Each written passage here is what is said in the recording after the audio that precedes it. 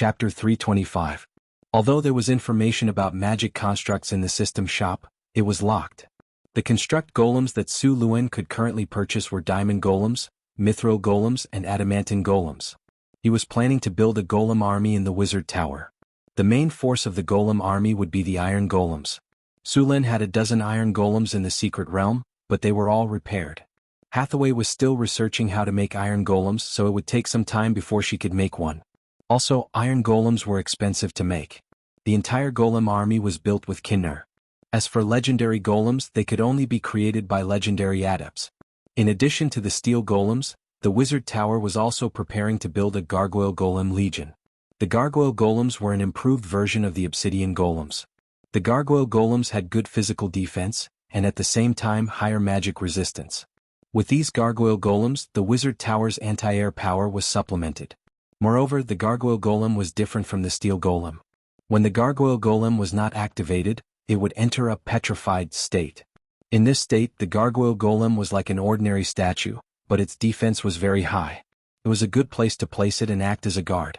After the wizard tower was built, a large amount of manpower began to be released. Some of the serfs continued to farm, while others continued to build other buildings in the northern town.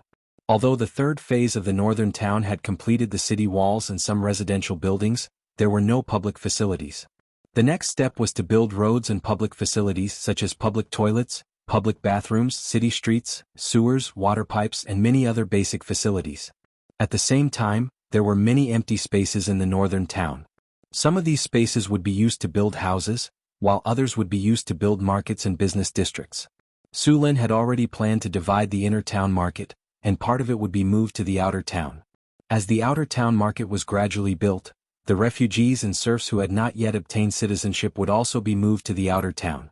The northern town was still very busy. The farmland outside the town continued to expand, and the new farmland was planted according to the previous proportion.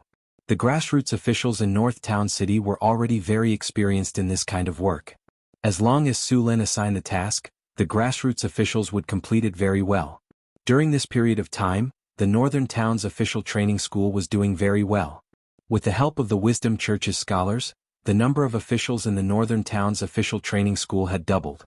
Finally, the shortage of officials in the Northern Town's official training school had been alleviated. In fact, it wasn't just Northern Battlefront City. Even Mirror Lake City and Centaur City needed a lot of officials.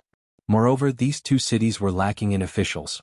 Su Luen had specially assigned a group of well-trained grassroots officials to these two cities.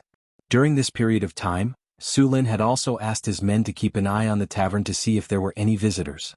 However, although the tavern had a recruitment attribute, it was obviously not as powerful as the recruitment order. No heroes had appeared during this period of time. Although there were no heroes, there were still some ordinary talents.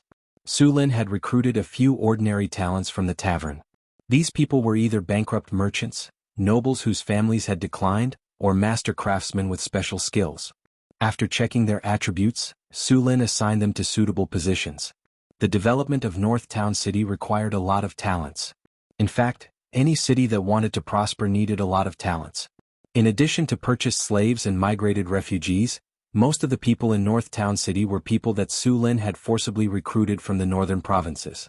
Although most of these people were ordinary people, there were still some who were originally middle-class or upper-class people in the city.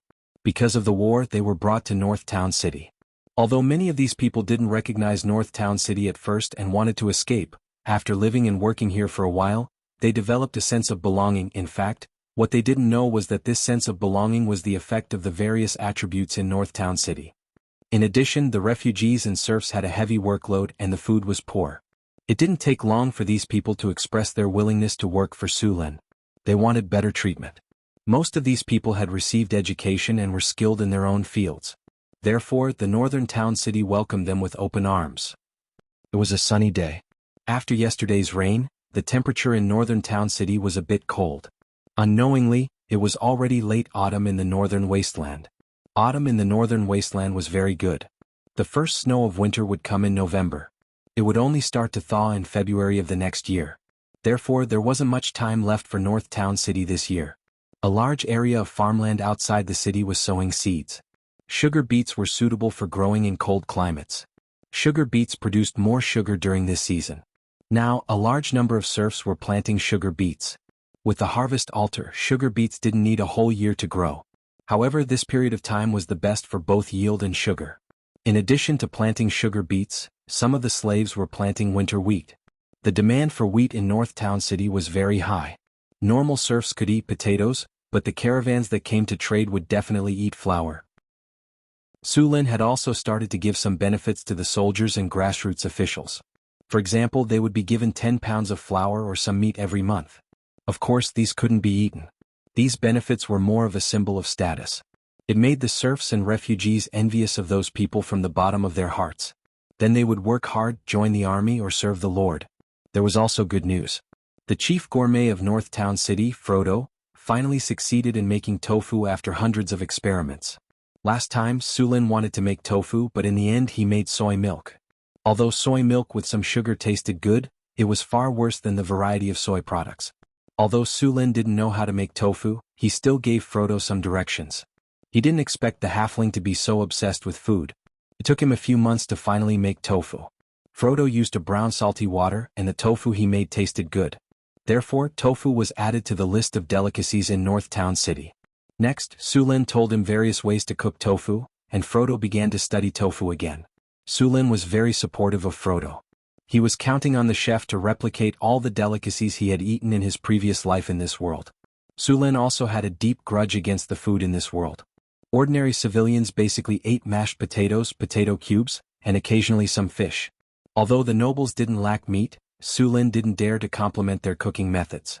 Roasting, boiling, and frying were basically the same. Stargazy pie from his previous life was probably a delicacy in this world. Fortunately, there were halflings, these little guys who liked to enjoy life and eat good food. Otherwise, the food in this world would be even worse. In North Town City, the planting of soybeans had also begun to expand. Soybeans were one of the few crops in North Town City that could provide oil. Su Lin drew out a total of 8,000 mu of land to plant soybeans, and built ditches that extended in all directions. With enough labor, the land in North Town City was reclaimed very quickly. Now, there were almost 100,000 mu of farmland in North Town City, and the best land around the city had been reclaimed into farmland. With the 100,000 mu of land planted, the harvest could easily make North Town City self-sufficient. At the same time, there was also a large amount of surplus food to be used for brewing wine, developing the breeding industry, and supplying Mirror Lake City and Centaur City. After being self-sufficient in food, North Town City would have a firm foothold in the northern wasteland. Food, land, and population were all very precious at any time. Although gold was precious, it was far less important to Su Lin. As long as he had food, land, and population, it would be easy to accumulate wealth. After the Arcane Garden was completed, several churches had already withdrawn their people. During this time, the Temple of the Goddess of Wealth showed Su Lin what it meant to be rich and willful. Compared to most temples that were built with granite and other rocks, such as the Temple of War, which was entirely built with granite. Who asked the Temple of War to be poor? The Temple of Wealth was built with pure white marble. The entire temple was built with marble. Even Su Lin could not help but be shocked by the cost. In North Town City, other than the Arc de Triomphe, which was completely built with marble, only the Temple of Wealth was built with marble. Although other churches also used marble, they were not as crazy as the Temple of Wealth. There were thousands of churches on the continent, among which there were thousands of cities that could afford to build temples. If they were built with ordinary stone, one could imagine how much money it would cost to build so many temples. Moreover, the Temple of Wealth was not only built with marble. They also used a lot of gold to decorate the temple. Many carvings, walls, pillars, and many other places were inlaid with gold. These people were not afraid that the gold would be stolen. Su Lin could not help but feel envious. If he had not washed his hands of gold for many years, he could not help but go to the Temple of Wealth to steal some things. The high-grade priest of the Goddess of Wealth even blinded Su Lin's eyes. The priest's robe was made of high-quality silk with a lot of golden threads sewn on it. It was completely different from the style of the priests of the Temple of Wisdom. The priest of the Goddess of Wealth had 8 rings on his hand. Did he not feel that it was inconvenient to carry things? Chapter 326. The priest of the Lady of Wealth was wearing all kinds of accessories, including his priest robe. Although some of them were not high level, his outfit was worth at least 500,000 to 700,000 kinar. High-grade priests were already rich, and the priests of the Lady of Wealth were even richer. Apart from a portion of the church's financial resources coming from their respective caravans, shops, and land, some of it was also donations from the believers. Many of the believers were crying and begging to donate all their wealth to the church so that they could enter the kingdom of God after death and continue to live there. Some of them were healed by priests. Although wizards also had healing spells, they were far less effective than priests. For example, broken limb regrowth and soul damage. Sometimes, not only did you have to pay a certain price, but you also had to pay a certain price before the temple would allow a priest to heal you. Even Su Luan couldn't be envious of this. The wizard's regeneration potion was made according to the regeneration principle of the trolls, and the effect was good. However, the effect of the regeneration potion was much worse when it encountered strong acid and fire, but the healing spells of the priests were completely fine. Thus, Su Lin held Phyllis's white and tender hand and took a stroll in the Lord's castle. The Lord's castle had expanded a few times, and the original inner city wall had become the outer wall of the Lord's castle. Not only did Su Lin live here, but even the families of the Lord's guards lived here. The construction of the Lord's castle was also ongoing. According to Sulin's blueprint, the Lord's castle needed to be a luxurious palace filled with art and all kinds of statues. However, this goal was still far away. Perhaps in a few years, this place would become a luxurious palace complex. In fact, Su Lin planned to build a Chinese garden outside the city when his territory was more developed. He liked that kind of garden-style residence. As the princess of the Kingdom of Florence, Phyllis had seen many beautiful manors. Su Lin saw that she was bored here, so he found something for her to do. It was to design a luxurious palace complex for the Lord's castle. Phyllis was very happy to accept the palace design, so she agreed without hesitation. This was the happiest period of Phyllis's life. As for Sulin's many women, she was already prepared before she came to the northern town. As a princess, she had seen the debauchery of the upper nobles. Compared to those, Sulin's was already considered good. Besides, Su Lin was a legendary figure with a huge territory. It was expected that he had many partners. She did not have to maintain the palace etiquette all the time, nor did she have a strict nanny to remind her. Her sisters also took good care of her so she could completely let herself go. Su Lin was very happy to accept this situation. Of course, in some formal occasions, Phyllis still paid attention to etiquette. She was a very good partner. Nightfall. The gorgeous magic crystal lamps were lit up, and the luxurious hall was ablaze with lights. An exquisite and sumptuous dinner was served on the long table. Under the bright lights, Chris, Hathaway, Alex, Phyllis and the two half-elf maids were all sitting quietly at the long table. The charming faces of the several beauties were tender and alluring. Chris was seductive, Hathaway was intellectual, Alex was wild and hot, Phyllis was elegant, and the half-elf maids were youthful and energetic. Su Luan couldn't stop himself from looking at all these beauties. Although they were all wearing silk dresses, their styles were different. The ladies had good figures, which were measured by Su Lin himself. They had full breasts, slender waists, and beautiful fishtail dresses that outlined the perfect curve of their round buttocks. Their eyes were moving as if there was an invisible temptation. A fresh roast suckling pig was served on the table. The rich aroma was mouth-watering. It was all prepared by Frodo himself. At the surrounding tables, many generals and officials of the northern city were sitting upright. There were also representatives of the temples and churches. In addition, there were also some merchants who had deep ties with the northern city. Su Lin sat at the head of the table, which was at the top of the banquet. Today's banquet was to celebrate the completion of the third phase of the Northern City project. At the same time, it was also to communicate with the churches and merchants. The banquet was very successful. After the banquet, Su Lin took the ladies for a walk in the garden of the Lord's castle. They had been busy for a while, and Su Lin had not relaxed and chatted with them for a while. A light breeze blew, and the light fragrance of flowers drifted with the wind. The garden of the city lord's castle was Hathaway's masterpiece. Although the garden was not big, there were constant arcane magic circles in it that could maintain the temperature of spring. No matter the time, the flowers would bloom. After strolling for a while, Su Lin went back to his old habits. He used the excuse that he was sleepy and wanted to rest. He took the ladies back to his room. In fact, even Phyllis, who was the weakest among them, did not feel sleepy, let alone Su Lin, who was in human form. The ladies naturally knew what Su Lin was thinking. They all rolled their eyes at him. When they returned to their room, Su Lin was surprised to see that the ladies were wearing beautiful stockings of different colors. Seeing this scene, Sulin's fighting spirit soared. He also did not expect that Chris and the ladies could get their hands on stockings. Stockings did exist in this world. Stockings were usually only sold by the drows in the Underdark. They were expensive and made of underground spider silk. As soon as they appeared, they were sold out. Where did you get them? Sulin hugged Chris lazily. His hands could not help but slide down her body. I found some wild underground spiders in the Underdark, so I kept them in captivity, Chris said with a smile. Hathaway used alchemy and a half-elf master weaver to make them. What do you think? Do you like them? Chris felt Sulin's passionate gaze. The corners of her mouth curled up slightly. Her charming face was very flirtatious. I love them. Sulin chuckled. Tonight was destined to be a sleepless night. Time passed by. The harvest festival in the northern town was approaching. Last year, Sulin set the first harvest festival in the northern town as the Harvest Festival. This festival was unique to the northern town.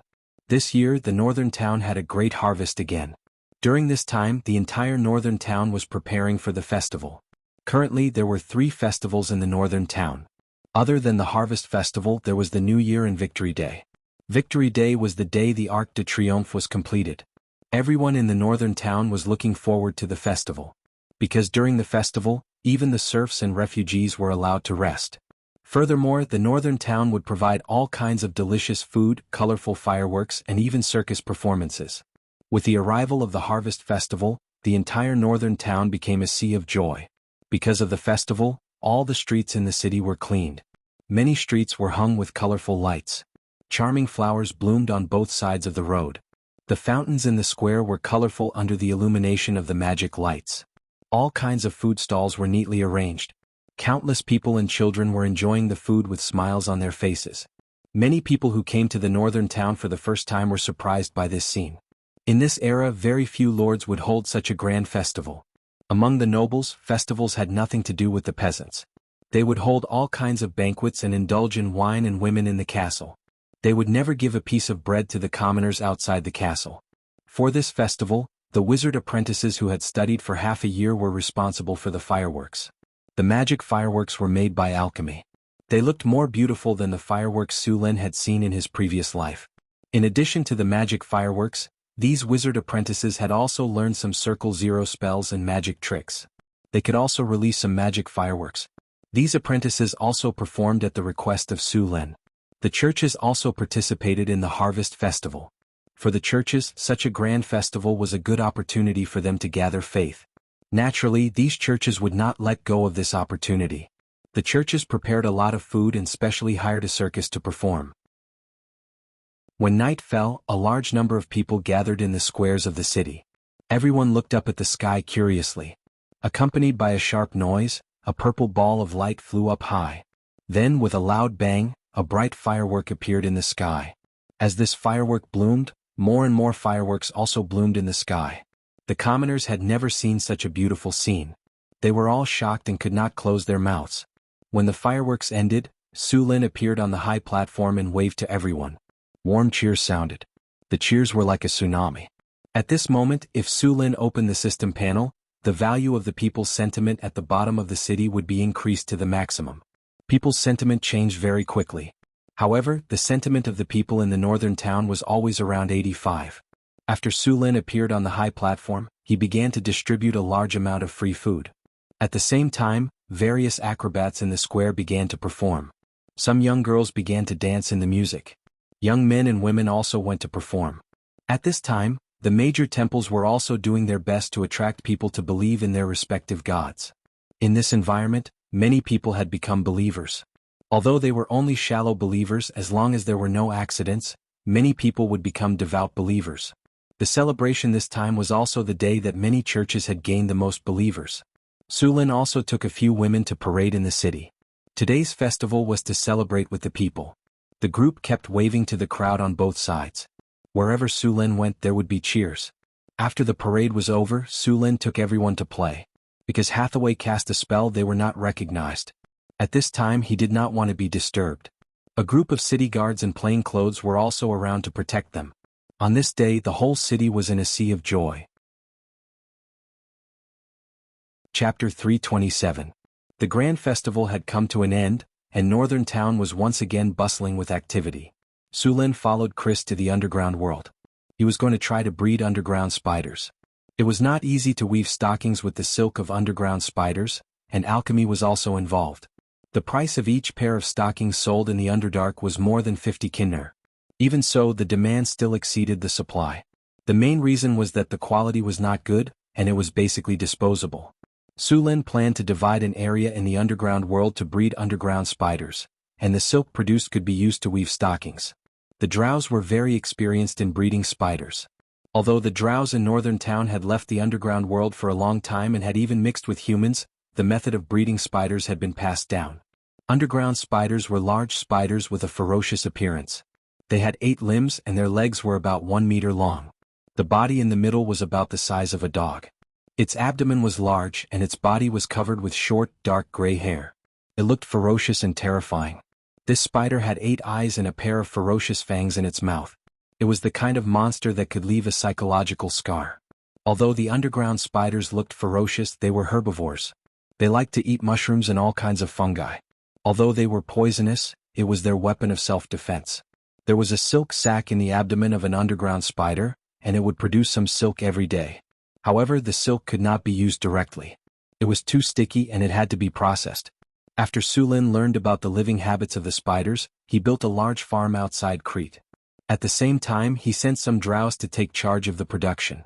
Currently, there were more than 100 underground spiders in the farm, and they could produce more than 300 pairs of stockings per month. In fact, the raw materials for the stockings were easy to find, but the production was difficult. Hathaway could not spend a lot of time and energy processing the silk with alchemy. Fortunately, the alchemy part wasn't a very difficult spell. It was mainly to eliminate the stickiness of the spider silk. It took 2 days to create a runic array, and as long as the runic array was activated, the spider silk would be dealt with. This kind of work could be done by the wizard apprentices. As for the silk stockings, it was left to the half-elf weavers. Although the weaving bureau in Northern Town wasn't very famous, it could still produce silk, fine linen, cotton, and so on. However, due to the lack of manpower, the production was not very high. Currently, only a few half-elf master weavers could do fine work like knitting stockings. Sulin could only let them try to train some weaver apprentices.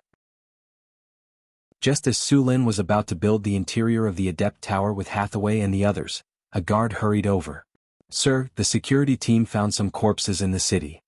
Have you caught the murderer yet?" Sulin said without raising his head. In a city with more than 100,000 people, it was not a big deal to have 1 or 2 murders occasionally. Although the laws in Northern Town City were strict, there were still people who didn't believe in evil and wanted to try. "I'm sorry, sir. We didn't find the murderer and the number of deaths is quite high." "How many? Do you have any leads?" 24. "No leads yet." Hearing this number, Sulin suddenly raised his head. 24 people were killed and you don't have any leads? "I'm sorry, sir. I'm sorry to disappoint you." "Where are the corpses? Take me there." Under the guard's lead, Sulin quickly arrived at the crime scene. At this time, the crime scene had been isolated by the security team. As soon as he entered, Sulin smelled a strong smell of blood. After seeing the corpses on the ground, his face became even more gloomy.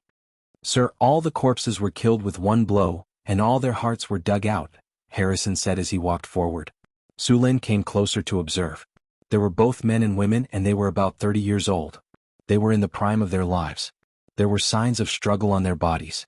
Some of them even had their hearts dug out when they were still alive, so there was a lot of blood at the scene. "Who found the corpses first?" Sulin asked. "It's Bobby." Harrison waved to a middle-aged man who looked a little submissive next to him and asked him to come over. "Sir, you're looking for me," Bobby said, nodding and bowing. "Tell me what you know about these corpses again." "Yes, sir." Soon, Bobby told the story from beginning to end, and Sulin didn't find any clues. "These people are just ordinary refugees. Who would kill them and dig out their hearts?" Sulin said with a frown. "Sir, I know some clues." At this time, outside the quarantine circle, a man who looked like an adventurer waved his arms and shouted, but the soldier in front of him didn't allow him to get close to the quarantine circle. "Let him in." Sulin thought for a moment and said to the soldier, then the soldier stepped aside. "Hello, Sir Lord, I'm Wen. Nice to meet you, I'm a rogue," the adventurer said respectfully. Sulin waved his hand and said, "I'm not interested in this. You said you have clues, now tell me." Sir Lord, I do have some clues about those murderers, but," Wen said as he made a universal gesture. "As long as the clues you say are true and can help us find the murderers, I can give you 1,000 kinar as a reward. How about it? Deal. Wen quickly nodded and said, Sir, I wonder if you've heard of any rumors? What rumors? Su Lin asked with raised eyebrows. Wen looked around cautiously and said in a low voice, The Heartless. Su Lin was a little confused. He had never heard of this name. Seeing Sullen's expression, Wen continued, Sir, it's not surprising that you don't know. The Heartless are actually an evil god's church. They used to be active on the southern coast, but later on, they did something that caused a large number of civilian casualties and were hunted down by the forces on the southern coast. They often dig out the hearts of living people and use them as sacrifices to the evil god. Therefore they are also called the Heartless. According to Wen's explanation, Su Lin finally figured out what kind of people the so-called Heartless were. These people believed in an evil god, and this evil god's favorite sacrifice was hearts. Therefore, after these people defeated their enemies, they would dig out their hearts or use a massacre as a sacrifice to the evil god they believed in. In the end, they would dig out their hearts and use them as sacrifices. There were many types of gods in this world. Even among the orthodox gods there were many types. There were good, evil, neutral, lawful, chaotic, and other combinations. Apart from these gods, there were also evil gods that were not recognized. These evil gods had a part of the god's power and liked blood sacrifices. The orthodox gods had divinity, divine titles, and divine power, while the evil gods only had a part of it. Although the evil gods would respond to their believers and give them power, they would eventually devour the power and believers. Even if the person who used the evil god's power was not killed by others in the end, the evil god would snatch their soul. Are you saying that the heartless evil god's believers have come to North Town? Su Lin said. That seems to be the case. Wen nodded and said, I suggest you seek the help of the temple. Those heartless are not weak. You are a rogue, so you should be proficient in tracking. You're also quite strong. Help me find the traces of those evil god's believers, Su Lin said as he looked at the rogue in front of him.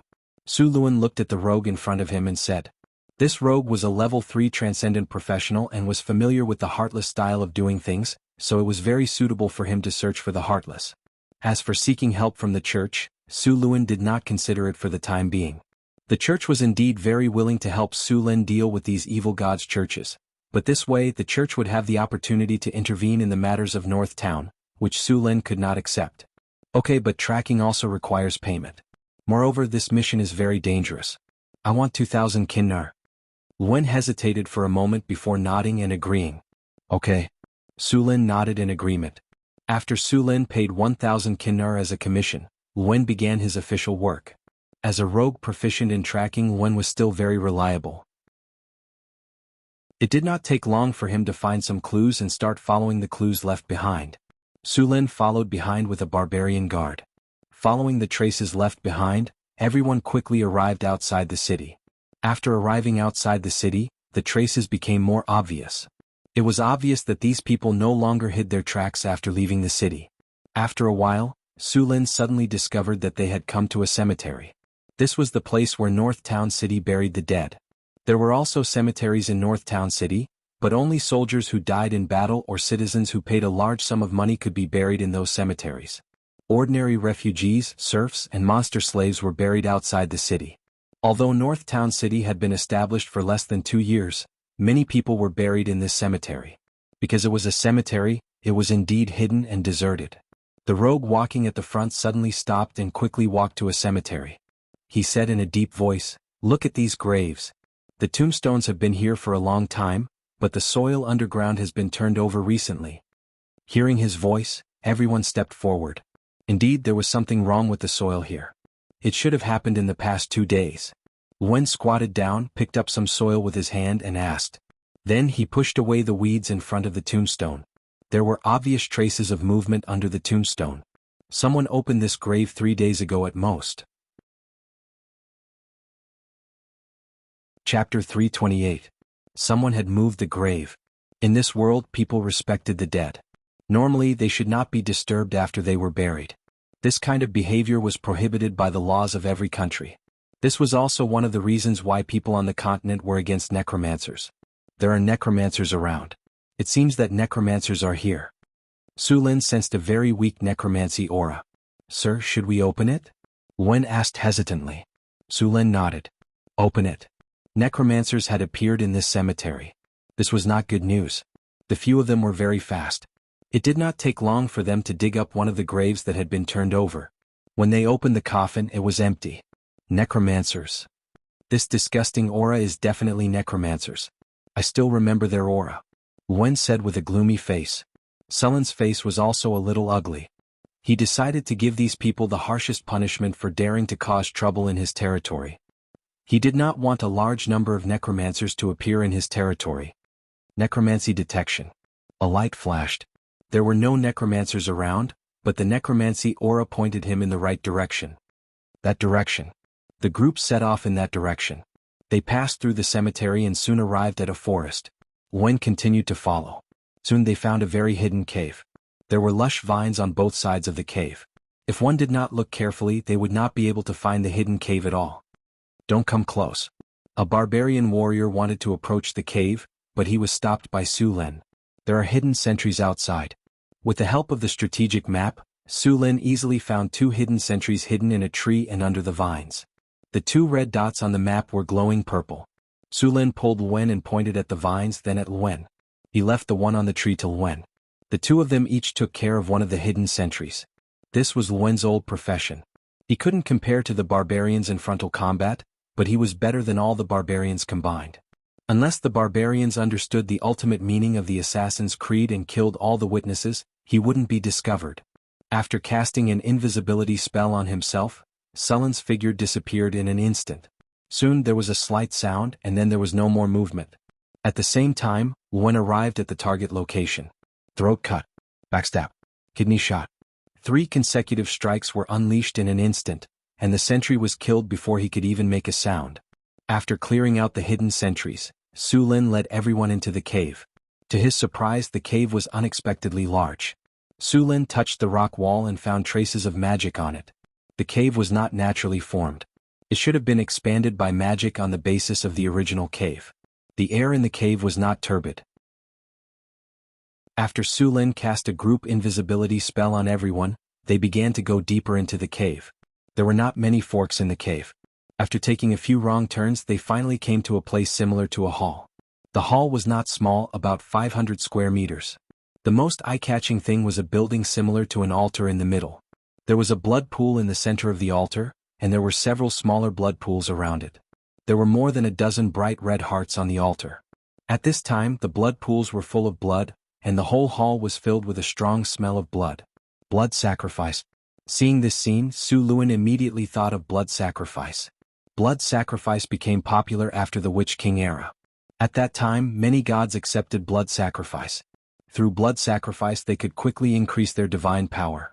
Many gods would ask their followers to perform blood sacrifice. Among them, the desert gods liked blood sacrifice. The desert gods might need thousands of slaves for a blood sacrifice. When they held a grand sacrificial ceremony, there might even be tens of thousands of sacrifices. However, later on, many gods found that although blood sacrifice could quickly increase their divine power, the side effects were very big. The resentment of the dead was also absorbed. This resentment was very difficult to remove. Once it accumulated too much, it would have a serious impact on the gods. Just like the desert gods, although they prospered for a while, they soon declined and finally disappeared completely. Later on, the gods gradually rejected blood sacrifice. Only some evil gods and demons liked blood sacrifice. Of course, some primitive tribes also liked to use blood sacrifice when worshipping ancestral spirits. Now, even many gods of the evil alignment had stopped this primitive way of sacrifice. Of course, the Queen of Spiders, Lolth, still occasionally performed blood sacrifice. Just like the drows who believed in the Queen of Spiders, these drows liked to fight among themselves. A city would be divided into 8 families, and then these families would fight among themselves. Until now, there was no drow kingdom in the Underdark. Even when they attacked the surface elves, they were spontaneously organized city by city. There was no hope of winning, but they still enjoyed it. On the altar, a priest who looked a little old had a cruel smile on his face. He held a dagger with a blood groove and came to the front of a captive. The captive seemed to be under the control of a spell because he didn't react at all. With a cold light, the captive's chest was directly cut open by the sharp dagger. Blood gushed out crazily and flowed along the rocks on the altar. The crowd below became very crazy. When the blood seeped into the surface of the altar, some kind of evil and strange power also appeared. The faces of the believers under the altar showed frenzied and intoxicated expressions. The leader of the priests raised his dagger and dug out a fist-sized heart that was still beating. The hot heart was carefully placed next to the altar. The priest did not stop and then went to the second sacrifice. Blood sacrifice was a form that was difficult to satisfy the evil gods.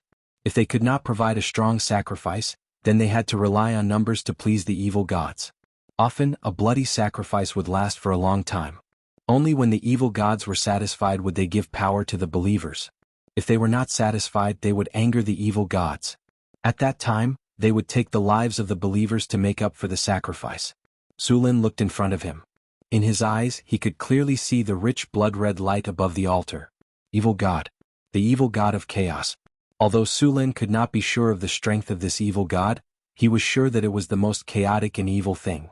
I can't wait any longer. No matter if it was a demigod or a false god, they were all very dangerous to Su Lin. However, that evil god was not here now.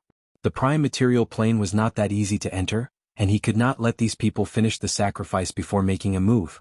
After all, after the sacrifice, their strength would increase greatly, and that would be even more troublesome. All troops, raise your spirits. Group haste.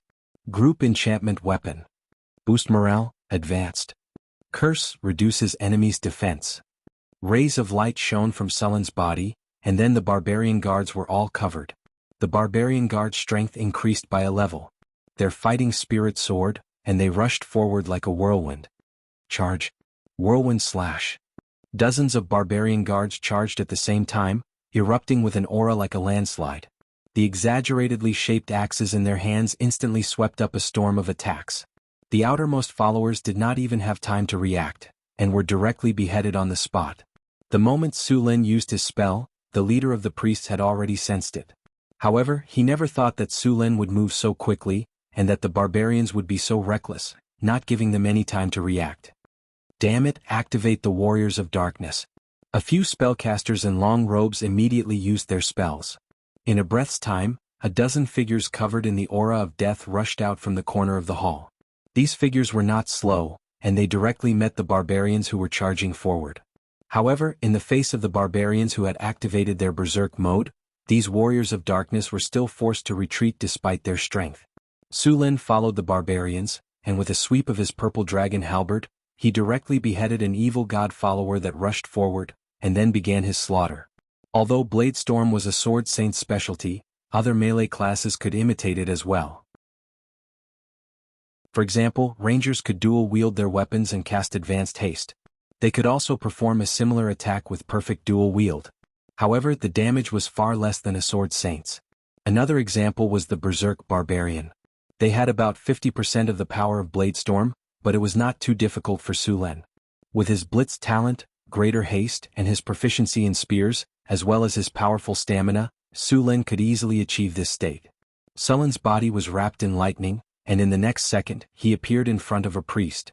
That priest did not even have time to cast a spell before he was killed by Su Lin.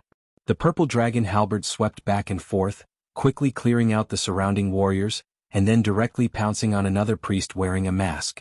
These priests had a strong negative aura, as well as some strange chaotic energy, which made Su Lin very vigilant. They were the biggest threat to the barbarian guards. Corpses fell one after another like grass being cut down, and the evil god followers who had already reacted began to frantically counterattack. War roar. A deafening roar suddenly exploded. The space in the underground hall was limited, and in this environment the power of war roar was even greater. Everyone felt their minds go blank for a moment. The barbarians were fine as their constitution was high enough, and they quickly recovered, but the evil god followers were not so lucky. Half of them were killed by the roar just now. Chapter 329. Lightning Spear. Dazzling lightning appeared in Sullen's hand, and a spear completely condensed from lightning instantly flew out. Boom. The lightning exploded, and the priest on the altar who was still a little dizzy was instantly hit. This high-grade priest was electrocuted into a pile of charcoal before he could cast a spell. After killing a few high-grade priests, the outcome of the battle was basically determined. The remaining evil god followers could not make any waves at all. A few of them saw that the situation was hopeless and wanted to drag a few people down with them. Unfortunately, the difference in strength was too big, and they were directly cut into pieces by the giant axe on the spot. The battle ended quickly. Johnson, go check if anyone is still alive. Kill all of them. Don't take these evil god followers as prisoners. By the way, don't touch anything that looks strange. Record it down and someone will deal with it. After the battle, Su Lin ordered people to start cleaning up the battlefield. As for getting information from these fanatics, Su Lin did not have this idea at all. These people had been brainwashed and it was not easy to pry open their mouths. At least, Su Lin could not do it for the time being. Some of the things in the evil god's church were very strange. Many of them carried the power of the evil god. These things slowly seduced you. Whispers in your dreams were common, so the best way to deal with these things was to destroy them together. Wen stared at Su Lin dumbfounded. 2 Tier 4 priests, more than a dozen Tier 3 warriors and dozens of Tier 1 and Tier 2 evil god followers. Such a powerful stronghold of the evil god's church was wiped out so easily. Was this still the evil god's church that stirred up trouble in the Southern Sea? Although many rumors and poems of bards proclaimed the strength of North Town City, Wen heard more of it as a story. Who the hell would have thought that exaggeration in poems was not basic? Wen, go untie these people. Su Lin saw that the rogue was still in a daze and directly called him over. Your Excellency, are you calling me? Wen, who came back to his senses, looked at Su Lin with eyes full of awe. Is there anyone else called Wen? Go untie these people and ask them where they are from and how they were captured. Rogues were very good at this kind of interrogation, so it was very suitable for him to do this kind of thing. As for those straightforward barbarians, forget it. Okay. Wen went forward to rescue the humans who had been used as sacrifices. Just as Su Lin and the others were cleaning up the battlefield, an evil force was gathering near the altar. In the hall, blood was flowing slowly like a stream. It was not only the blood of the sacrifices, but also the blood of the followers of the evil god that had been killed by Su Lin and the others. The thick blood in the blood pool gradually condensed into a 3-meter-high blood cocoon. Such a big movement soon attracted Su Luan's attention. In the blood pool, something like a sludge monster was constantly wriggling, and a vague human silhouette could be seen in the huge egg in the middle. What is this? Su Lin looked at the monster in front of him. There were too many types of monsters in this world, and many of them were not even recorded in the wizard's records. Thunderstorm. Seeing the blood cocoon in front of him, Su Lin directly summoned a ball of thunder and lightning and threw it over. Lightning flashed and a lot of blood splattered, but the blood cocoon in the blood pool did not change at all. After the blood was blown up, it quickly recovered just like the surface of the water. Immune to magic attacks? No, it was because there was too much blood at the scene. As long as the blood was not completely depleted, it would recover quickly. Looking at the blood pool, Su Luan immediately understood. Then he used his weapon to attack. Similarly, the purple dragon halberd was like cutting through jelly. There was no resistance at all. Even when he attacked, a few blood arrows suddenly shot out from the blood pool to counterattack him. Su Lin waved the purple dragon halberd gently and cut off the blood arrows. After some probing, he already knew that it was impossible to end the battle before it hatched. He could only wait for it to be completely born and then kill it. The blood cocoon grew very quickly. In just a few minutes, the entire blood pool was swallowed up by it. Soon the blood cocoon hatched. Like a slime monster, the blood cocoon stretched out its hands, legs, and head. In the blink of an eye, it became a 3-meter-tall giant. The giant's entire body seemed to be made of blood. On its head, the facial features were very blurry. Only its mouth looked ferocious and terrifying. As soon as the blood giant appeared, it directly swung its fist at Su Lin. Just by looking at the size of its fist, Su Lin did not doubt its power at all. Evil God Avatar, Blood Demon Form, Level? Ability? Transformation, Divine Spell Attribute? Divinity, Divine Power Infusion. Su Lin stepped lightly on the ground and instantly jumped back, dodging the attack. He also used the system to identify the monster in front of him. Boom. It looked like a ball of liquid, but when it hit the ground, spiderweb-like cracks appeared. Su Lin retreated while checking the system's identification results. When he saw the system's information, Su Lin's expression became much more serious. He never thought that this evil god would actually use divine power infusion to forcibly change its form and create an evil god avatar. Chaos Hammer. A divine spell flew directly at Su Lin. Su Luan's body flashed with lightning, and the next second, he appeared behind the evil avatar. This kind of teleportation-like ability was the result of his explosiveness with the power of thunder and lightning. In fact, it was not a spatial skill. After dodging the attack, Sullen's purple dragon halberd carried powerful lightning and stabbed directly at the evil god avatar's back. Along with the dazzling lightning, the evil god avatar's body was directly penetrated by the purple dragon halberd. However, this kind of fatal wound on a normal person was completely ineffective against this monster. The wound quickly recovered to its original state. Other than the fact that its body seemed to have shrunk a little, there were no other changes. Just as Su Lin was thinking about how to deal with this evil god avatar, the evil god avatar in front of him underwent a shocking change. It did not even turn around. A blurry face appeared behind its original head.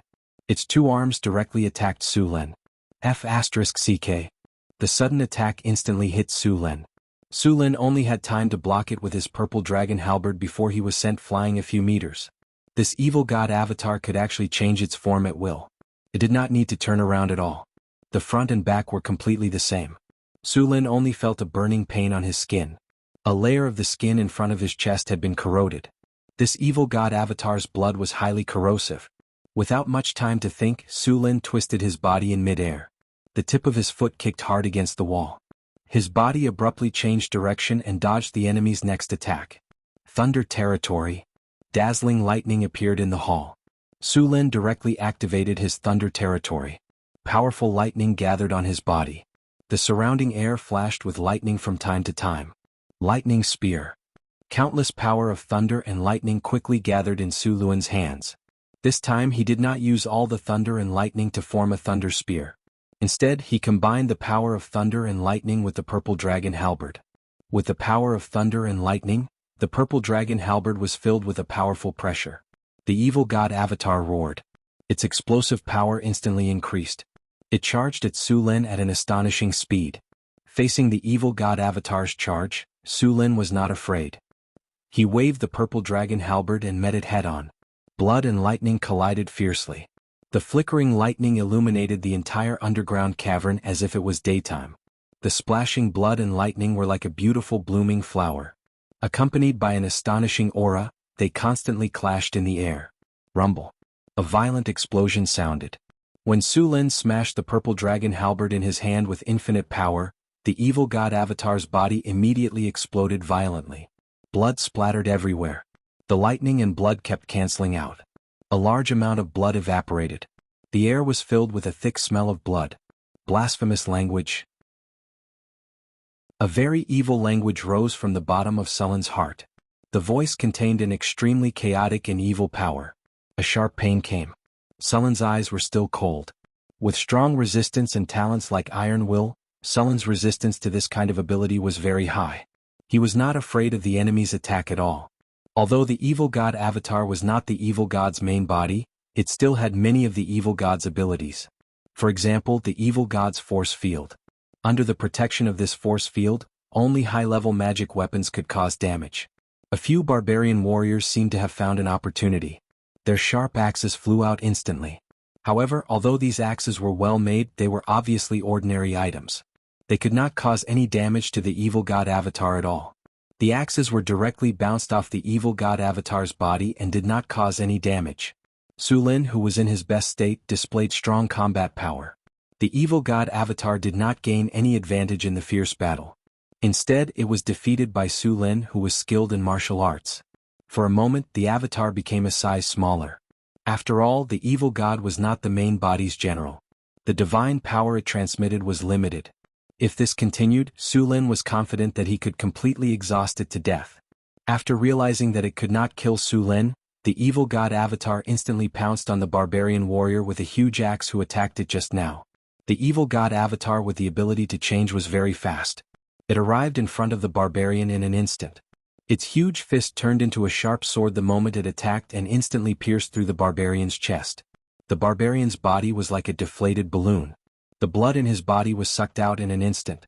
Seeing this, Sullen's body flashed and immediately rushed up. The purple dragon halberd drew a cold light and instantly cut the blood sword in half. Unfortunately, it was too late. The barbarian had already turned into a dry corpse. Chapter 330. Damn it. The lightning in Sullen's eyes intensified when he saw the mummified corpse. The evil god's clone didn't bother with Su Lin at all. After Su Lin arrived, the evil god's clone rushed toward the nearest barbarian warrior. It was obvious that the evil god's clone wanted to use the barbarian's blood to replenish his energy. Sullen's expression changed. He instantly understood the evil god's clone's intention. "Everyone get out of here immediately." The barbarians heard the order and immediately retreated. Sullen's body flashed with lightning, and he appeared in front of the evil god's clone in the next second. He didn't dodge at all and directly crashed into the evil god's clone. Thunder roared and lightning filled the sky. Su Luan's body was forced to retreat several steps before coming to a stop. However, the evil god's avatar wasn't any better. Its body was completely enveloped by lightning, and its body made of blood became even smaller. There were many traces of corrosion on Sullen's body, but these traces quickly healed under his regeneration ability. It wouldn't take long for them to be completely healed. At this time, because of Sullen's obstruction, the evil god's clone lost the chance to kill more barbarians to replenish his energy. All the barbarians took this opportunity to retreat from the underground hall. Mystic Ice Slash. Looking at the liquid-like evil god's clone in front of him, Sullen's heart moved. A cold chill appeared in an instant, and in the next second, 3 ice blades rushed toward the evil god's clone that had just broken free from the lightning. The evil god's clone couldn't dodge in time and was hit by the 3 ice blades. At the moment of impact, ice crystals appeared on its body and quickly spread. In just a breath's time, half of the evil god's clone's body was frozen. Seeing that the skill was effective, Sullen's body moved and a powerful energy was instantly released. Then a few mystic ice slashes were released consecutively. The evil god's clone's speed was greatly reduced after being frozen. After being hit by a few mystic ice slashes, its body was completely frozen. Sullen's body flashed and instantly appeared in front of the evil god's clone. The purple dragon halberd in his hand didn't stop at all. Under the dazzling lightning, he slashed at the evil god's clone. Bang! Blood-red ice crystals fluttered all over the sky. Under this powerful attack, the evil god's avatar was directly shattered into countless pieces of red ice crystals. Seeing this scene, Su Luan secretly breathed a sigh of relief. No, it's not dead. At this time, Su Lin suddenly realized that the system's clone didn't receive any EXP, which meant that the evil god's clone didn't die just now. At this moment, the ice crystals on the ground had melted, and countless drops of blood quickly gathered in the center. In the blink of an eye, the evil god's doppelganger appeared before them once more. It really has an immortal's body. Su Luan frowned and said, "If the first time doesn't work, then the second time. I don't believe your divine power is endless." Seeing that the evil god's clone had just recovered, Sullen's body flashed and rushed up again. Although it was only an evil god's clone, it was impossible to kill it in this way. Su Lin didn't have any good ideas. He could only exhaust the enemy in front of him bit by bit. Facing Su Lin, the evil god's clone didn't have any advantages other than strength and regeneration. Its speed was inferior, and its control spells were basically ineffective. On the contrary, it was controlled by Sullen's spells. In this situation, it was nothing more than a guerrilla war. Now that the barbarians had retreated, Su Lin didn't have to fight it head-on. Thunder roared and lightning flashed in the underground hall. Su Lin, who had changed his fighting style, became more relaxed. The evil god's clone tried to rush out of the hall several times, but it was stopped by Su Lin. Its blood was constantly being consumed, and the evil god's clone became smaller and smaller. Thunderstorm spell. Mystic Ice Slash. 3-inch lightning shrouded the evil god's clone, and its body became slightly stiff. In the next second, a few mystic ice slashes were already prepared, and the evil god's clone was turned into an ice sculpture, which was then smashed into pieces by the purple dragon halberd. As a warrior and a part-time wizard, although Surin's original energy value was abundant, he couldn't hold on for much longer. However, the piece of tungsten steel he had equipped came in handy. The mana recovery effect of the tungsten steel could restore his energy at all times. Coupled with the mana recovery potion made by Hathaway, Surin could still hold on for a long time in this battle of attrition. The evil god's clone in front of him experienced what it meant to be bombarded by spells this time. Originally, the evil god's clone was very difficult to deal with when it turned into a slime-like form. Its recovery speed was fast, it had no vital points, and it was immune to most of the physical attacks. However, it was unlucky enough to meet Su Lin, who could break its energy field, so its defense was greatly reduced.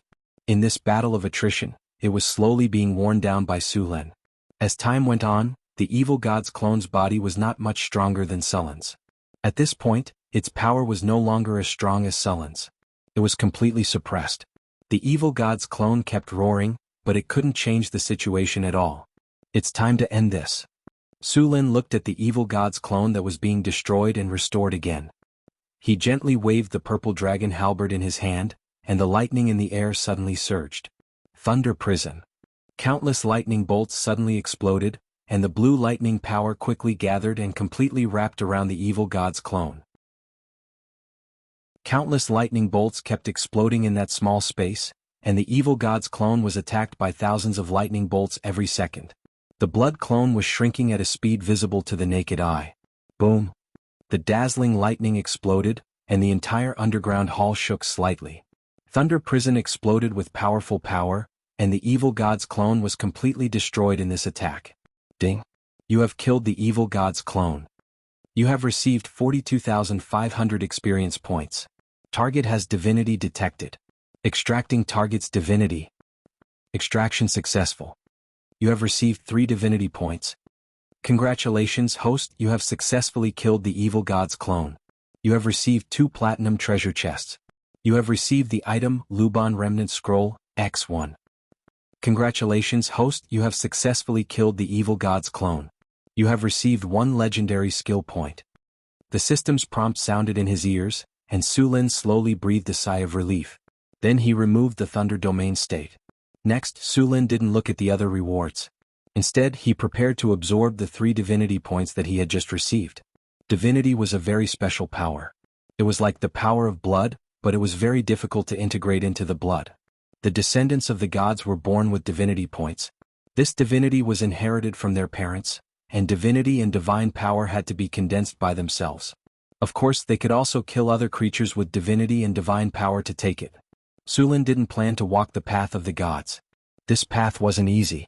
After becoming a god, even if your will was strong, you would still be affected by your divinity, and divinity.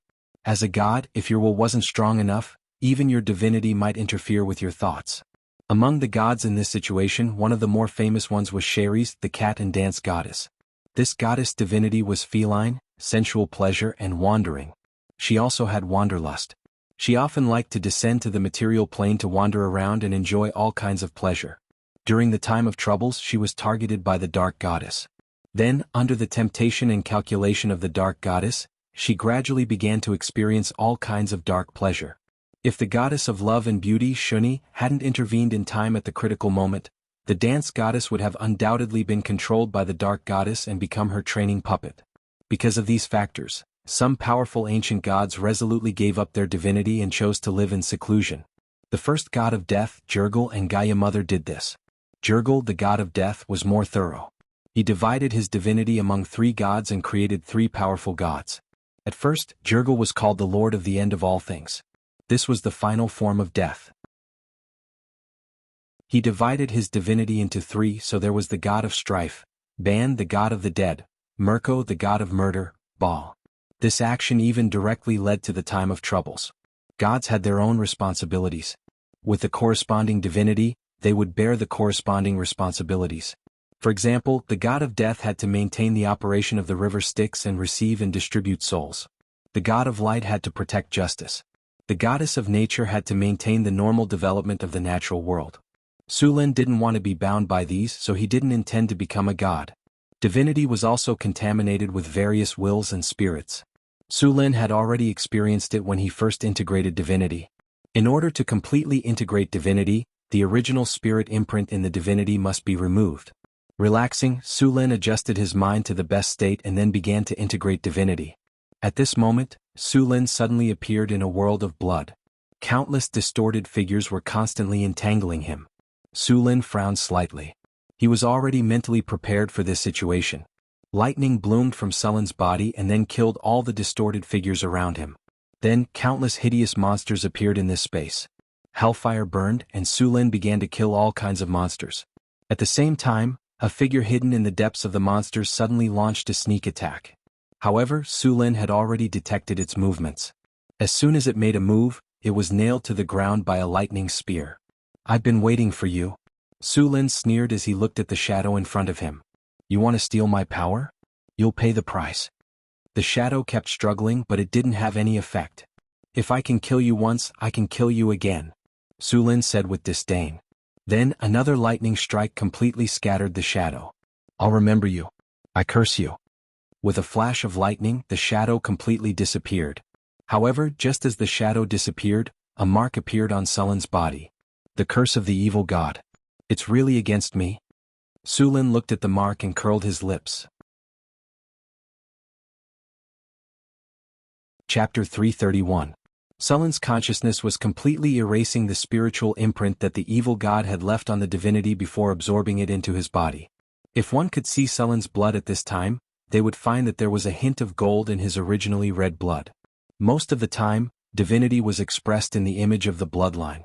Of course, some divinity was expressed in other aspects. The most special case was the demigod lich. Liches did not have a drop of blood on their bodies. They were just a pile of bones, but they had divinity. When it came to the research of divinity, even the arcanists of the past did not know much about it. In fact, other than the gods, the demigod lich was the one who had the most research on divinity. It was very difficult for ordinary arcanists to fuse with divinity. It was all thanks to the system that Su Lin was able to do so easily. Su Lin's consciousness appeared in the endless starry sky. He saw endless stars in the astral plane.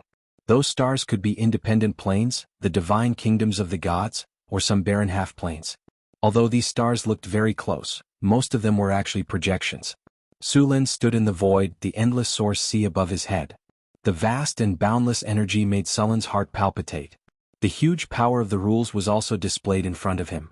Then his consciousness began to fall, and it was getting faster and faster. It was as if he was falling from a high altitude in an instant. When Su Lin opened his eyes again, he was still standing in the underground hall. The surrounding scenery had not changed at all. The big pit on the ground, the mottled bloodstains, and the pungent smell of blood. It was as if the scene he had just seen was an illusion. Only a black mark on his arm reminded him that everything just now was not an illusion.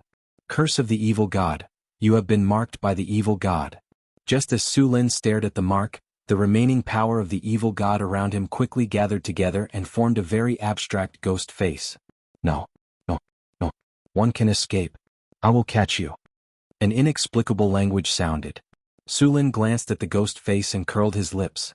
You only know how to play tricks. Then he held his left hand with his right hand and straightened his left arm. He pointed his index finger at the ghost face and shouted, "Come here." The ghostly face twisted and changed. Coward. Casually, a bolt of lightning flashed and scattered the distorted ghost face, completely eliminating the last trace of the evil god's power. Su Lin relaxed a little after completely eliminating the evil god's power. Although he acted as if he didn't care, he didn't relax at all when it came to the evil god. As long as it was related to a god, it was basically a difficult guy to deal with. Although the evil god had left a mark on him, Su Lin still couldn't help but feel excited. He had gained a lot on this trip. The most precious thing was the 3 points of divinity. There weren't many ways to obtain divinity. There were all kinds of divinity creatures, demons, abominations, and ancient evildoers, but the premise was that you could defeat them and kill them. With the addition of these 3 points of divinity, Su Lin had already gathered 5 points of divinity. He was still 5 points away from the lowest level of demigod. Now, he had more divinity than most divine creatures. In addition to these divinity, killing the evil god's incarnation also gave him more than 40,000 experience points. In addition, 2 platinum treasure chests were dropped. This was the first time 2 platinum treasure chests had dropped from a monster. Su Lin opened the storage space and chose to open the treasure chests. A gorgeous special effect flashed and the familiar sound of the system rang in his ears. Congratulations, host. You have opened the platinum treasure chest. You have obtained the item Big Dipper Nectar, X2. Congratulations, host. You have opened the platinum treasure chest. You have obtained the item 9 Bulls and 2 Tigers Pills. After hearing the name of the item, Su Lin immediately took out the 2 items. Su Lin had already used the Big Dipper Nectar several times. This item could directly increase one's strength or vitality by 3 points. Su Lin's strength had now reached 50 points, which was a critical point. If he wanted to increase it, he would need 3 attribute points to increase his strength by 1 point. He planned to continue increasing his vitality. 50 points of strength was already very high in the material plane. Only dragons and some giants could surpass Su Lin in strength. Moreover, the benefits of adding strength to constitution were also obvious.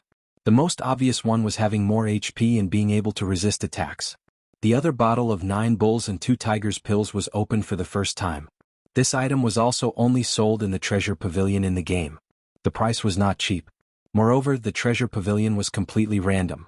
If one was not fast enough or if one was too far away, the treasure pavilion would disappear if they appeared frequently. 9 bulls and 2 tigers pills. Bottle carefully refined spiritual medicine using dozens of rare medicinal herbs and several natural treasures as the main ingredients. After use, 1 free attribute point will be increased. Note: 5 pills per bottle. Although 1 pill could only increase 1 attribute point, the effect was not as good as the Big Dipper nectar and the wisdom leaf. However, it was still a free attribute point. Sulin could add it to his agility or charm. Now, the experience required to level up was too much. Moreover, each level only gave 2 free attribute points. If Sulin wanted to make up for his shortcomings, he had to rely on this. Without hesitation, Sulin consumed the Big Dipper nectar and chose to increase his vitality. A slightly cold energy appeared in his body, and then it became extremely hot. Sulin only felt a tearing pain in his body and bones. It was as if countless ants were gnawing on his body. In just a moment, Sulin felt as if he had been in the past few years. His body was sweating profusely. After resting for a while, Sulin did not continue using it.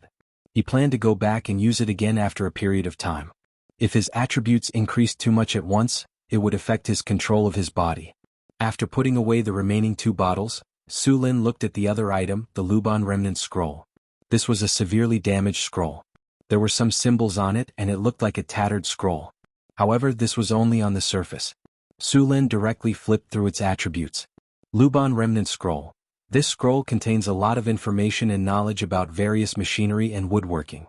Unfortunately, due to the passage of time, it is incomplete. However, it still has some effects. After using it, it can speed up the research of machinery. Sulin casually put this Luban Remnant Scroll into the storage space. He planned to go to the Weapons Bureau when he returned and see the progress of the crossbow research. The last remaining legendary skill point was also very precious. Currently, legendary skill points could only be obtained by killing legendary enemies. The effect was also very powerful. It could be used to upgrade high-grade talents or skills to the legendary level. Of course, it could also upgrade skills below high grade by 1 level. However, doing so would be a complete waste. Sulin was a little hesitant. The talent that he could upgrade now was Advanced Regeneration. After upgrading, it could reach the legendary regeneration level. At this level of regeneration, he could already regrow broken limbs. As long as the heart and head were not damaged, other injuries would be healed. The other was Forbidden Magic. However, to upgrade the effect of Forbidden Magic, he needed 2 legendary skill points. He only had 1 now. After some hesitation, Sulin decided to keep this legendary skill point for the time being. He would wait until he accumulated more points to upgrade Forbidden Magic to the legendary level. The legendary Forbidden Magic could be used on legendary spellcasters. Its effect was to temporarily cut off the spellcaster's connection with the elemental energy of the outside world. If the spellcaster wanted to cast a spell, they could only use the mana stored in their body. Moreover, the mana consumption would increase exponentially. When casting a spell, the spellcaster would use their own mana to trigger the elemental energy of the outside world to form a resonance effect. Then the spellcaster would cast the spell without using too much mana. However, after being Forbidden Magic, the spellcaster would need to provide all the mana to cast the spell. The mana of a legendary spellcaster was probably only enough to cast a level 9 spell. This skill could cripple most of the spellcaster's power.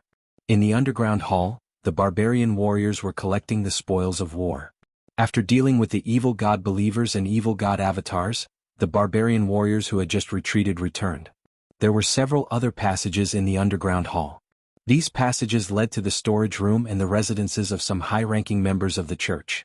Although the evil gods' church looked like underground rats, they were actually very rich. The churches of the gods would abide by the rules of the game. The evil gods' church did not have so many concerns. There was once a relatively remote noble who died in an accident, leaving behind only a widow and an orphan. Then, some relatives appeared out of nowhere and used various methods to control the mother and son. Then they carried out all kinds of activities. It was not until a high-ranking member of the church passed by that they were discovered. This place had become the lair of an evil god's church. In the end, when the evil god's church was destroyed, the nobles and the church paid a heavy price. Several high-ranking members of the evil god's church were still able to escape with a large amount of wealth. These evil god churches would often tempt some foolish nobles, such as prolonging their lives, gaining power, or promising to revive their loved ones. Many nobles felt that they could control these churches, but they didn't know that these nobles were just lambs waiting to be slaughtered in the eyes of these evil god churches. After a while, a barbarian warrior came in front of Su Lin and bowed. "Your Excellency, all the spoils of war have been cleared out. Do you want to take a look?" "Very good. Did you find any strange items?" Su Lin turned and glanced at him. The barbarian warrior immediately replied, "I found a few statues and some strange decorations. Take me to see them." Su Lin followed the barbarian warrior to another passage. Soon he saw some items piled up on the ground. As soon as he approached, he felt a twisted evil power. Chapter 332. Su Lin casually picked up a statue. He didn't know what it was made of, but it looked like jade. Although it looked ordinary, it contained a trace of evil energy. He put more force into his palm and the statue couldn't take it anymore. It cracked and the evil energy inside spread out. A lightning flashed and the evil energy was instantly dispelled. Then Su Lin destroyed all the items in front of him that contained evil energy. Without these things, the evil god would have to spend a lot of effort to quietly develop his followers. Su Lin was more than happy to create some trouble for him. After dealing with these things, Su Lin asked his men to bring the trophies and the bodies of his comrades back to Northern Town. This time they killed a barbarian berserker and some others were injured. The injured ones could be healed with physical healing, but the dead ones had to be cremated. Because they were killed by the evil god's incarnation, there was a lot of negative energy on their bodies. If it wasn't removed, the bodies would be resurrected as undead creatures. The best way was to animate them. Of course, they could also find a priest to purify them. However, the evil energy was not ordinary. Only a bishop could purify it. The loot from the evil god's church was about 30,000 gold coins, some gold and silver equipment, and some weapons and armors.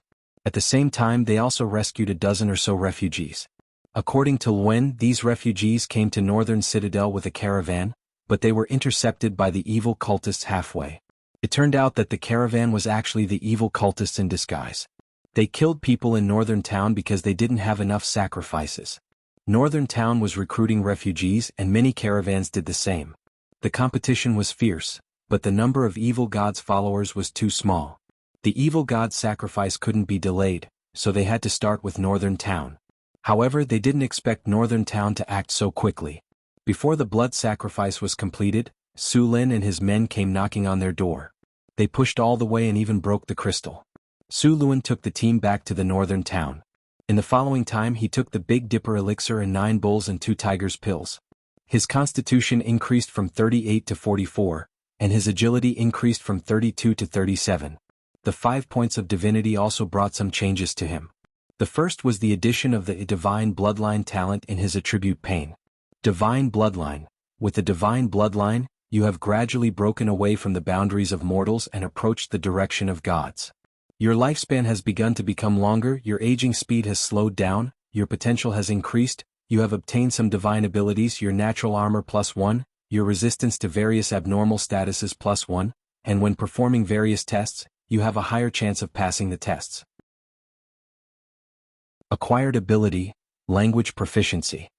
Language proficiency, the power of divinity allows you to communicate with most intelligent beings. Su Lin was a little surprised by the effect of the divine power. He wanted to know what would happen when the divinity reached the demigod level. After spending a few days familiarizing himself with the increased attributes of his body, Su Lin continued to deal with the affairs of the territory. In order to prevent the appearance of evil god followers in the territory or the establishment of evil god followers' strongholds, Su Lin stipulated that all outsiders must register at the city hall and apply for a temporary residence permit. After having a temporary residence permit, they were allowed to live in the city. Even if they went to stay in hotels, they would need to show a temporary residence permit. Without a temporary residence permit, all hotels, warehouses and rental houses would not be allowed to live. If someone violated the rules, they would be detained immediately, their residence qualifications would be revoked, and a high fine would be imposed. Although it would be very troublesome to do so, it would also greatly reduce the chances of evil god followers sneaking in. In fact, Su Lin wanted to find a few paladins to cast detect evil on those people, but after thinking about it he cancelled the idea. Paladins were very annoying professions. These people were very paranoid about justice. If they were to cast Detect Evil, more than 70% of the nobles in the world would be glowing red. Some people once asked the paladins for help. After the paladins cast Detect Evil, more than 30% of the people in the city were glowing red. The whole city was almost overturned by them. The paladins all wore the same silver-white knight's armor and were equipped with a knight's longsword. They had a friendly smile on their faces, which made it easy for people to have a good impression of them. Generally speaking, paladins were a group of very charming existences. Using the standards of the previous world, they were perfect idealists. They were tolerant of the good camp and cold to the evil camp. If it was in other cities it would be fine, but in a developed city, it was a trap. The merchants in this era were not good people, especially those who dared to do business in the northern wasteland. The northern wasteland was a place outside the law. If they met other caravans in the wild, they would be alert immediately. If they found that the other caravans were weak, they wouldn't mind taking on the role of bandits. Most of the merchants relied on the nobles. Most of the time they would do some illegal things. It was good enough for most of the merchants to be neutral. Most of them were already leaning towards the evil camp. There were only a few merchants who were truly good. If these merchants did not have a strong background and strength, they would have been divided up by other merchants. In short, it was really difficult for good people to do business in this world. It could be said that at least 1/3 of the merchants were leaning towards the evil camp. It was just that the degree of leaning was not high. Even those merchants who were neutral had a lot of blood on their hands.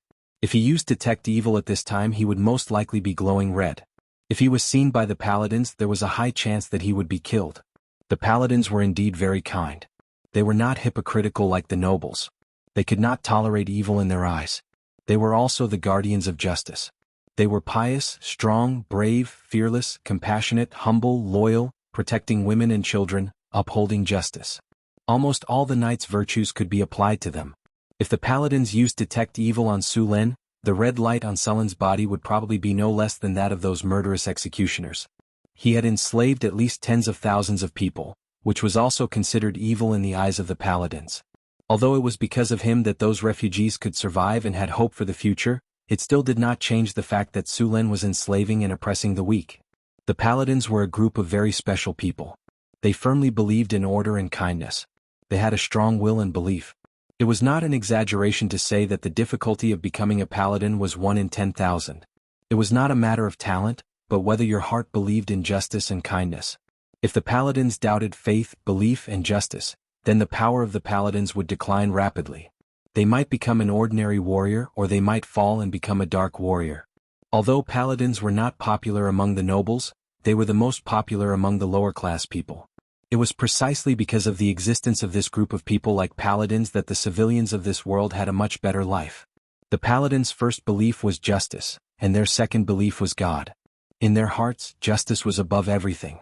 Because of their special profession, the paladins were naturally immune to fear, disease, and could perform healing magic. They also had high magic resistance. It was a very powerful profession, but because of various reasons, the number of paladins had always been small. Su Lin did not want to see any paladins come to Northern Town. Although he did not like the paladins, he had to admit that the world could not do without them. In order to cooperate with the temporary residence permit, Su Lin also announced the implementation of the household registration system in Northern Town. Many of the original residents of Northern Town were divided into areas and counted. After all, they worked together in groups. It was not difficult to add the household registration system now. It did not take long for the grassroots officials to finish counting. The system also reflected the birth of the household registration system. The stability of Northern Town directly increased by 13 points. After the household registration system was established, Su Lin went to the Weapons Bureau in Northern Town. Under Sullin's command, the Weapons Bureau had been studying crossbows. After a period of research, there were some results. For example, the range of the crossbow had increased and its power had increased, but its weight had increased, and its structure had become more complicated. The more complicated something was, the more likely it was to have problems on the battlefield. The ideal crossbow had to be simple in structure, fast in loading, long range, high in power, high in accuracy, and light in weight. However, this was only a dream. After Su Lin came here, he checked the latest crossbow. He was still not satisfied. The structure of the crossbow was too complicated, and the failure rate was very high. He found the Book of Luban and chose to use it on the crossbow. Ding. Are you sure you want to use the Book of Luban on the crossbow? Yes. With a flash of light, the Book of Luban in the storage space disappeared. At the same time, in the system interface, the Weapon Bureau's logo showed an accelerated research symbol. The craftsmen seemed to have new ideas and began to experiment. With this buff, the research progress increased by several times. Soon, a new crossbow was completed. Su Lin brought people to the training ground for training. A group of soldiers held the crossbow and began to shoot at the targets in the shooting range. After some testing, Su Lin was satisfied with the crossbow. After the improvement, the range of the crossbow had increased to 120 meters. 100 meters could penetrate inlaid iron armor, 80 meters could penetrate ordinary iron armor, and 50 meters could penetrate full-body armor. This was very powerful. Of course, the shooting speed of the crossbow did not increase. In order to be effective, the crossbow formation was still needed. The structure was simpler, the failure rate was lower, and the reliability was improved. Su Lin had decided to equip the army with this crossbow. Chapter 333. Armor-piercing crossbow. A crossbow made of hardwood, steel, beast tendons and other raw materials. It has a decent range and armor-piercing ability. Requires a set of armor-piercing arrows. Attack speed, slow, weight, heavy, armor-piercing +1, range +1. Su Lin looked at the heavy crossbow and nodded in satisfaction. Although it still had many flaws, it could be used in a real battle. Su Lin put down the crossbow and asked, "How much does it cost to make this crossbow?" A craftsman with calloused hands hurriedly took the crossbow and said, "My lord, including the cost of labor and materials, the cost of making this crossbow is around 30 gold coins. If we can mass produce it, the price will be slightly lower." A crossbow was not as simple as a crossbow. It would cost a lot of money to maintain it. A crossbow would cost more than a bow. Make 3,000 crossbows first. Su Lin decided after some thought. 3,000 crossbows would cost 90,000 kinar per crossbow. If they were to include the arrows needed for maintenance, the crossbows would cost at least 100,000 kinar per crossbow. "Yes, my lord. I'll get the workers to prepare it." During production, follow this method of production. Su Lin took out a piece of paper and said. On the paper was the assembly line method. Not only was it fast, but it was also not easy to leak the information. It also lowered the difficulty of production. The crossbowmen's training had started a long time ago. The crossbowmen of northern Garrison City were only equipped with iron-plated armor and a long sword. They did not have shields or other protective equipment. They were not expected to rely on long swords during their training. They were only equipped with long swords just in case. The crossbowmen were led by a human general Su Lin had just discovered, Cecil. Their main training was formations and crossbow operation. Cecil was not a hero. At most, he was an elite leader. However, he still had a chance to become a hero. Northern Garrison City's army had already exceeded 10,000 people. The ratio of the population to the army had reached a shocking ratio of 10 to 1. It was a relatively rare ratio on the continent. Fortunately, Northern Garrison City was rich enough to support them. With the harvest altar, Northern Garrison City would not run out of food. The Northern Wilderness. The Lotus Mountain Range was like an enormous dragon crawling across the wasteland to the north. It started in the southwest and extended to the northeast. It was around 800 li long. The mountain range was able to block the cold wind from the ice fields, which was why the wastelands in northern Garrison City were not too cold during winter. In the vast area south of the Sierra de Lotus, many tribes lived here. Northern Garrison City occupied an area in the southwest of the Sierra de Lotus. At this time, in a wasteland far away from here, the weather was very cold. Snowflakes were floating in the air, and messy tents could be seen everywhere. Smoke rose from the tents. This was a tribe of orcs, but what was strange was that other than orcs, there were also some gnolls and trolls. These gnolls and trolls didn't exist as slaves. It looked more like they were working together on an equal footing. Bang! A loud sound came from the tent, followed by the roars of the orcs. That land must belong Stormwind. The Bloodblade Jackalans won't give up the loot they deserve. That is the promised land given to us by our Lord Yinagu. Come on, the promised land is bullshit. If you want to take it, just say it. Don't make so many excuses. A tall troll sneered. How dare you blaspheme our Lord? I will kill you and sacrifice you to our Lord. The gnoll roared. Come on, see if I don't smash your head. The scene in the tent was very heated. It seemed that a fight would break out in the next second. The gnolls, and the trolls stared at each other fiercely. They did not give in at all, but they tried their best to restrain themselves. All right, let's calm down. What is the purpose of our gathering here? I think everyone knows. An old Knoll shaman in the corner said. If Su Lin saw him again, he would definitely recognize that this Knoll shaman was the great shaman of the Knoll tribe that he defeated. After the defeat of the Knolls, Su Lin killed the Knoll chieftain, but the Knoll shaman disappeared. One had to know that the Knolls had chased after the Knolls, but the Knoll shaman still escaped unscathed. The old Knoll skin was dry like tree bark. If humans gain a foothold in the wilderness, they will slowly expand according to their inertia. If we can't pull out that nail as soon as possible, it won't be long before there is no room for us to live in the northern wilderness. I'm not exaggerating. Cough cough. The old Knoll coughed violently. His thin and withered body gave people a feeling that it would break at any time. Hearing the old shaman's words, the Knolls and Trolls did not refute. Back then the Fireblade tribe was not weaker than them at all. However, after a decisive battle, the Fireblade tribe disappeared. Only the old shaman and the remaining Knolls joined the Stormwind tribe. And the Trolls, along with their ancestral spirits, were killed by him. Now, we haven't even defeated those humans and you want to divide the spoils? Don't you think it's too early? The first thing we need to deal with now is to defeat the humans. As for the spoils, cough cough, we'll divide the spoils according to the contribution in this battle. The old shaman finished speaking in one breath. As if he had exhausted all his energy, he sat aside and did not speak anymore. Okay, we'll divide it according to the old shaman's method. The Knoll and the Orc looked at each other and nodded in agreement. Su Lin did not know that the Knoll, and the Troll tribes were preparing for war. He was now listening to the little succubus report. The little succubus body was curvy and very petite. After coming in, she sat directly on Sullen's lap and began to report the output of the underground world during this period. This month, 103 pounds of gold, 1,526 pounds of silver, 11 tons of iron, 23 gems, 37 grams of mithril. How much spider silk was produced? The little succubus but was very elastic and it made Su Lin feel a little hot. He reached out to hold the little succubus and put her in a proper position. This month, 56 bundles of spider silk were produced. I've already given them to Hathaway to deal with. Hey, be gentle, don't tear my stockings. This is the last one I have this month. I'm paying attention. Sullen's movements were very skillful. The little succubus was wearing a slim-fit dress today, and it outlined the curves of her body incisively and vividly.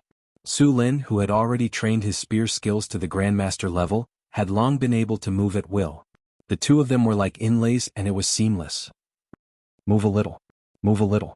I can't, my whole body is numb. Half an hour later, the battle was over. Chris's body was as limp as a beautiful snake. Su Lin let her rest here and got up to tidy up the scattered documents on the ground. I told you to be gentle. This stocking is ruined again. The little succubus who had recovered looked at the damaged stockings and complained. Next month, the spider silk production will increase. I'll give you more, Su Lin said with a smile. Humph, that's more like it. The little succubus snorted. Su Lin was secretly amused. I'll give you more, but you'll still be torn apart by me. After the main body of the wizard tower was completed, Hathaway, Karina, Alex and Grace began to build the inside of the wizard tower. The wizard tower needed a lot of energy channels to transmit the energy from the elemental pool to every part of the wizard tower. This required a lot of magic crystals. The magic crystals produced by the crystal beasts in the secret plane had to be first supplied to the wizard tower for a long time. The wizard tower also needed to build an elemental pool.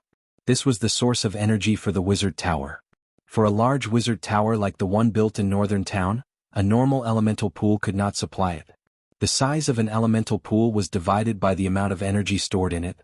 A standard elemental pool of the lowest level, after being filled with elemental water, would contain 100,000 degrees of energy. Wizards set the energy consumption of a level 1 spell, Arcane Missile, to 1 degree. A 100,000 degree elemental pool would have enough energy to cast 100,000 arcane missiles. This kind of elemental pool was usually equipped with a small wizard tower. A 100,000 degree elemental pool could not drive the wizard tower to fly. Even the wizard tower's ultimate weapon, the magic pulse rail gun, could only be fired once and it needed to be charged. This 100,000 degree elemental pool was not good enough for Su Lin. Even Hathaway was not willing to install it in this wizard tower. This wizard tower was designed and built according to the standards of a legendary wizard. Even the space reserved for upgrading to a floating space tower was prepared. Therefore, the elemental pool that Hathaway was going to build was a large one. The energy standard was more than 1 million degrees. At present, the upper limit of such a large elemental pool was 5 million degrees. It was not cost-effective to build a bigger one. The construction of an elemental pool required many magic materials such as magic gemstones, mithril, magic steel, arcane dust, astral dust, and so on. The larger the elemental pool was, the more materials were needed. When it exceeded 1 million degrees, the number would increase exponentially. In fact, the materials needed to build an elemental pool that could hold 5 million degrees could easily build 5 elemental pools of 1 million degrees, and there would still be leftovers. Therefore, basically no one would spend a lot of materials and energy to build an elemental pool of 5 million degrees. Generally speaking, an elemental pool of 2 million degrees was enough, unless you wanted to build a floating space city. However, even a super large elemental pool with 5 million degrees of energy could not make a medium-sized city fly. The most cost-effective was an elemental pool of 2 million degrees, which was what Hathaway was going to build. The location of the elemental pool was at the bottom of the Wizard Tower. There were 3 underground floors of the Wizard Tower, with an area of 3,000 square meters. This floor was all built with obsidian, and it was blessed with hardening to be strong enough. Chapter 334. The elemental pool technology was actually an energy supply device in the early days of the Arcane Empire. Since the emergence of the Mice Energy Core, the elemental pool technology had gradually been converted to civilian use. It used the elemental channel technology, which poured the energy of the 4 major elemental planes into the elemental pool through the principle of elemental siphoning. The elemental pool technology was mature. Although the energy efficiency was not high, there was no need to worry about exhaustion. As long as the elemental pool was not damaged, it could continue to operate for thousands of years without being damaged. In many relics of the Arcane Empire, the magic constructs could still operate normally after thousands of years. A large part of the reason was that the elemental pool continued to provide energy. Hathaway built the elemental pool on the 3rd underground floor. It was the energy center of the Wizard Tower. Through the energy channel, it could complete the transmission of magic and transmit the energy in the elemental pool to the inside of the Wizard Tower. Magical crystals were the most cost-effective material for making energy channels. As a matter of fact, the ancient arcanists were able to obtain large amounts of magic crystals cheaply by breeding crystal beasts. This was something that the wizards of today could not compare with. After all, not everyone could afford to cover an entire Wizard Tower with magic crystals.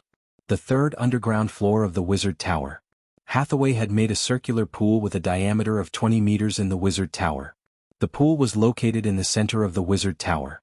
The surrounding ground was paved with white marble blocks. These marbles had been treated with magic. They were hard and durable and had a good insulation effect. The depth of the pool was 1.5 meters. The whole body was piled with marble. After the piling was completed, all the marbles were connected into a whole body using stone to mud, and then solidified with mud to stone.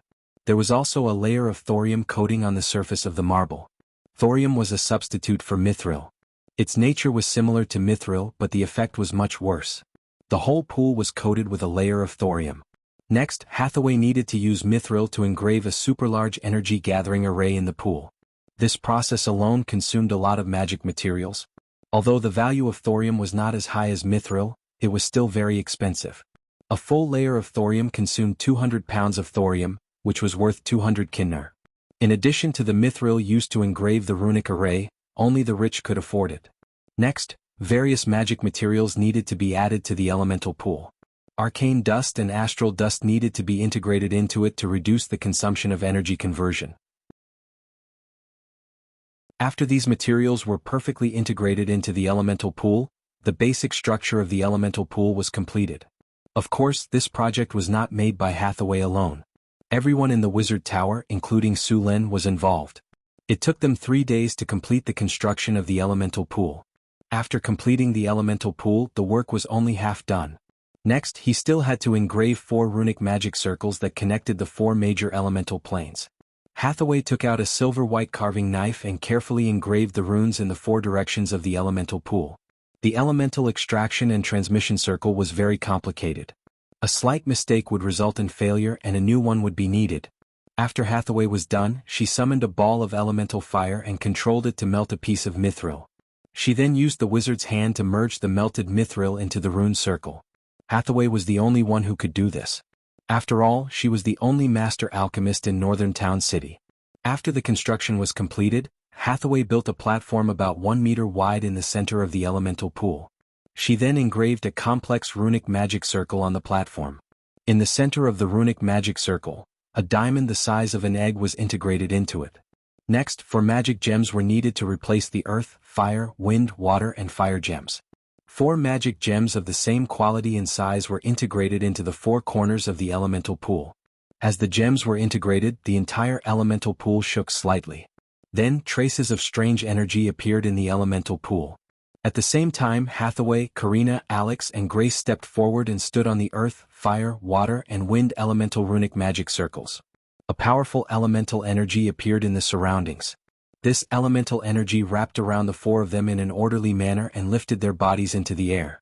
The melodious and mellow Nesser language echoed. This was a spell used to communicate with the 4 elemental planes. As the voice echoed, generation after generation of silver elemental energy rose, and 4 complex runic arrays appeared on the bodies of the 4 people. Soon after, the space of the entire 3rd floor of the wizard tower began to shake. In the next second, 4 spatial cracks appeared on the runic arrays beside the 4 people. Looking through the distorted spatial cracks, one could see the deep blue sea, the boundless sky, the thick and solid earth, and the world of flames burning the sky behind the spatial cracks. These 4 cracks were connected to the 4 great elemental planes. As soon as they appeared, abundant elemental energy appeared in the 4 runic magic circles. Then, the 4 elemental energy poured into the platform in the center of the elemental pool.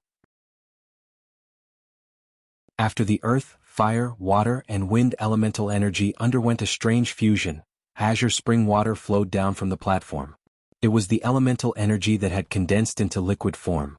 Following the appearance of the elemental water, the 4 spellcasters sighed in relief.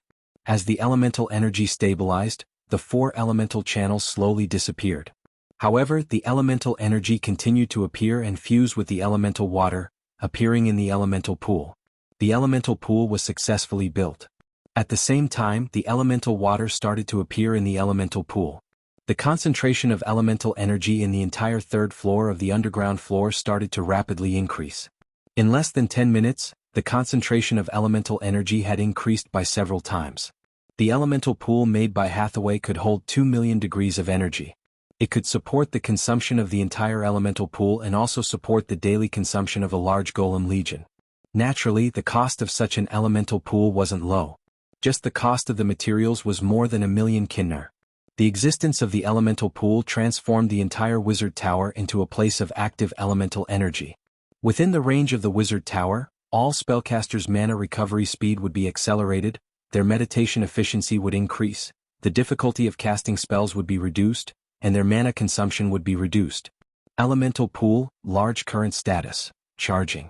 Current energy, 100,000/2,000,000. Changed environment, land of elements. Casting difficulty -20%. Casting consumption -20%. Mana recovery +50%. Meditation efficiency +25%. The elemental pool would change this area into a land of elements. Living in such an environment would have many benefits. Different environments would promote the evolution of creatures in different directions. According to some books and records left behind by arcanists, some floating space cities that entered the astral plane had evolved into a subspecies of humans because they had lived in the astral plane for a long time. The humans in the floating space cities had lived in the astral plane for a long time. This kind of astral plane humans had a longer lifespan than ordinary humans. Moreover, talented astral plane humans would awaken some spiritual talents or master some spell-like energy. These people were born as psionicists and could easily become wizards. Of course, living in such an environment for a long time would also cause some problems. For example, after appearing in some areas where elemental energy was scarce, these astral plane humans would not be able to adapt. It was like a fish out of water. Although it would not be life-threatening, their spellcasting ability would basically be crippled. In serious cases, they would even develop symptoms of magic addiction. Of course, after adapting for a while, these problems would disappear. Therefore, astral plane humans did not like to enter the material plane. Although the land of elements was rich in elemental energy, this situation would not occur. After all, the concentration of elemental energy could not be compared to the astral plane. Moreover, because the astral plane was not bound by the rules of the material plane, human souls could have deeper contact with this kind of energy. In fact, astral plane humans evolved from the soul, not from the body. After the construction of the elemental pool was completed, the construction of other areas in the wizard tower began.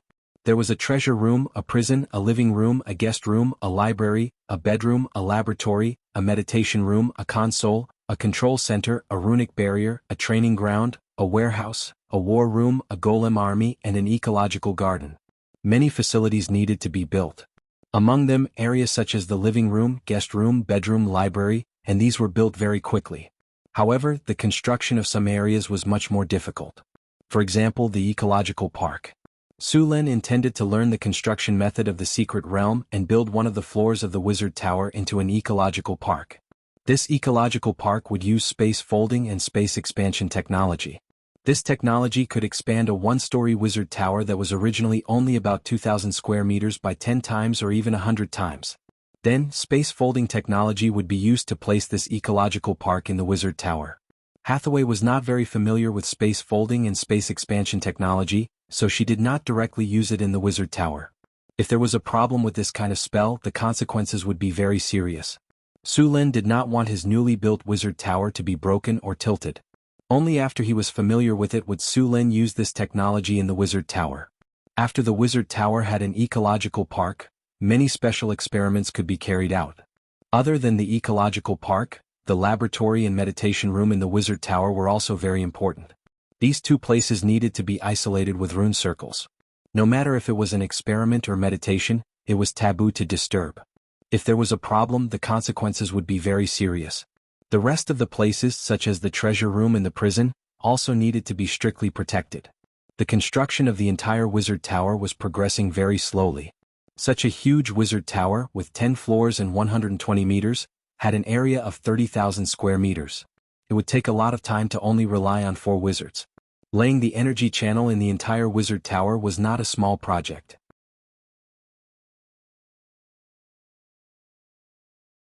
Chapter 335. Large amounts of resources were consumed, and the wizard tower was being built bit by bit. At the same time, the construction of the North Town City did not stop. Su Lin had already passed down the city's construction plan and steps. Large amounts of basic construction had already been started, and a large amount of manpower and resources had been invested into the construction of the North Town City. The orc laborers lifted heavy stones to tamp down the road, while the goblin slaves flattened the bricks one by one. The gnolls pushed heavy stone rollers to flatten the ground, while the kobolds swung their hoes to dig for ores. Merchant groups from all over the continent were transporting all kinds of resources to the North Town City to be sold, and then they would leave with other goods. The whole city was full of life. However, the number of monsters around the North Town City had increased recently. As more and more crops were planted in the fields outside the city, goblins and kobolds would often sneak in to steal food. Although the North Town City had an army patrolling regularly, many farms far from the city were still damaged to varying degrees. There was nothing they could do about it. Winter was coming and food was scarce in the wasteland. The goblins and kobolds had started stealing from the farms to survive. 100,000 acres of land was too big, and the northern wasteland was too vast. The North Town City's army could not cover every area. In order to reduce the damage to the farms, Su Lin had no choice but to start clearing the land again. Of course, it was not without benefits.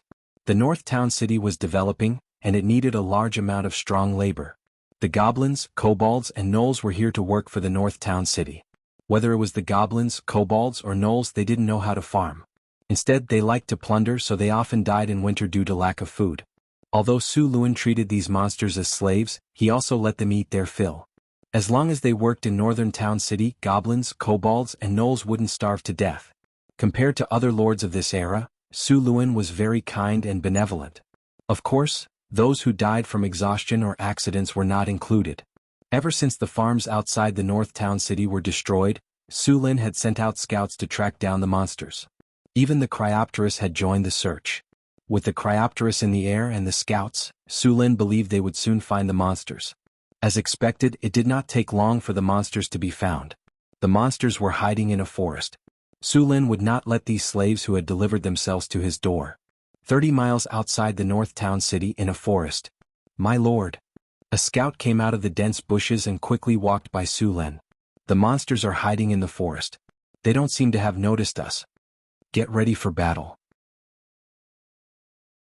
Don't let any of them escape this time. Su Lin spat out the straw in his mouth and waved to the army behind him. This time, apart from the regular army, Su Lin also brought a lot of militia. Training alone would not make good soldiers. Only after strict training and experiencing a few battles could the militia truly transform into soldiers. During this time, more than 100 crossbows had been produced in the North Town city. They had all been given to the militia to equip, while the rest of the militia were armed with other weapons. The tribe that the scouts found was a tribe of bugbears. Bugbears were like goblins. They were evil, stupid, and greedy in nature. However, as the most powerful subspecies of goblins, they were tall and strong. It could be seen from their name that bugbears were as strong as bears. Su Lin didn't care if these bugbears were strong or not. In his eyes, bugbears were very good slaves. They were strong and worked hard, but they ate a lot. Bugbears were as poor as goblins, but their discipline was a lot better. When the army of the North Town city quietly surrounded them, the bugbears realized that something was wrong. As creatures that lived in the wastelands, they were highly alert to danger. This was a medium-sized tribe of 2,000 people. There were 300 bugbears, 500 earth goblins, and the rest were green goblins. After realizing that the situation was bad, the bugbears and earth goblins immediately formed a formation. After seeing the bugbears' movements, Su Lin immediately understood that they had been discovered. There was no time to explain, so Su Lin immediately ordered the army to attack. The camp of the goblins was very simple. Many of them had only dug shallow pits. The camp was very messy and dirty, so Su Lin didn't let the army rush in. The bugbears and earth goblins had already formed a formation. Although their weapons looked very simple, their formation was very decent. Seeing this situation, Su Lin was also interested. It was a good opportunity to let the militia see some blood. Crossbowmen, get into formation. With his order, the crossbowmen behind him immediately got into formation. It only took half a minute for them to complete the formation. Load. Asterisk creak creak creak. Asterisk the sound of crossbows being loaded echoed.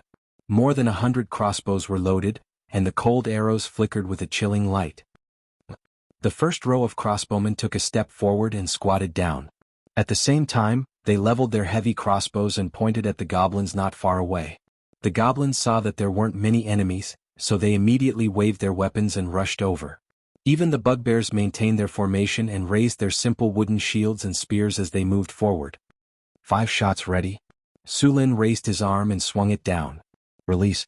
Bang bang bang. The dense sound of bowstrings kept ringing, and then a row of crossbow bolts flew out in an instant. The goblins in front fell like grass being mowed down, and some crossbow bolts even penetrated 2 goblins in succession. In an instant, a large number of goblins in the front row died. After the crossbowmen fired their arrows, they immediately retreated to the back through the pre-reserved passage. Then they stepped on the foot of the crossbow and began to load the crossbow with both hands. The second row of crossbowmen quickly stepped forward and fired the crossbow bolts in their hands. Then the third row, the fourth row, and the fifth row. The whole crossbow formation was like moving clouds and flowing water. It was like a war machine running at full speed. Every crossbowman was like an insignificant part of this machine. After the fifth row of crossbowmen finished firing, the first row of crossbowmen who had already been prepared, went forward and fired again. They continued to attack according to the command. Row after row of crossbow bolts were fired continuously. The aggressive goblins were immediately stunned. A large number of goblins died, and the bugbears in the battle formation did not have any effect. Ordinary wooden shields could not stop the crossbow bolts at all. For a time, the goblins suffered heavy casualties. Su Lin did not let the crossbowmen attack for too long. After 4 rounds of attack, the goblins were completely defeated. Su Lin did not let the crossbowmen continue to attack. After all, he still needed the slaves to work. After seeing the goblins being defeated, Su Lin immediately ordered the regular army to capture them. The whole battle only lasted for a dozen minutes. It took a lot of time to capture the slaves. Fortunately, Su Lin had ordered the soldiers to surround the place in advance. Except for the dead goblins, the rest of the goblins were all captured. After the cleanup was completed, Su Lin ordered people to escort the slaves back to northern Battlefront City. He continued to lead the rest of the soldiers to continue the cleanup in the wasteland. In the next few days, Su Lin used the opportunity of clearing out the monsters as an opportunity to train the crossbowmen. Not only did he capture a large number of slaves, but he also let the militia complete the special training and become soldiers. After more than a year of development, there were many dog-headed traitors, goblins, and jackals among the slaves in northern Battlefront City. In order to obtain a better life, these monsters had completely adapted to their identities and helped northern Battlefront City to transform and exploit their own kind. All the troublemakers were picked out and locked in prison or killed directly. The other monsters quickly adapted to their identities. The number of slaves in northern Battlefront City increased again, and the construction of the city gradually sped up. Su Lin planned to establish a principality after northern Battlefront City was completed. In fact, northern Battlefront City could already be declared a state, but he did not want northern Battlefront City to be a construction site when the declaration was made. Su Lin wanted northern Battlefront City to be a dignified, beautiful, prosperous, and powerful city when the declaration was made. He did not want to make it look like a self-entertaining ceremony. In the outer city of northern Battlefront City, a large number of slaves were digging the foundation and laying the roads under the instructions of the supervisors. All the roads in northern Battlefront City had to be paved. The main roads were made of bricks or slabs, while the other roads could be paved with stones. Every street had to have public toilets and bathrooms, and every street had to have a small park with fake mountains and fountains. Every street also had to have a fountain. The outer city of northern Battlefront City was divided by roads. The whole city was like a giant chessboard, and the blank areas on the chessboard were the streets and markets. Hundreds of thousands of slaves and workers were building under the blueprint. After a series of exterminations, the number of monsters in the territory was greatly reduced. Many places were completely devoid of monsters. To prevent the monsters from regenerating and destroying the farms, Su Lin assigned the soldiers in northern Battlefront City to other places. Apart from leaving 2,000 soldiers in the city, the rest of the soldiers were divided into two groups by Su Lin. Half of them were stationed at the edge of the territory in groups of 20. Their job was to warn the others, and the other half would lead the army to exterminate the invading monsters after receiving the warning. At the same time, the groups of 20 were responsible for exterminating small groups of monsters that appeared in the territory. While northern Battlefront City was thriving, the dark clouds of war were slowly approaching.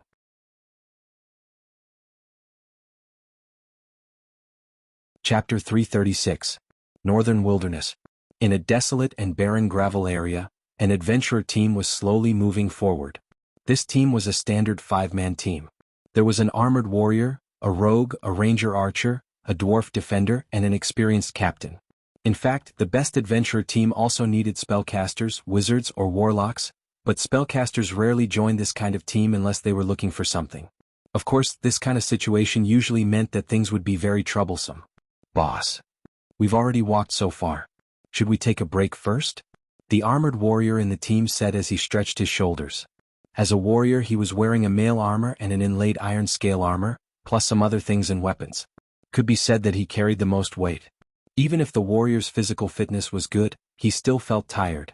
The middle-aged man in the lead stopped and looked around at the sky, then looked at the other team members and then said, "Well, let's go ahead and rest for a while." As a qualified leader of an adventurer team, there were many things that he had to pay attention to. Although he wasn't the strongest in the team, he was definitely the most experienced. When going on an adventure, he had to take everyone's stamina consumption into consideration. The best situation was to have enough stamina whenever they encountered an enemy. After coming to a few big trees, Captain Karen ordered the rogue, "Ben, go around and check the surroundings. Report back immediately if you find anything. The others should take the time to rest." Understood. The rogue nodded, then leaped lightly and quickly scouted the surroundings. This adventurer team set off from North Town City. North Town City had now become the main foothold for many adventurer teams when entering the northern wilderness. Although the northern wilderness was desolate and cold with a harsh environment, it still produced a lot of good things. Adventurer teams often returned from here with a full load, but there were also many adventurer teams that never came back. About a quarter of an hour later, a sharp whistle sounded, and several people who were resting under a tree immediately stood up. The captain in the lead said in a deep voice, "There's a situation.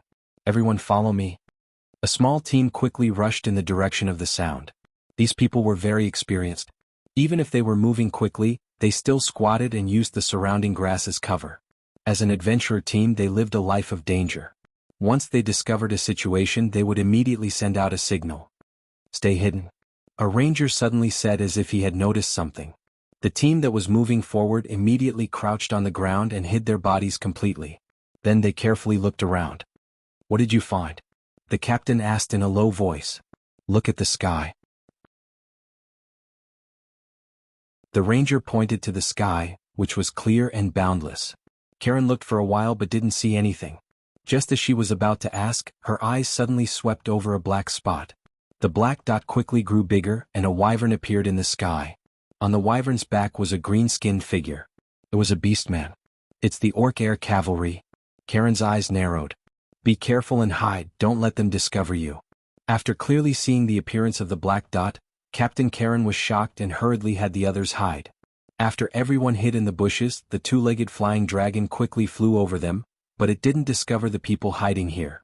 After seeing the two-legged flying dragon leave, the four people breathed a sigh of relief and then carefully moved in the direction of the rogue's signal. Soon they found the figure of the rogue not far ahead. At this time he was wearing a khaki cloak, a straw hat and a lot of straw on his body. This outfit looked very professional at first glance. After seeing everyone, he crouched on the ground and gestured to everyone, while the others carefully crept over. "What did you find?" Everyone imitated the appearance of the rogue, put on a simple disguise, and then asked carefully. "Look there." This is, after seeing the situation in front of them clearly, everyone sucked in a breath of cold air. They saw that under the mound in the distance, along with the rise and fall of the earth, an army was continuously advancing. This army was a little strange. There were orcs, gnolls and trolls. The huge army was slowly approaching from afar. The army was winding and it was at least a dozen miles long. It looked like a winding dragon. "This is the orc army?" The dwarf next to him asked in a low voice. At the front of the army there were some wolf riders. As a mobile troop class among the orcs, there were still a lot of wolf riders. Following closely behind were some tall gnolls. Unlike ordinary gnolls, these gnolls were high-level gnolls.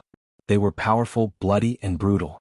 In the rear of the army, the trolls were slowly moving forward in armor. Why do I think it looks like an alliance of several races? Such a long army, there are at least tens of thousands of people. A person next to him whispered. More than tens of thousands, at least 30,000 people. What are these gnolls, orcs, and trolls forming an alliance for? The rogue said. The middle-aged captain rubbed his chin and then said, "Which enemy in the wilderness is worthy of their attention? Let them join forces." Northern Town City. Everyone looked at each other and replied in unison. "Immediately send this information back to Northern Town City. Let's go. As long as we successfully send it back, according to the Lord's generosity, we will be rich this time." At this moment, everyone in the team immediately reached an agreement. After the evil creature incident last time, Su Lin issued a large number of wilderness intelligence gathering missions. He wanted to use the strength of these adventurers to gather information. As soon as the voice fell, the rogue in front said in a serious voice, "The situation is not good. The wolf riders are coming. Their dog nose is very sensitive." The ground shook, and then a large number of wolf riders began to disperse and investigate the area around the team. These wolf riders moved quickly, and their mounts had a sensitive sense of smell. They wore simple leather armor and wielded cane scimitars in their hands. Their strength was not bad and they were qualified scouts. "Not good. We are now on the path of the wolf riders. If we don't leave they will find us." The rogue said. "Retreat, retreat now." The captain did not hesitate and immediately made a decision. Woo woo woo. A wolf's howl sounded in the wilderness. Everyone no longer hesitated and immediately retreated. The wolf riders moved very fast in the wilderness. If they did not retreat now they would not have a chance. The wolf riders could easily catch up with them. The group quickly retreated. After retreating a little, they did not care about continuing to hide their bodies and accelerated in the direction they came from. The wolf riders were very fast. It did not take long for them to reach the place where everyone was hiding. Woo woo. A warg sniffed around and howled in the direction where the few of them had escaped. "There is the smell of humans. Chase them, we can't let them escape. Kill them all." Several orcs immediately reacted, their faces showing ferocious expressions. Woo woo woo. With a howl, the wolf riders no longer hesitated and began to quickly chase in the direction of the smell. A team of wolf riders chased behind, and another pair of wolf riders flanked them.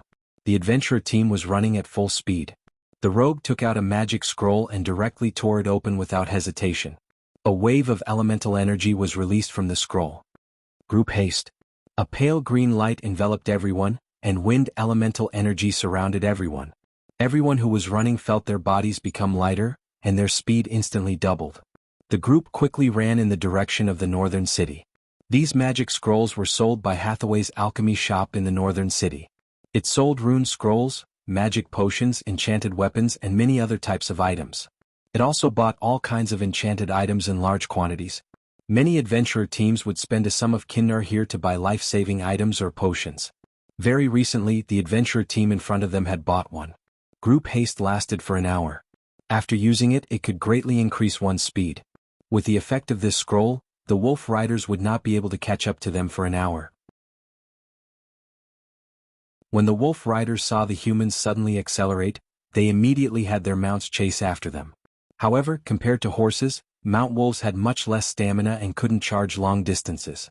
Although the wolf riders kept chasing, the human silhouettes were still getting farther and farther away.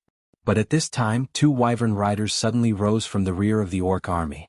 As the orc tribe's only flying combat unit, wyverns were few in number. Moreover, it was difficult to tame them. Under normal circumstances, the orcs wouldn't dispatch such an army.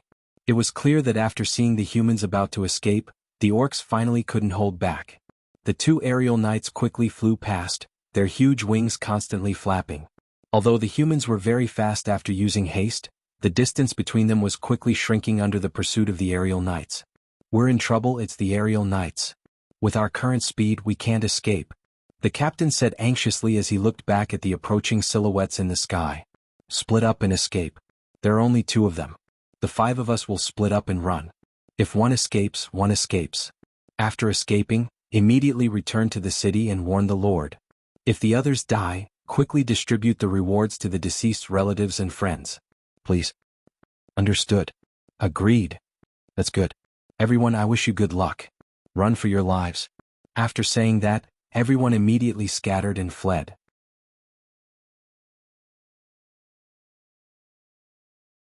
Chapter 337. North Town City Lord's Castle.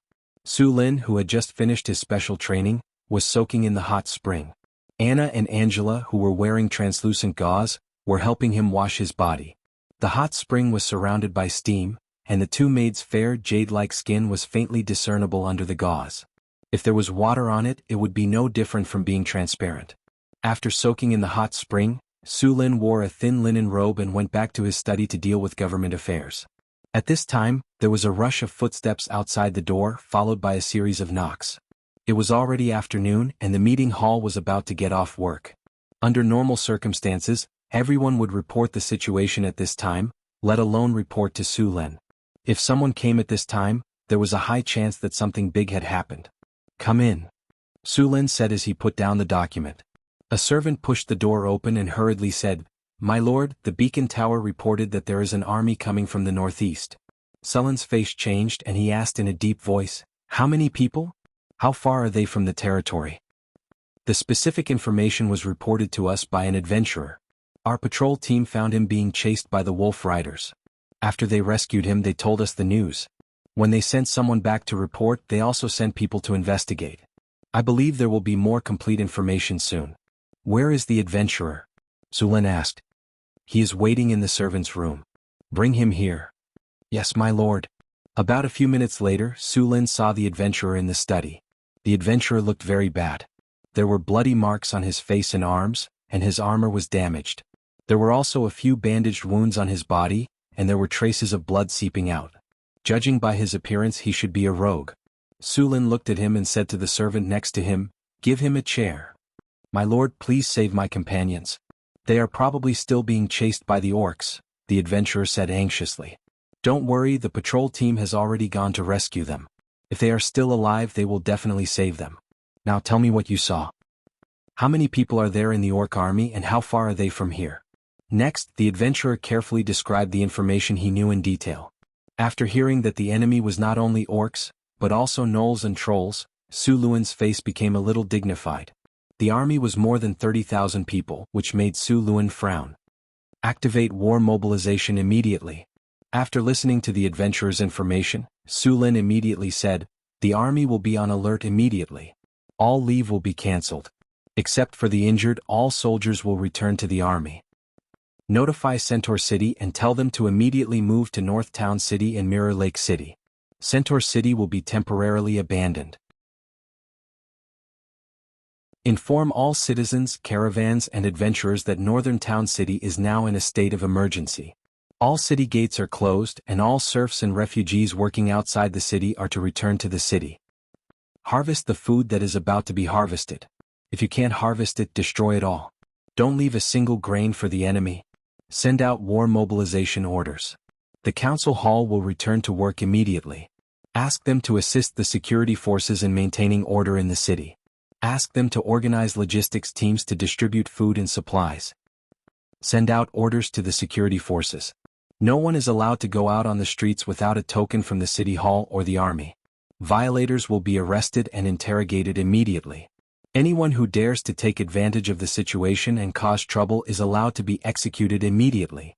After a series of orders were sent out, Northern Town City immediately entered a state of war readiness. The markets began to close and so did the taverns. The refugees and serfs outside the city also returned to the city. The goblins, kobolds, gnolls and orcs were all locked up. The urgent sound of a bell rang and everyone knew that war was coming. The army began to move immediately. All the soldiers that were sent out to maintain order in the territory and chase away the bandits were all called back. At the same time, Sulin also temporarily recruited some soldiers from the centaurs and half-elves. This was the agreement they signed when they joined Northern Town City. After arranging all these things, Sulin went to the Weapon Bureau. After a period of busy work, the Weapon Bureau had produced a total of 500 crossbows after adopting the assembly line production method. Now all the crossbows needed to be equipped to the army. In addition, all kinds of war resources were being moved out of the warehouse. Bundles of arrows, weapons, armor, rolling wood, stones and kerosene were brought out. Hathaway and Chris, who had received the news, also came to help. Karina and Grace had already gone back to recruit more people. Alex originally wanted to bring the harpies from Eagle Fort, but Sulin asked her to wait. It was not good to reveal all the cards in one go. Eagle Fort was located in a very hidden place. The 3,000 harpies were also a surprise force. If used well, they could turn the tide of the battle. He did not want to expose himself right now. Many caravans that came to trade with Northern Town City chose to leave before the enemy arrived. Of course, some caravans expressed their willingness to fight with Northern Town City. Many adventurers in the city also asked to join. For these people, Sulin sent people to do a simple reorganization. He did not expect these people to go to the battlefield. He just wanted them to follow the security army to maintain order. The next morning, the centaurs brought a lot of resources to Northern Town City. The Little Mare mission brought 400 centaurs to the drill ground. After sending the message yesterday afternoon, Mission immediately asked the centaurs to pack up. Luckily, the centaurs were nomadic, so it was easy for them to leave. It only took them one night to prepare everything. The next day before dawn, they left Centaur City and went to Northern Town City. Sir Sulin, I'm here. After seeing Sulin, the Little Mare Mission's eyes lit up. She naturally went up and gave him a hug. One had to admit that the centaurs' bodies were really good. You came at the right time. Your equipment is ready. I'll take you to get it now, Sulin said to the Little Mare with a smile. This time, I need you centaurs to fight outside the city. As cavalry, you can't be trapped in the city. Your mission is to harass the enemy and cooperate with us during the battle. Someone will contact you when the time comes, Sulin said as he walked. Understood, the Little Mare nodded. North Town City had less than 1,000 cavalrymen, and all of them were centaurs. If there were 3,000 centaur cavalrymen, he would set up a camp outside the city to form a triangle with the city. No matter which side the army attacked, North Town City would be able to deal with it easily. There were less than 1,000 people here. If they set up a camp, they would not be able to hold it. Therefore, Sulin simply let them harass the enemy outside the city and suddenly attack at the critical moment. This is your equipment. Sulin brought the centaurs to a warehouse and pointed at the weapons and armor in front of them. Centaurs usually brought their own weapons. They were good at centaur longbows. Sulin gave them inlaid iron scale armor, chain armor, spears and javelins. They were meant to harass the enemy and needed mobility, so he did not prepare heavy armor. Seeing the warehouse full of equipment, the Little Mare was so surprised that she could not close her mouth.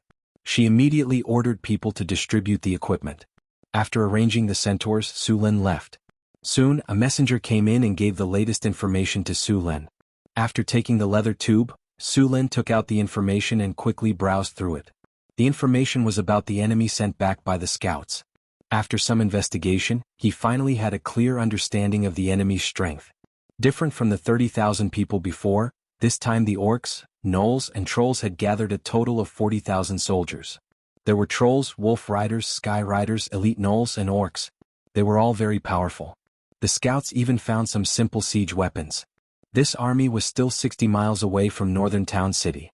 The wolf riders could reach them in a single charge. The war came faster than Su Lin expected. In the afternoon, the first wolf riders appeared outside the city. These wolf riders ran around the city and kept roaring. Sometimes they would purposely make a fierce face. This was one of their psychological tactics. If they encountered a timid soldier, it was very likely that they would be scared to the point that their limbs would go soft. But this time their calculations were wrong. Most of the people in northern town city were professional soldiers. All of them had been through many fierce battles. The wolf riders' faces were completely useless. Tell Mission to take some people to clean up these barking dogs. They're too noisy. Su Lin said expressionlessly. Soon the order was given and the 800 centaurs were ready to set off. Just as the wolf riders were demonstrating in groups of 3 to 5, they were surprised to see the city gates suddenly open. Just when they thought the enemy inside was about to surrender, a thunderous sound of horse hooves rang out. Not good, it's the cavalry. Get in formation, get in formation. When the leader of the wolf riders heard the voice, he instantly shivered. They were very clear about the battle between cavalry. With the wolf riders' current scattered state, it would be a complete massacre if they were to face the cavalry. The centaurs didn't even give the wolf riders a chance to organize themselves. The 800 centaurs charged towards the wolf riders as soon as they came out of the city. The centaurs immediately drew their bows and knocked their arrows as soon as they were within range. A wave of arrows rained down on a large number of wolf riders.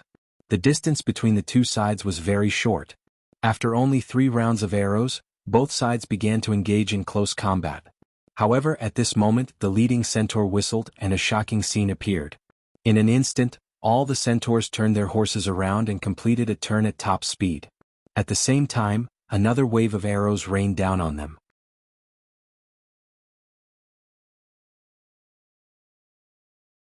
Chapter 338. Seeing the centaur's action, Su Lin was also surprised.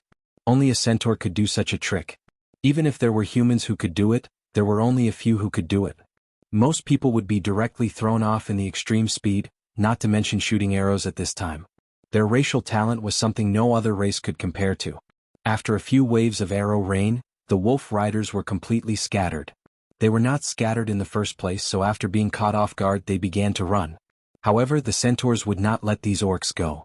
The hatred between them and the orcs was a life and death struggle.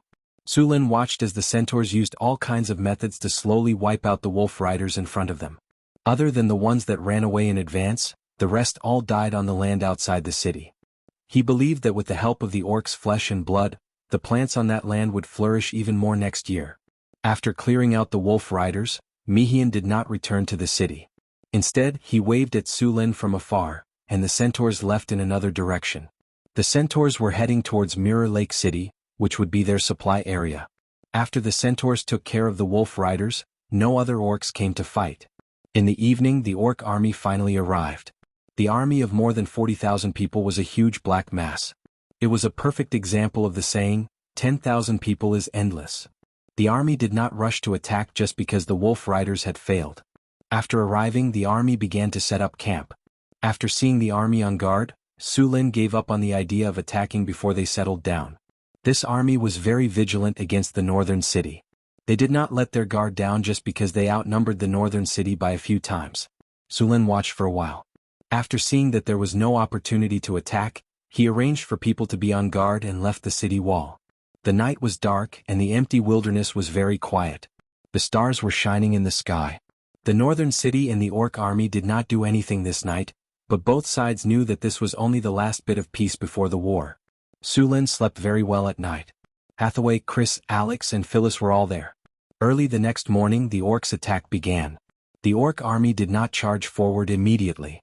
Instead they sent a large number of goblins and kobolds as cannon fodder. These monsters were like weeds in the wilderness. The orcs could gather a large number of monsters as cannon fodder as they advanced. These goblins and kobolds were forced to rush towards the city wall under the supervision of the orc army. The humans guarding the city walls began to fire arrows. Su Lin was very clear about the beastmen's intentions. They were trying to deplete the city's defensive resources. Su Lin didn't care about this. After all, the northern citadel had plenty of war resources. Even if they weren't enough, he could still transfer more from the underground world through the teleportation formation. Archers ready? Seeing a large number of enemies approaching, the messengers quickly passed down the order, and all the archers began to draw their bows. 80 meters ahead, shoot back and cover the area with a rain of arrows. Bang! The bowstring vibrated and countless arrows flew up like a dark cloud. After reaching the highest point, they turned around and fell, hitting countless enemies who were charging. Sieges were the cruelest battles. There weren't many battle formations here, and the beastmen couldn't play this game. They could only rely on swarming the city like ants. The beastmen sent out cannon fodder to deplete the northern citadel's strength. Su Lin didn't use too many tricks. He only had the archers, crossbowmen, and militia take turns attacking. There weren't many opportunities to farm experience so easily and safely. For the entire morning, the beastmen only used cannon fodder to attack. After a wave of cannon fodder was defeated, they would regroup and send another wave. After this happened a few times, the morale of the cannon fodder was extremely low. They were unwilling to fight even when faced with the orc army's machetes. After seeing this, the beastmen commanding the battle had no choice but to stop. In the afternoon, the official siege finally began. Thousands of orc army began to push heavy siege weapons forward. Compared to the cannon fodder in the morning, this army finally put a lot of pressure on the northern citadel. Woo woo woo. A deep horn sounded, and the Orc Alliance army swarmed forward like a tide. The catapults were loaded with huge rocks and then slowly pulled open. When the arms of the catapults were pulled to the limit, the catapults suddenly launched. The millstone-sized rocks flew over a distance of more than 300 meters and smashed into the city wall. Bang! With a loud sound, the boulders shattered and a dent appeared on the city wall. At the same time, more boulders fell on the city wall. Many soldiers were directly crushed by the boulders falling from the sky. Ballistae ready? Creaking sounds that made one's teeth ache sounded. Dozens of ballistae on the city wall were pulled open. 3-meter-long spears were installed on the ballistae like arrows. Light the fire. The soldiers on the side tied the prepared materials to the ballistae and lit them up. Fire. Following the order, the soldiers on the side immediately pulled the trigger. With a muffled sound, 3-meter-long bolts instantly flew out. These bolts were targeted at the catapults in the distance. Although this kind of heavy and crude-looking catapult looked ugly, it was a very strong threat. Dozens of ballistae fired at the same time. Although most of them did not hit the target, there were still a few bolts that hit the catapults hard. The 3-meter-long spears instantly pierced through the catapults, and the flames quickly burned. The beastmen army was not affected too much. They raised their simple shields and rushed to the bottom of the city wall. At this time, the city wall had become a bloody meat grinder. The beastmen and trolls rushed up the city wall crazily. The human spearmen, who had been prepared, immediately went up. As soon as the beastmen showed their heads, the spearmen instantly pierced their vital points and they fell directly from the ladder. The high-level gnolls shuttled through the army. They were agile. Although they did not have the strength of the beastmen, their agile bodies allowed them to dodge more attacks. These agile high-level gnolls were very fast. After a few jumps, they could climb up the city wall and directly pounce on the human defenders. A spearman instantly stabbed out with his spear and crushed the throat of a beastman who had just climbed up the city wall. Before he could retract his spear, a black shadow suddenly rushed over. The next second, a cold light flashed. The spearman covered his throat with both hands and fell down powerlessly. Before the black shadow could get up, a soldier beside him stabbed out with his spear. After countless training, these soldiers had turned stabbing into instinct. A phantom appeared, and the high-level gnoll felt a sharp pain in his heart. The next second he fell into endless darkness. Fireball. A fireball suddenly flew up from the bottom of the city wall and smashed hard on the city wall. Boom. A muffled explosion sounded, and a gap was instantly blasted open on the city wall. A few nearby soldiers were blown far away. Sullen's eyes were cold. He looked at the beastman shaman a few hundred meters below the city wall. He reached out and grabbed a spear from the side. Lightning flashed and there were constantly lightning snakes swimming on the spear. Su Lin raised the spear and threw it directly at the beastman shaman a few hundred meters away. A bolt of lightning flashed across the sky. The beastman shaman who was about to continue casting looked up as if he sensed something. Then his chest was instantly pierced by a spear. A large amount of lightning power exploded in an instant, and the beastman shaman was directly electrocuted into a pile of charcoal. As Su Lin made his move, the spellcasters on both sides also began to move. A cold aura gathered in the sky.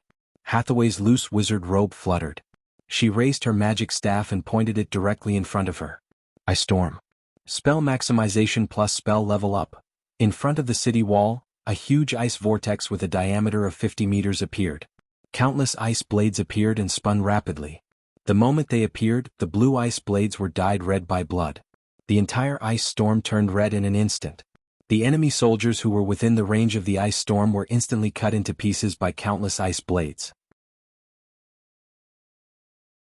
When the surrounding beastman army saw this, they all began to dodge. However, before they could do so, the ice storm suddenly expanded in all directions. Countless ice islands spun and flew outwards. Everywhere it passed, there were corpses everywhere. Chain of fireballs? Karina snapped her fingers, and the surrounding temperature suddenly increased by 12 degrees. In the next second, 5 football-sized fireballs appeared. As she pointed lightly, the fireballs instantly flew towards the dense crowd below the city wall. Boom, boom, boom. A series of explosions sounded. A large number of Beastman army soldiers were blown to pieces by the fireballs. The shockwaves rolled. The Beastmen, gnolls, and trolls that were within 5 meters of the explosion were directly burned into charcoal. Seeing this, the Beastman shamans continued to cast spells to attack. Lightning, ice, fire, all kinds of spells were cast one after another. The number of casualties on both sides increased rapidly. Group haste. Group elemental resistance. Group bears endurance. Raise your spirits. Beams of light rose from Su Lin and Hathaway.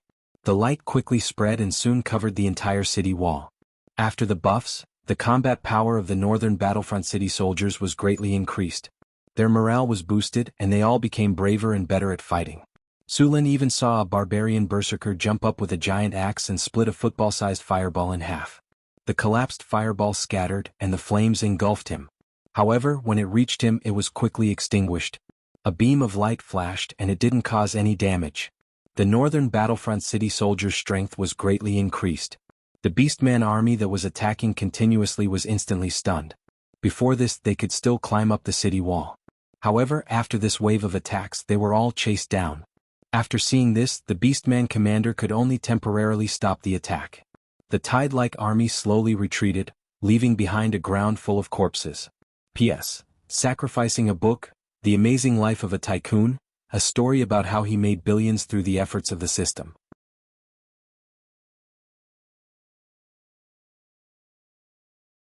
Chapter 339. The setting sun was like blood. The north wind was howling. A few vulture cries came from the sky. The battle had just ended, and the whole battlefield was filled with the thick smell of blood. A large number of orcs and gnolls were lying on the ground, but there were not many trolls. Unless they were killed by fire or strong acid, the trolls would only be injured at most and would recover in a short time. Team 1 go back and rest. Team 2 keep watch. Seeing that the enemy had completely retreated, Su Lin immediately arranged for the army to rotate and send the wounded to the field hospital. Su Lin cast a physical healing spell on some of the more seriously injured ones. There were many healing potions stored in the northern battlefront city.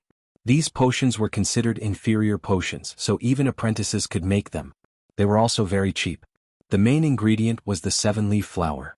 Its main function was to stop bleeding, relieve pain, and speed up the recovery of wounds. After the battle, Su Lin became even busier. Although the orcs had been defeated today, the northern battlefront city had also suffered a lot of casualties. At the same time, a fierce argument was going on in the orc army's camp. Salen, your people must be the main attackers tomorrow. Yes, you trolls must be the main attackers. Salon the orc and Jen the high gnoll said loudly. In today's battle, both sides had suffered heavy losses, but the troll casualties were very low. This time, the alliance, which had been formed by relying on benefits, suddenly had problems.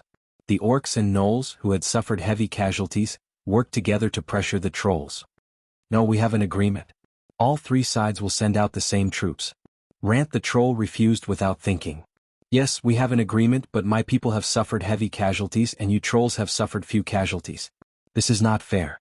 Yes, you are not afraid of injuries and you have strong recovery abilities. You should be the main attackers. The orcs and gnolls said unhappily. We trolls have suffered few casualties because of our race's talent. Our attack on the battlefield today was not weaker than yours at all.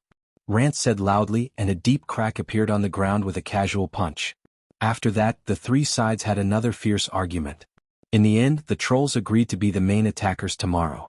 After all, the trolls were alone with the orcs and gnolls working together. However, it was not without benefits. The trolls agreed to be the main attackers, but they would also get more loot. After a fierce argument, the three parties finally reached an agreement. The night soon covered the land. Su Luin hadn't rested yet. At this time he was staring at the strategic map.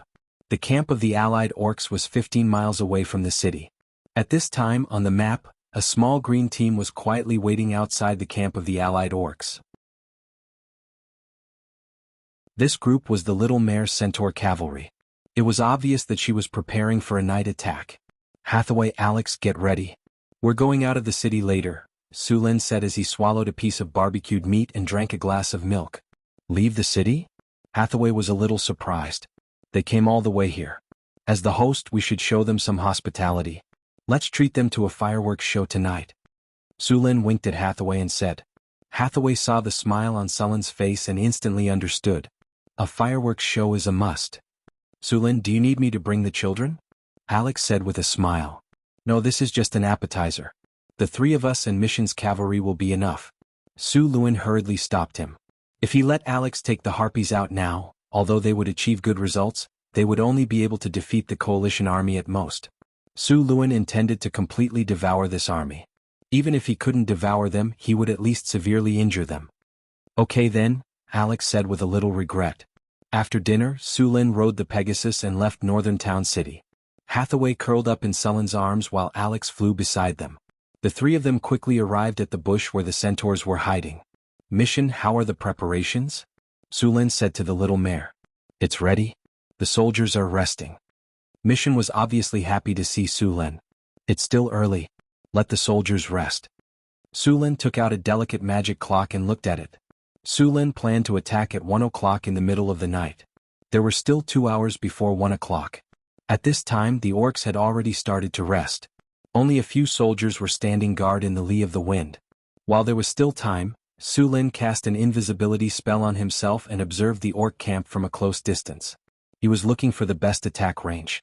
At the same time, he needed to mark the enemy's traps one by one and destroy them in advance before the attack. Trolls and orcs were good hunters. In order to prevent a night attack, it was natural for them to set up traps around the camp. Time slowly passed by. Su Lin retreated from the orc camp. After some investigation, he found a weakness of the orc army. Although the three races formed an army, they looked united but were actually divided. The three races had their own camps, and their camps were a little far apart. It was obvious that the three races were still on guard against each other. This was a normal phenomenon in the wilderness. In the wilderness, even allies had to be on guard against betrayal. This had nothing to do with morality. This was how they survived. If you underestimated your enemy, you would be stabbed in the back by your allies. The three camps gave Su Lin the feeling that they were three hedgehogs for warmth. This arrangement gave Su Lin and the centaurs too many opportunities. Soon it was 1 o'clock in the middle of the night. The sky was very dark and the moon was covered by dark clouds. The night was dark and windy. This was the perfect time to kill someone. Tell everyone to get ready. Su Lin closed the magic clock and gave the order. The centaurs who had been waiting for a long time all stood up. The bushes were filled with sparse sounds. Su Lin took out the sky lamp and waved it. A ray of light quickly spread out. Group invisibility. At the same time, Hathaway also took out her staff. 2 rays of light flashed in succession. Silent. Hide your whereabouts. Even with the support of invisibility, the movement of a team of over 1,000 people could still be easily detected by others. Now that Hathaway had cast 2 spells, the noise was almost inaudible. Seeing this, Su Lin once again cast more spells on the army. Group magic weapon. Everyone get ready. Bear's endurance. Owl's insight. Elemental resistance. Group haste. Rays of light were cast by Su Lin, Hathaway, and Alex. The aura of the centaurs reached its peak. After casting the spell, Su Luin pointed the spear in his hand. Move out. The army slowly moved out. The Centaur army wasn't far from the Beastman army's camp. When they were about 1 kilometer away from the enemy camp, the Centaur cavalry loudly set off. The thunderous sound of their hooves couldn't be hidden even with spells. Cavalry needed distance to move, so they could display their maximum speed from here to the Beastman army's camp.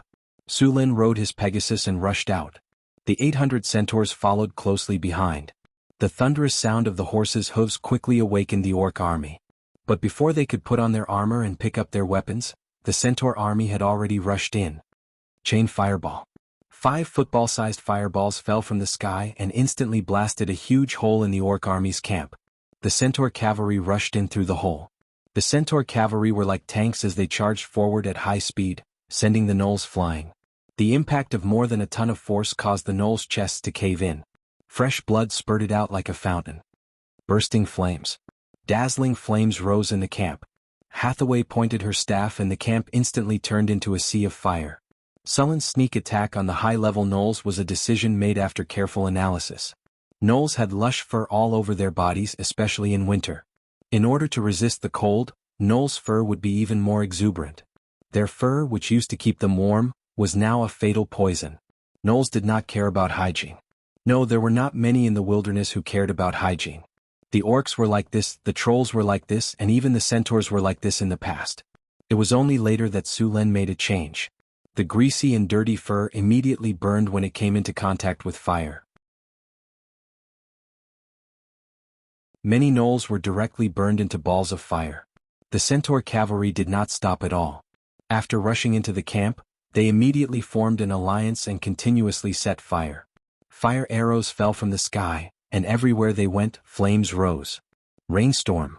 Traces of moisture quickly gathered in the air, and the dark clouds in the sky also sank a little. Soon, drops of rain fell from the sky. The skinny gnoll shaman let out a sigh of relief. The fire in the camp was suppressed by a lot. You reacted so quickly, Su Lin said with a little surprise as he reached out to catch the raindrops. But it's still too late. Throw the kerosene. With Sullen's order, the centaur cavalry immediately threw out clay pots. The pots broke and brown sticky oil flowed out. Fire arrows. Fire. Hundreds of fire arrows flew out in an instant and directly ignited the kerosene. The kerosene, which had been mixed, immediately rose into a 2-meter-tall flame. The raindrops did not have any effect on the flames. The kerosene was a spell-casting material made by the wizard apprentices. Under normal circumstances, it was used together with grease and burning hand. Hathaway adjusted the ingredients to make it easier to burn. Tornado. Alex summoned 4 giant tornadoes. The tornadoes directly rolled up the burning tent, and the flames began to spread quickly.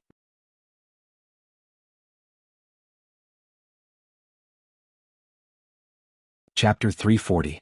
The sky was dripping with rain, but the flames in the camp did not weaken at all. The appearance of the tornadoes not only spread the flames further, but also directly scattered the dark clouds in the sky. The effect of the rainstorm spell was greatly reduced, and with the destruction of the tornadoes, the effect of the rainstorm spell became smaller and smaller. The gnoll camp was completely ignited, and Su Lin also began to retreat with the centaurs. After such a long time, the orcs and trolls began to gather. If they did not leave now, they would be entangled with them. The centaur knights quickly retreated. Some gnolls wanted to chase after them, but they were shot down by the centaur knights, nailing the gnolls to the ground. After rushing out of the camp, they saw the orcs and trolls rushing over. However, with their speed they could not catch up with the centaurs. As soon as they rushed over, the centaur army had already easily retreated from the battlefield. After leaving the battlefield, the centaur didn't stop. Instead, it turned around and left the area. After the centaur's attack, the beastmen would definitely increase their surveillance of the area. If they continued to stay here, it would be very dangerous. The beastmen also had cavalry and aerial knights. Su Lin and the others separated from Mission halfway. Mission continued to lead the centaurs to the south, while Su Lin, Hathaway, and Alex returned to the northern city. The next day the weather was clear, but the orcs did not attack. The attack last night caused the gnolls to suffer heavy losses. 80% of their tents were burned, and thousands of people were injured or killed. This was already a huge blow to the gnolls, so the orc army did not attack the city today. The morale of the Alliance army had plummeted. After some rest, they launched another attack on the third day. Unlike the previous few times, this time there were more trolls in the attack. After seeing this situation, Su Luan immediately ordered the logistics department to send the water demon venom. The water goblin venom was made from the acid of the legendary water goblin that Su Lin had killed in Mirror Lake. Su Lin had personally experienced the corrosive nature of the water goblin venom. It was perfect for dealing with trolls. Muffled sounds of war drums came from the back of the orc army. The muffled sound of war drums spread throughout the entire battlefield. As the war drums sounded, a strange power quickly spread. The fighting spirit of the orc army skyrocketed.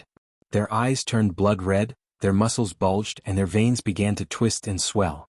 One by one, the figures of the shaman priests appeared. The leading shaman seemed to have one foot in the grave, but his aura was unusually strong. He held a white bone scepter in his hand and wore clothes that were decorated with all kinds of gems, beast bones, and feathers. It roared at the sky. Then the desolate song that had been passed down since ancient times rang out. Its old body stood straight at this moment, and a wild power began to gather on the battlefield. The chief of the orc army rode on a tall land dragon and raised an exaggeratedly huge axe. He looked at the battlefield in front of him and roared, "For the tribe! For the Stormwind clan! For the sake of our future generations!" Bang! The huge battle axe sliced through the air and smashed into the ground. The orc chieftain pointed at the towering walls of the northern town city. Countless orcs roared in anger. They held their crude weapons and pounded their chests with their left hands. Their morale was raised to the highest point. Stormwind! Stormwind! Stormwind! Countless orcs madly shouted the name of their clan and looked at the city wall with bloodshot eyes. At the same time, the trolls on the side also gave it their all. The trolls prayed to their ancestors. The totem pole shone with a red light. Wherever it went, the trolls felt a sudden surge of power in their bodies. Cold, hunger, and death. This was a battle that would determine the future of the trolls. Since the destruction of the Troll Empire and the trolls were driven to this barren land, the shadows of hunger and death had always shrouded them. They had lost a lot of their words, history, and even culture. Only a few priests still remembered a few words passed down from ancient times. Now it was time for the trolls to rise again. As long as they defeated the humans in front of them and occupied this fertile land, the trolls would rise again, and they would become the new king of the Troll Empire. All the warriors had joined the battle. In order to prepare for the consumption of this war, whether it was the trolls, the orcs, or the high-level gnolls, they had all bet on it. If they took over this land, they would be able to return to glory. Once they lost, everything would be over. The war must end with one side completely defeated from the beginning. The Orc Alliance army, which had no way out, burst out with amazing combat power. Su Lin stood on the city wall and looked at the army opposite him. He did not expect the Orc Alliance army to want to fight directly. "Since you want to fight, then come on." Looking at the Orc Alliance army that was full of fighting spirit, Su Lin's heart was filled with pride. The establishment of a kingdom must step on countless corpses. Endless blood will dye my carpet red, and countless bones will build my stairs to the throne. The wails of the enemy are my hymn, and the cries of the soul are my epic. The ancient sacrificial war song sounded. The eyes of countless orcs and trolls turned red, and they went berserk. The orc priests used the power of the beast god to cast war spells, and the trolls awakened their ancestral spirits. Although they didn't have their own gods, their countless sacrifices had created another kind of power. The souls of the heroes who died in battle didn't return to the river Styx. Instead, they stayed in the form of ancestral spirits somewhere in the Grey Waste. They continued to increase their strength until one day they successfully became gods. Although the shaman doctrine was rough and ancient, it was still powerful. Su Luan raised his purple dragon halberd high up in the air. Powerful lightning energy revolved around him. His body was lifted up into the air by this powerful energy. A thundercloud vortex appeared in the sky. In the dusky sky, countless lightning bolts crisscrossed. Violent lightning snakes kept rolling around, giving people a feeling of the end of the world. A bolt of lightning as thick as a bucket suddenly fell. Su Lin was like the incarnation of the thunder god. The bright lightning lit up the sky, and then a powerful force appeared on the battlefield. Su Lin pointed his purple dragon halberd, and the tall Arc de Triomphe in the city shone with a strange light. A powerful force suddenly spread out from the Arc de Triomphe, and it immediately covered the entire city. Song of Triumph. The unique ability of the Arc de Triomphe was activated. A passionate song came from the sky, and a golden light rose from the Arc de Triomphe. Then a faint golden shadow appeared. These were the soldiers of the North Town City who had died in battle. Now, under the powerful power of the Arc de Triomphe, they were resurrected in the form of battle souls. If the Arc de Triomphe existed, then after thousands of years, it would accumulate a shocking number of battle souls. These battle souls might even evolve into powerful heroic spirits. Unfortunately, the Arc de Triomphe existed for too short a time. It could not unleash its full power. The passionate song rang out, and the morale of the soldiers of the North Town City was instantly boosted. The morale that had dropped because of the actions of the Orc army was instantly boosted. Amidst the chaotic drumming, the Orc army charged forward like a tidal wave. The trolls were right at the front. The soldiers of North Town City had been prepared for this. They immediately poured out the water demon acid. The pungent acid corroded the trolls and turned them into corpses. When the trolls were attacked by the acid, it was like metal falling into concentrated sulfuric acid. Their skin and flesh were instantly torn apart. The trolls screamed in agony. However, this scene did not make the berserk trolls retreat. All the trolls, orcs, and gnolls attacked without fear of death. They would not stop attacking until they fell. Hathaway took out her magic staff and nodded to Alex and Karina behind her. The three of them stood in a triangle and began to prepare their spells. Flaming Storm. Combination spell. Spell maximization plus spell upgrade. A powerful mana fluctuation instantly appeared on the battlefield. A ball of fire descended from the sky, instantly enveloping a 200-meter radius around Northgard City. Then the fire began to spin rapidly, and a giant fire tornado appeared on the battlefield. The entire world seemed to have been ignited in an instant. The terrifying heat spread out like waves of air. Along with the violent energy fluctuation, the flaming storm engulfed all the enemies in the surroundings and turned them into charcoal. Moreover, the entire spell was moving rapidly, leaving behind a scorched earth. The beastmen, trolls, and gnolls didn't have the slightest ability to resist such a powerful spell. In the blink of an eye, over 1,000 enemies died in this terrifying storm of flames, and the entire battlefield was instantly cleared out.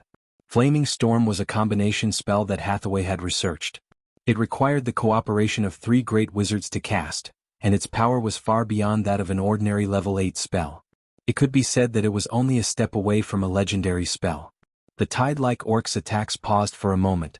Although the flaming storm was powerful, it quickly dissipated.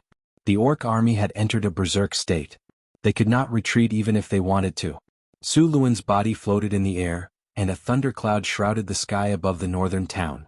Accompanied by the roaring wind and the surging thunder snakes, the sky seemed to be stirred by a powerful force at this moment, forming a terrible vortex. The world was dark. It gave people the illusion that the world was coming to an end. Rumble. Accompanied by the sound of thunder, bolts of lightning descended from the sky. Dozens of bolts of lightning suddenly descended from the sky, and powerful lightning flashed. Large numbers of orcs, trolls, and gnolls were instantly turned into charcoal. Countless lightning snakes continuously jumped about, and for a moment, the entire area turned into a lightning prison.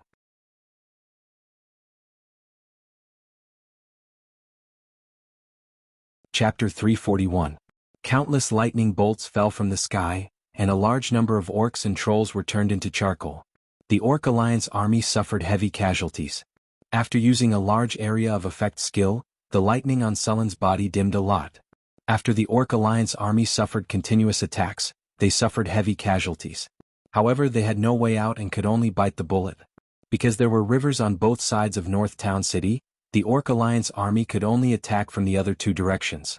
After suffering heavy losses from the front, the Orc Alliance army increased their attacks on the side walls. Fortunately, Su Lin was prepared. He had reserved enough troops to immediately block the orcs' attack. There were a large number of enemies fighting on every section of the city wall. A ferocious-looking troll with tattoos on its body raised a shield and pounced forward. It nimbly dodged the acid attacks and blocked a few fire arrows with its shield. The troll jumped down from the crude ladder and opened its bloody mouth.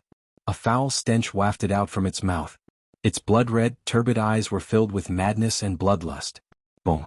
Suddenly, a burly figure rushed up in an instant.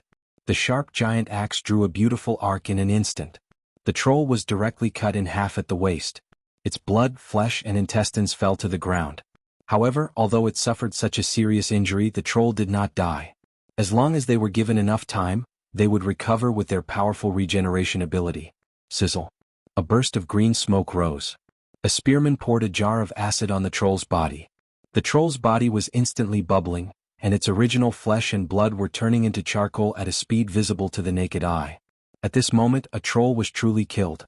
On the battlefield, the soldiers in northern town city were resisting in an orderly manner, while the barbarian warriors were constantly wandering around. Wherever there was danger, they would rush up immediately. Whether it was the high-level jackallen, the trolls, or the orcs, they would not be able to last more than a few rounds in the face of these fully armed barbarians.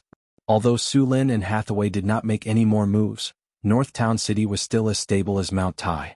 The tide-like attacks of the Orc allied army seemed to have crashed into a hard rock, and only waves of blood were stirred up. Hathaway was recovering her magic power. Casting spells on the army and releasing Flaming Storm had consumed a lot of her magic power. Fortunately, the elemental pool of the wizard tower had been completed. With the elemental pool to quickly replenish energy, Hathaway would soon recover. This was another advantage of Northern Town City. The Orc army outside the city did not have an elemental pool to recover their energy. It was not easy for them to cast a large-scale buff spell. Su Lin was also recovering his energy. Although the explosion just now was very powerful, it also consumed a lot of energy. He still had to face the enemy's legendary master, so he couldn't slack off. The battle on the battlefield was getting more and more intense. The Orc allied army had suffered heavy losses, but the Orc chieftain who was commanding the battle didn't waver at all. He stood tall on the battlefield and stared coldly at the towering walls of Northern Town City. For thousands of years, we've longed for fertile land, and now it's right in front of us. High Priest, let's begin. The skinny High Priest slowly stood up. Behind him were dozens of shamans. There were trolls, orcs, and gnolls. Everyone silently came to an altar not far away. This altar looked very simple and crude. Dozens of shamans stood in different places. The High Priest raised the scepter in his hand, and a powerful energy appeared from his body. Then, more and more shamans raised their scepters, and a wave of energy was transmitted to the High Priest in the middle. Soon, all the shamans' energy was gathered at one point. A solid energy appeared around the shamans. Even the clouds in the sky were blown away by this energy. Su Lin, who was recovering his energy, suddenly felt a violent elemental fluctuation outside the city. A bad feeling rose in his heart. They're preparing a powerful spell. Hathaway's figure suddenly appeared on the city wall. We need to stop them immediately.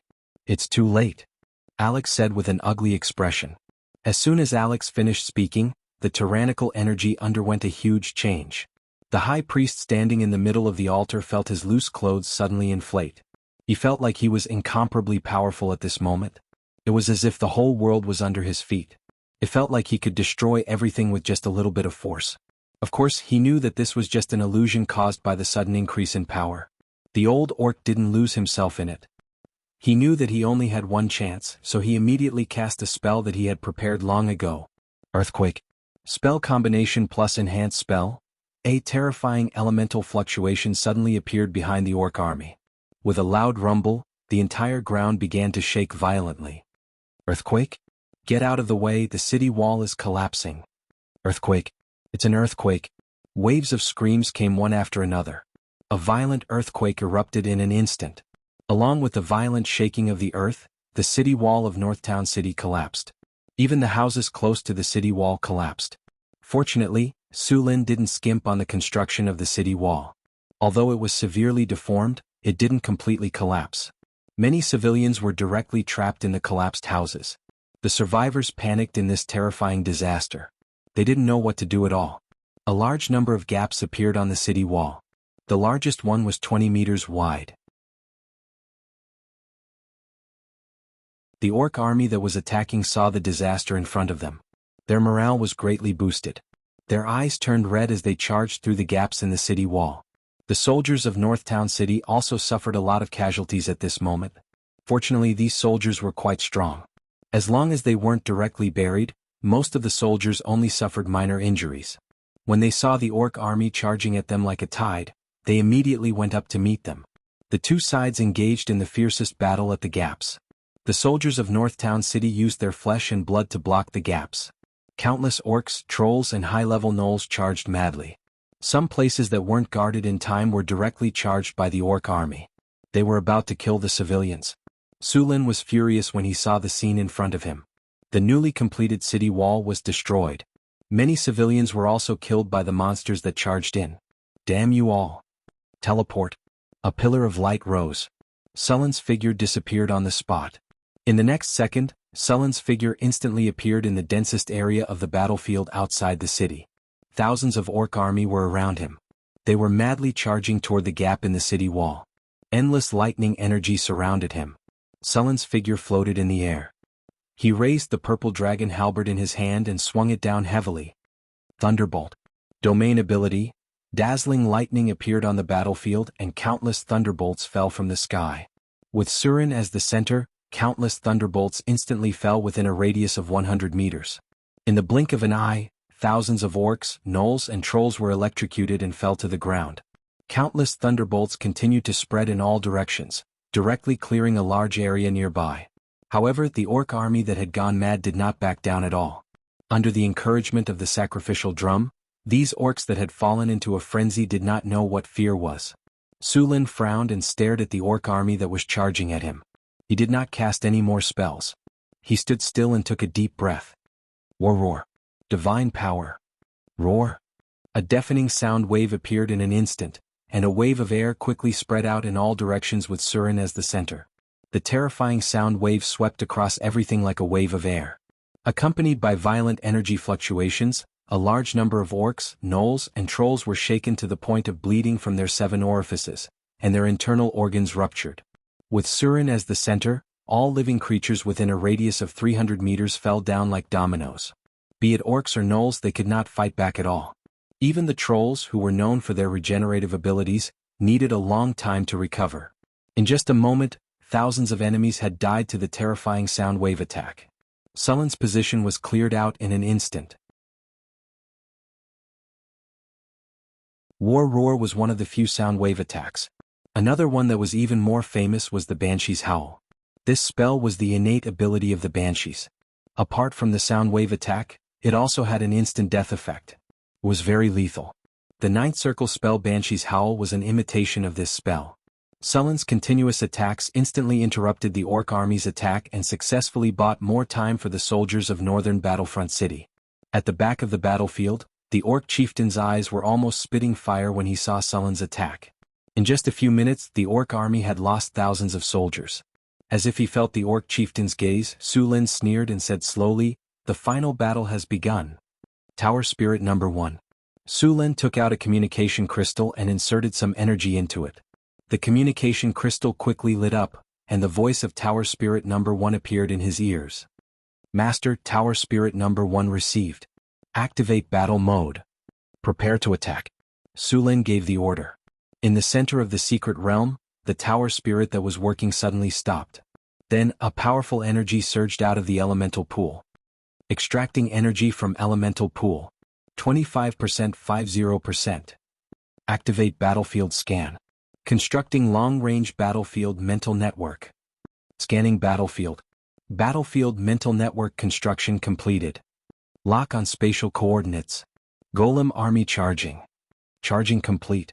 Activate teleportation gate. Golem army teleport. A dazzling light rose. At the same time, a beam of light rose from Sullen's body. In the next second, a huge dimensional gate opened. Then 16 3-meter-tall steel golems appeared on the battlefield.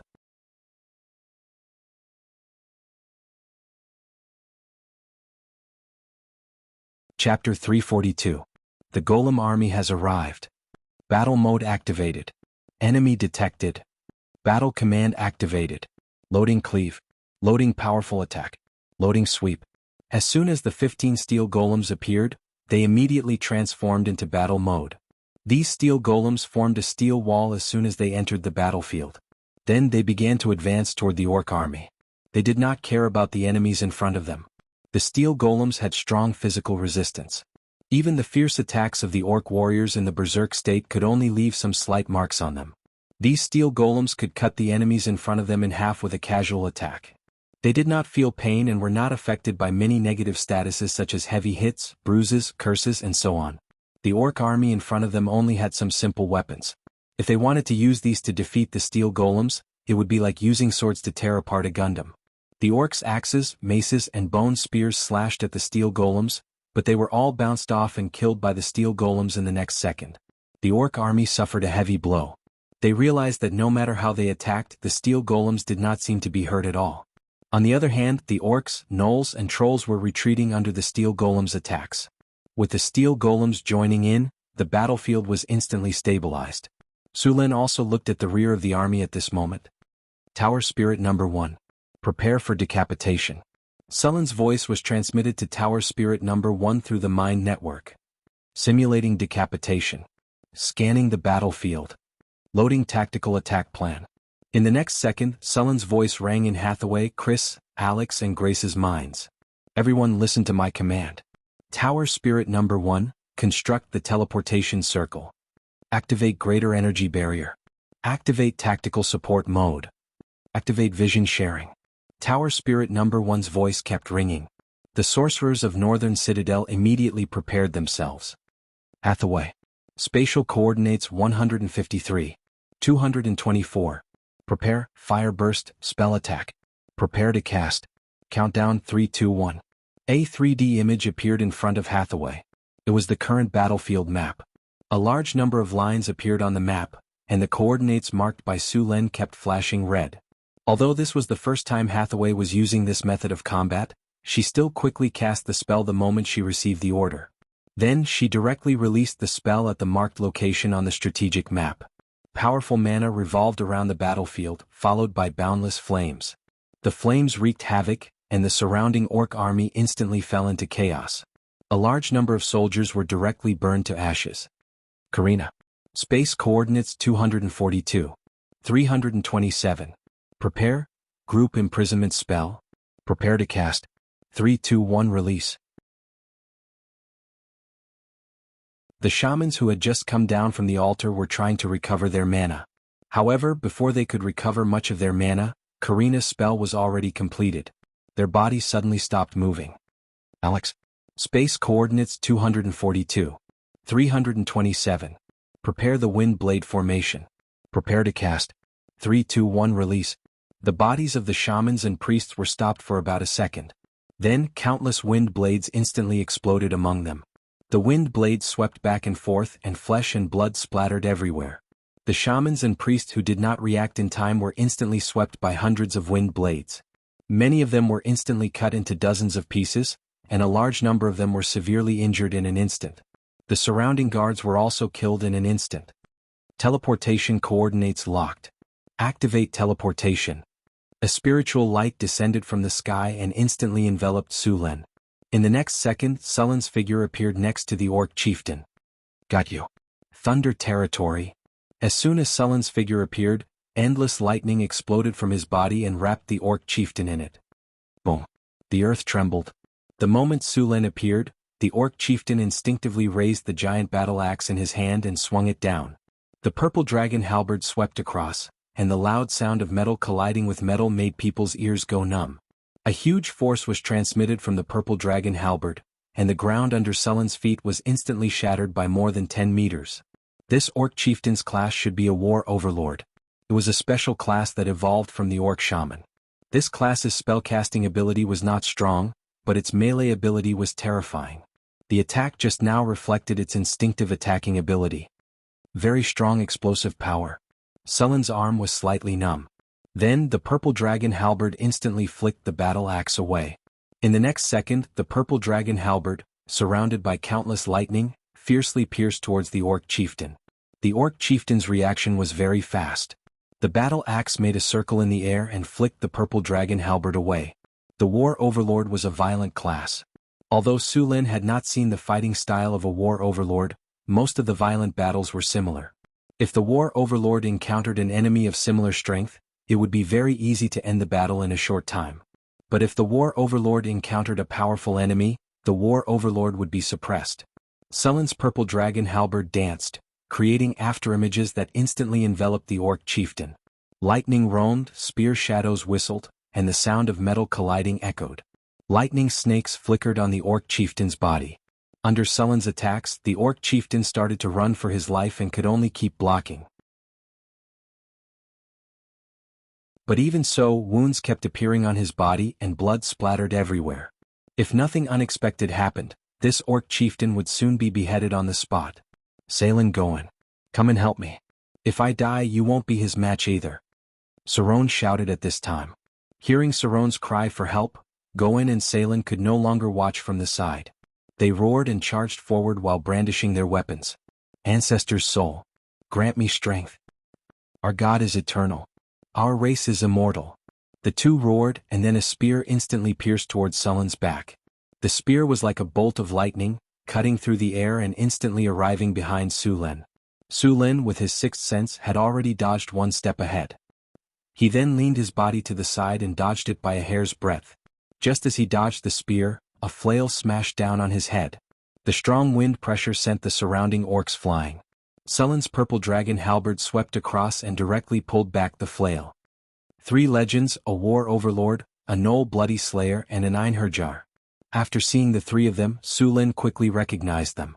After trolls and Einherjars fused, their fighting strength increased greatly. The Gnoll bloody slayer was most likely an abyss gnoll that was sent here by the wolf from hell.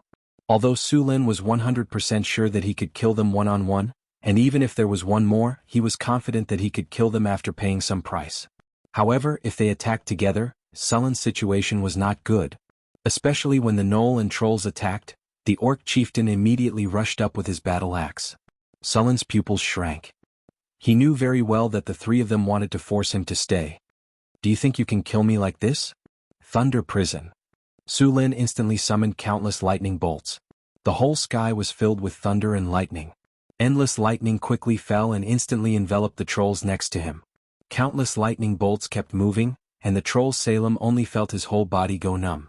The lightning bolts surrounded him and made his body tremble. Brr.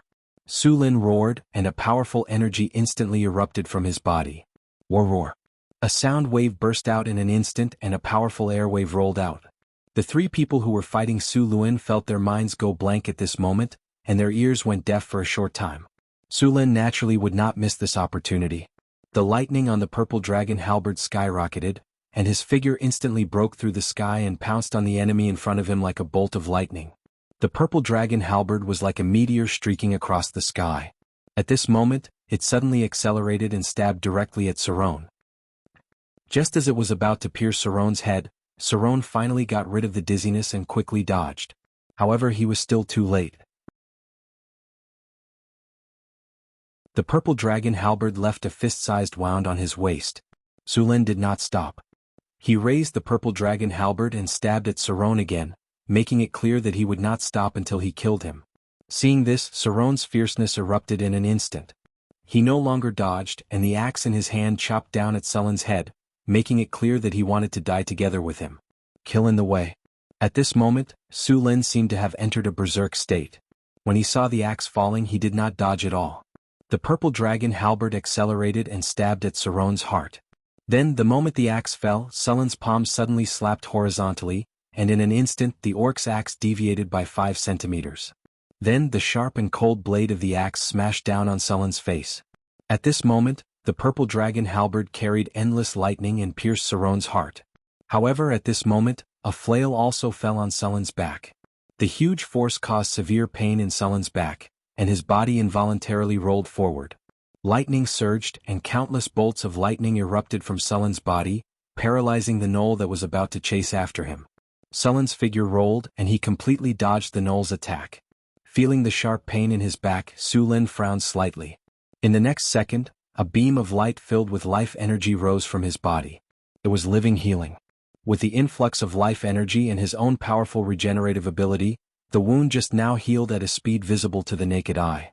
In just a breath, the original wound had disappeared. Seeing Sullen's powerful regenerative ability, the gnoll's pupils shrank, and a bad feeling rose in his heart.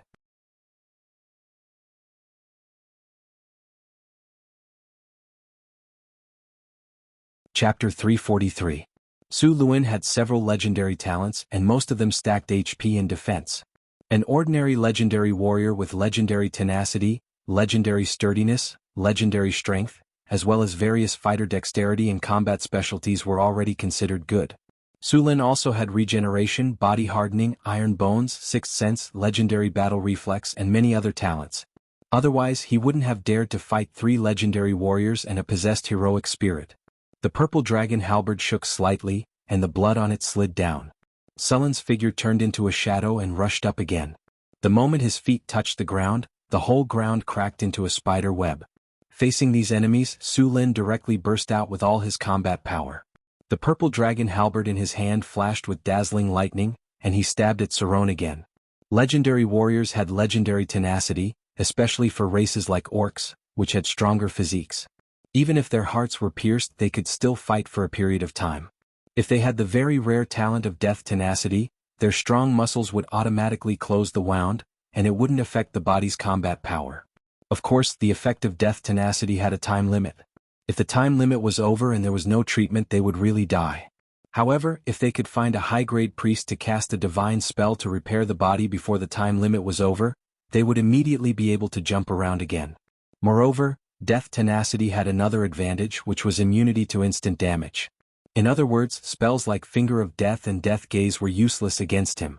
Even Su Lin didn't have this rare talent, but this time he saw it on Saron.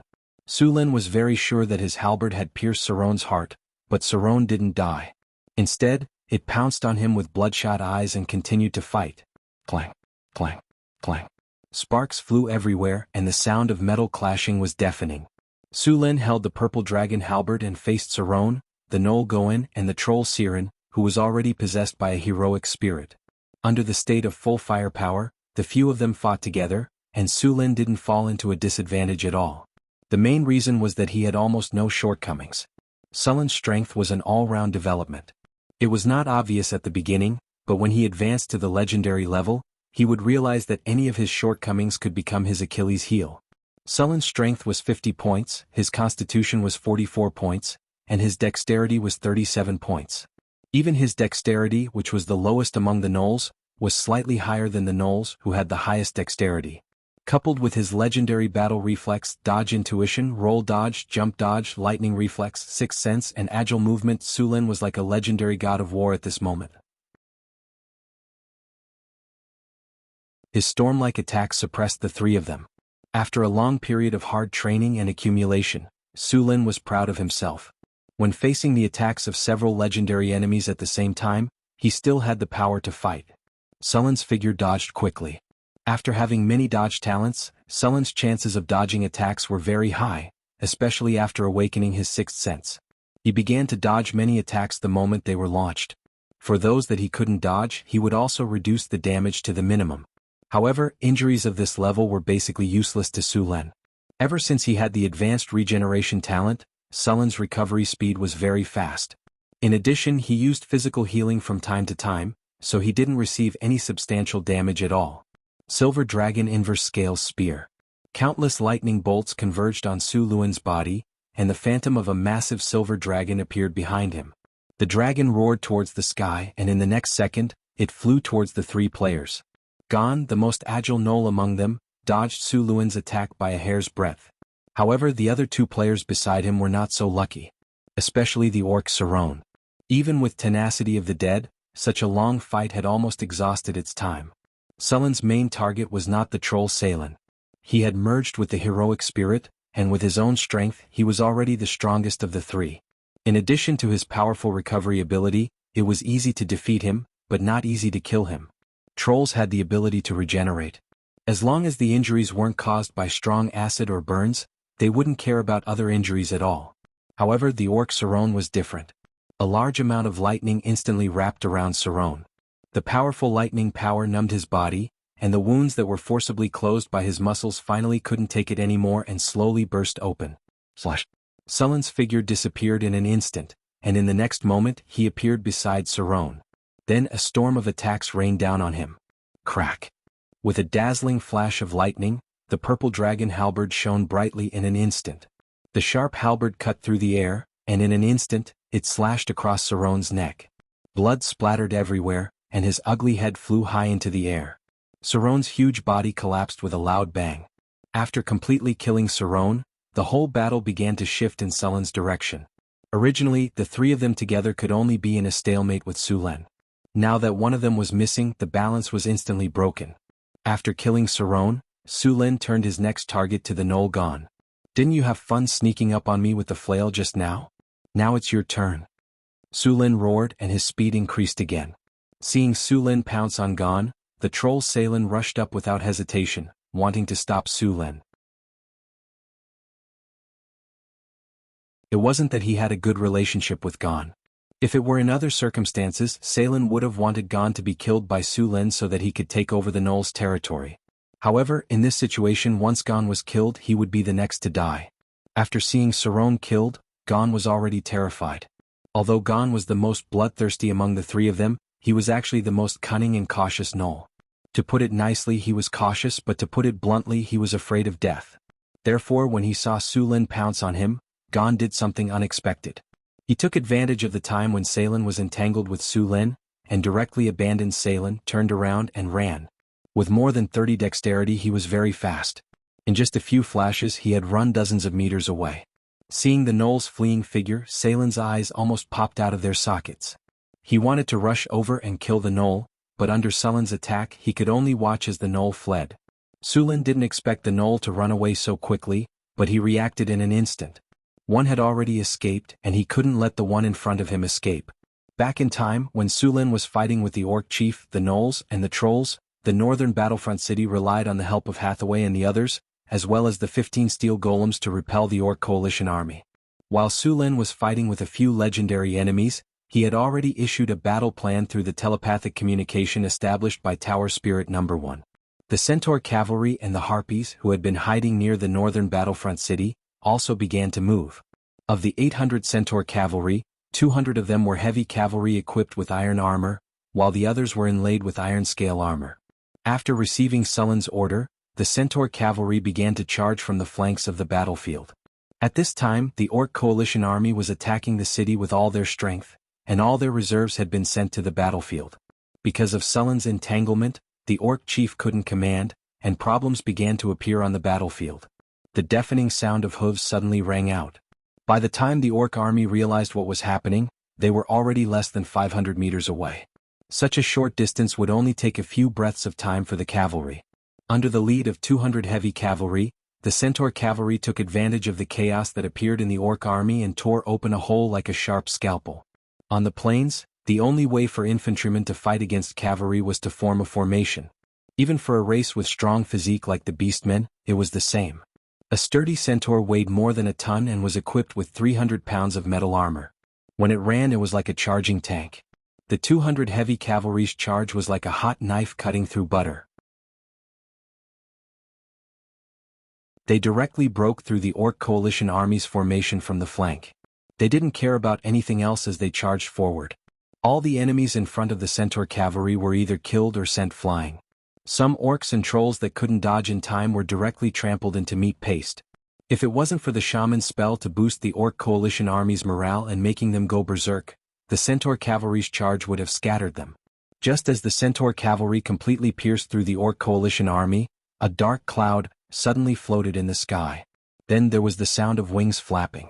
Countless harpies flew above the battlefield, and in the next second, an overwhelming number of rocks fell from the sky. The harpies each carried a bag the size of a school bag, which was filled with fist-sized rocks.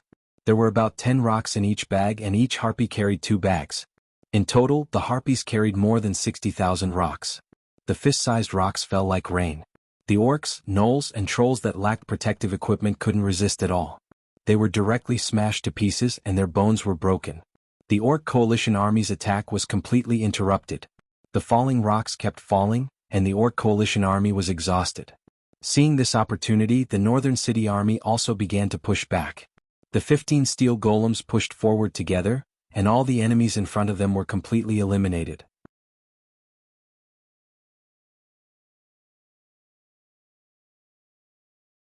Chapter 344. Su Lin had given the harpies several different throwing weapons. The most common one was rocks, which were cheap and effective. The second one was the incendiary bomb, which Su Lin had used when encircling the Orcs. It was very effective, but the only downside was that it was expensive. The oil and sugar needed for the incendiary bomb were not cheap, so it could only be used in special situations.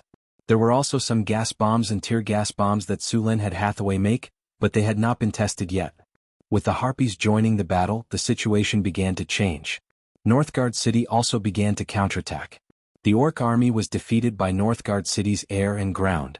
At this time, the 500 crossbowmen had finished gathering. After forming the crossbow formation, the crossbowmen fired wave after wave of arrows. A large number of orcs, gnolls and trolls were turned into porcupines. At this time, the gnolls who had been resisting suddenly collapsed. They wanted to escape, but Northgard City had surrounded them from the sky to the ground. They had no chance at all. After Gnoll Goen escaped, the remaining troll Salen could only bitterly resist. Although he had the buff of a heroic spirit, he was still no match for Sulen. If it were not for the troll's special constitution, he would have followed in Sauron's footsteps. Even so, his situation was getting worse. Every attack of Sulen's carried powerful lightning power. Not only did it have a high chance of causing paralysis, but the injured parts would also be turned into charcoal. This situation also reduced the troll's regenerative ability, but it was not as effective as the acid. Although the legendary troll was no match for Sulen, it would not be easy for Sulen to kill him. But it was not easy. Greater haste. Sulen did not hesitate to use greater haste with the help of the Wind Dragon flag. His speed was already very fast, but now it was even faster. He waved the purple dragon halberd with endless power. Bolts of lightning wrapped around Salen, and the sky was filled with countless lightning bolts that instantly covered the area. Thunder Prison. The boundless power of lightning transformed into a cage that instantly engulfed Salem. The powerful power of lightning burst out in an instant, and the entire world seemed to be illuminated in that instant. Saren's body stiffened, and at that time Hathaway's silhouette suddenly appeared behind him. Melf's Acid Arrow *5, multiple casting plus instant cast. Salen, who was already heavily injured by Sulen, was instantly surrounded by 5 acid arrows. Trolls had low resistance to acid, and this wave of attacks completely killed him. Although Melf's Acid Arrow was very similar to Acid Arrow, since it had a name, this spell naturally had its own uniqueness. The Melf series of spells also had a name called Lesser God Slaying spells. This kind of spell was different from ordinary spells. It had a different way of judging. It was one of the few spells that could break through a god's protective force field. The heroic spirit's defensive force field was not as strong as that of the gods, so Salen was completely defeated in this state. Hathaway was still worried when she saw the troll's state. She cast a few fire spells in succession, completely burning it to ashes. Salen died, and the heroic spirit attached to him automatically left. However, before the heroic spirit could escape, Sulen had already entangled it with countless lightning bolts. At the same time, the purple dragon halberd, which was already prepared, pierced the heroic spirit with powerful lightning power. Crack! The sound of crystal shattering was heard, and the pale golden heroic spirit instantly shattered into countless golden fragments like a crystal. It then turned into countless spiritual lights and finally disappeared completely. Ding dong! A light sound was heard, and a pale golden soul crystal appeared and fell to the ground. This was the last thing the heroic spirit left behind. Ding! Congratulations to the host. You have successfully killed a heroic spirit. You have received 31,000 EXP. Ding! Target is a divine creature. It has divinity points. Extracting target's divinity power. Extraction successful. You have received 2 divinity points. A heroic spirit, 2 divinity points, more than 30,000 EXP and a legendary soul crystal. This was a great harvest. The other things were not so bad, but the divinity points were really rare. With the divinity points he had now, if others knew about it, there would definitely be many powerhouses eyeing it. He was now considering whether to find trouble with the other troll tribes to see if he could get more divinity.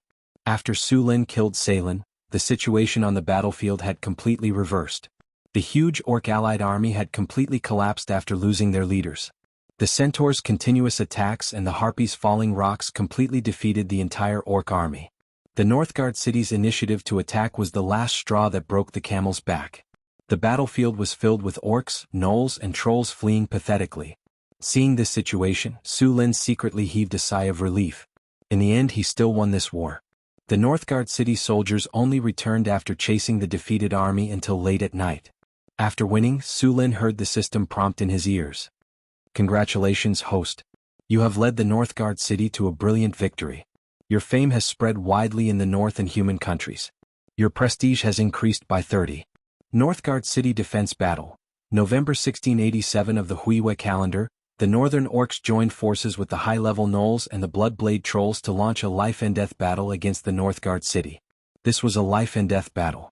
More than 40,000 enemy troops participated in the battle.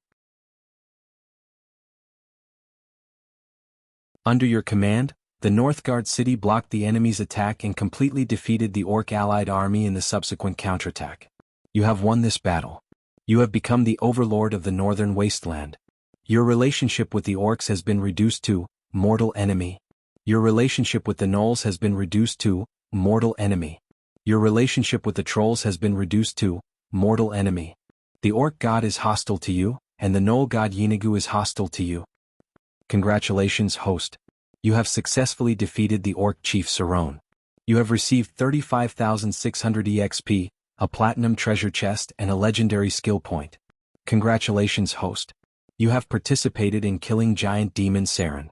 You have received 18,600 EXP, 1 platinum treasure chest and 1 enhancement stone. Congratulations, host. Under your command, the northern battlefront city's army has achieved victory. You have obtained 45,000 experience points and a platinum treasure chest. Congratulations, host. Your EXP is full. You have leveled up. You are currently level 25. You have received 2 free attribute points and 2 skill points. As the battle ended, the system prompt kept ringing in Sullen's ears. What surprised Su Lin was that the EXP he received from killing the troll Salon was less than half of the other legendary experts. He opened the system to check and found that most of the EXP had been taken by Hathaway. After all, it was Hathaway who killed the troll and he could only be considered as a support. It was already good enough that he got these things. There were many benefits after this battle. He had received 3 platinum treasure chests, 2 legendary skill points, a large amount of EXP and of course the enmity of the 2 gods. However, Su Lin did not take it to heart. No matter if it was the Orc god or the Gnoll god, they could only watch, no matter how unhappy they were, unless they were willing to send their avatars to build a roof. However, their enemies would not let go of such a good opportunity. As long as they sent their avatars, their enemies would soon come knocking on their door. Su Lin did not open the treasure chest immediately. Instead, he prepared to use the legendary skill points. He had received 1 point from killing the Orc chief, and together with the 1 from last time, Su Lin now had 2 legendary skill points. After opening the system interface, a bright plus flashed behind the forbidden magic skill. Su Lin took a deep breath, then chose to use the 2 legendary skill points on the forbidden magic skill with a solemn expression. Ding. Do you want to use 2 legendary skill points to enhance the forbidden magic skill? Yes. A strange force instantly appeared on Sullen's body and then disappeared. Su Lin looked at his body in a daze, but he did not find anything. The forbidden magic skill in his system interface had also changed. Forbidden magic field. After use, it can forbid magic in an area or a single target. After using the forbidden magic skill, the caster, including the legendary, will be cut off from the surrounding elemental energy. The caster can only rely on their own magic power to cast spells. Note, it can only be effective on people who are not stronger than the caster. The duration varies according to the opponent's resistance. Looking at the introduction of the new skill, Sullen's eyes lit up. The upgraded forbidden magic field could finally be effective on legendary masters. With this skill, the enemy's strength would be directly reduced by half. After upgrading the skill, Su Lin opened the system space and prepared to open the treasure chest. 3 rays of light rose one after another, and the system prompt sounded in Sullen's ears. Congratulations, host, you have opened the platinum treasure chest. You have obtained the item Lucky Gem *1. Congratulations, host, you have opened the platinum treasure chest. You have obtained the talent, Tenacity of Death, partial information. Congratulations, host, you have opened the platinum treasure chest. You have obtained the item Leaves of Wisdom *1. After the rays of light dispersed, Su Lin began to check the rewards. This time he had gained a lot. What surprised Su Lin was the partial information of the talent, Tenacity of Death. After obtaining it, Su Lin discovered that to obtain this talent, he still needed to invest 2 skill points. Su Lin directly used the skill that he had just obtained and successfully obtained this talent. Tenacity of Death, special talent. After experiencing a life and death crisis and escaping the shadow of death, you have obtained the power to resist death. You are immune to instant death damage. Even if your vital points are hit, your death will be delayed. The delay time is Constitution *0. 5 minutes.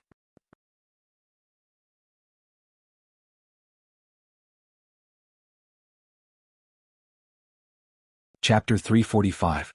The effect of the tenacity of death was very powerful, but it was not useful under normal circumstances. However, the effect of being immune to instant death and delaying death was still very good. With Sulin's physical healing, it would not be easy for him to die even if he wanted to. If his advanced regeneration talent was upgraded to legendary regeneration, Sulin would become a meat shield. It was a pity that the Abyss Knoll had escaped, but it did not matter. As long as it was still in the northern wilderness, he would meet it one day. Sulin looked at the various things left. The lucky gem was a beautiful gem that shone with a white light. It was smaller than a fist and had simple attributes. Lucky gem, a magical rare gem. Legend has it that it can bring good luck to people. Effect. Using it when refining potions, making equipment, or forging weapons can increase the success rate by 25%. Of course, you can also choose to use it when the skill needs to be judged successful. Note, you are favored by the goddess of luck. This is just right for upgrading the purple dragon halberd. I just got a reinforcement stone. Let's upgrade the purple dragon halberd together. Thinking of this, Sulin immediately took out the reinforcement stone that he just got. The reinforcement stone was a red round gem. The gem was pure and contained a strange power. Reinforcement stone, a rare magic gem. After use, it can upgrade a weapon or other magic equipment by 1 level. It is effective below legendary, including legendary. The success rate of upgrading a level 1 magic item is 80%. The success rate of upgrading a level 2 magic item is 70%. The success rate of upgrading a level 3 magic item is 60%. The success rate of upgrading a level 4 magic item is 50%. The success rate of upgrading a level 4 magic item is 40%. Note, items that fail to be upgraded will not be destroyed.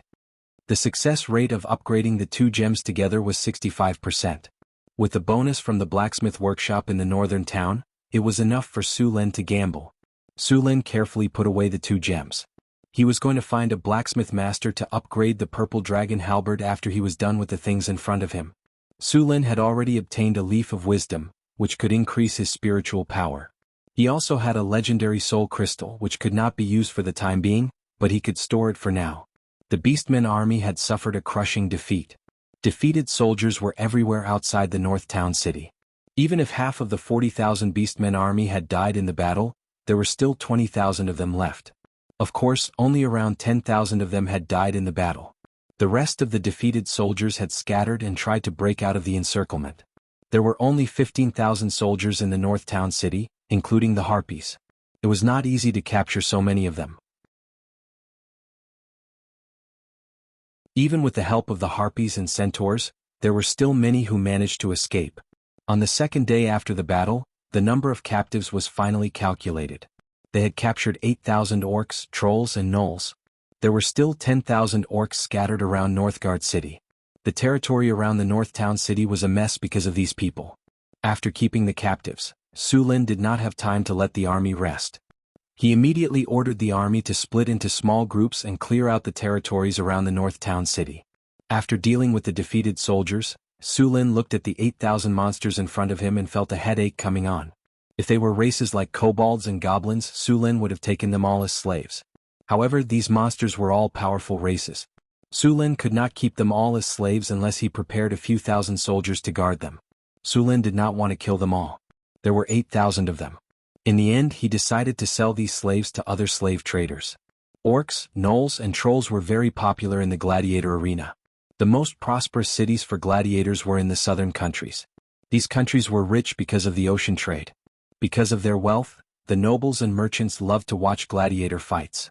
The more exciting and bloody the fights were, the more they liked it. In the southern countries, the fights between gladiators and lions and tigers were just appetizers.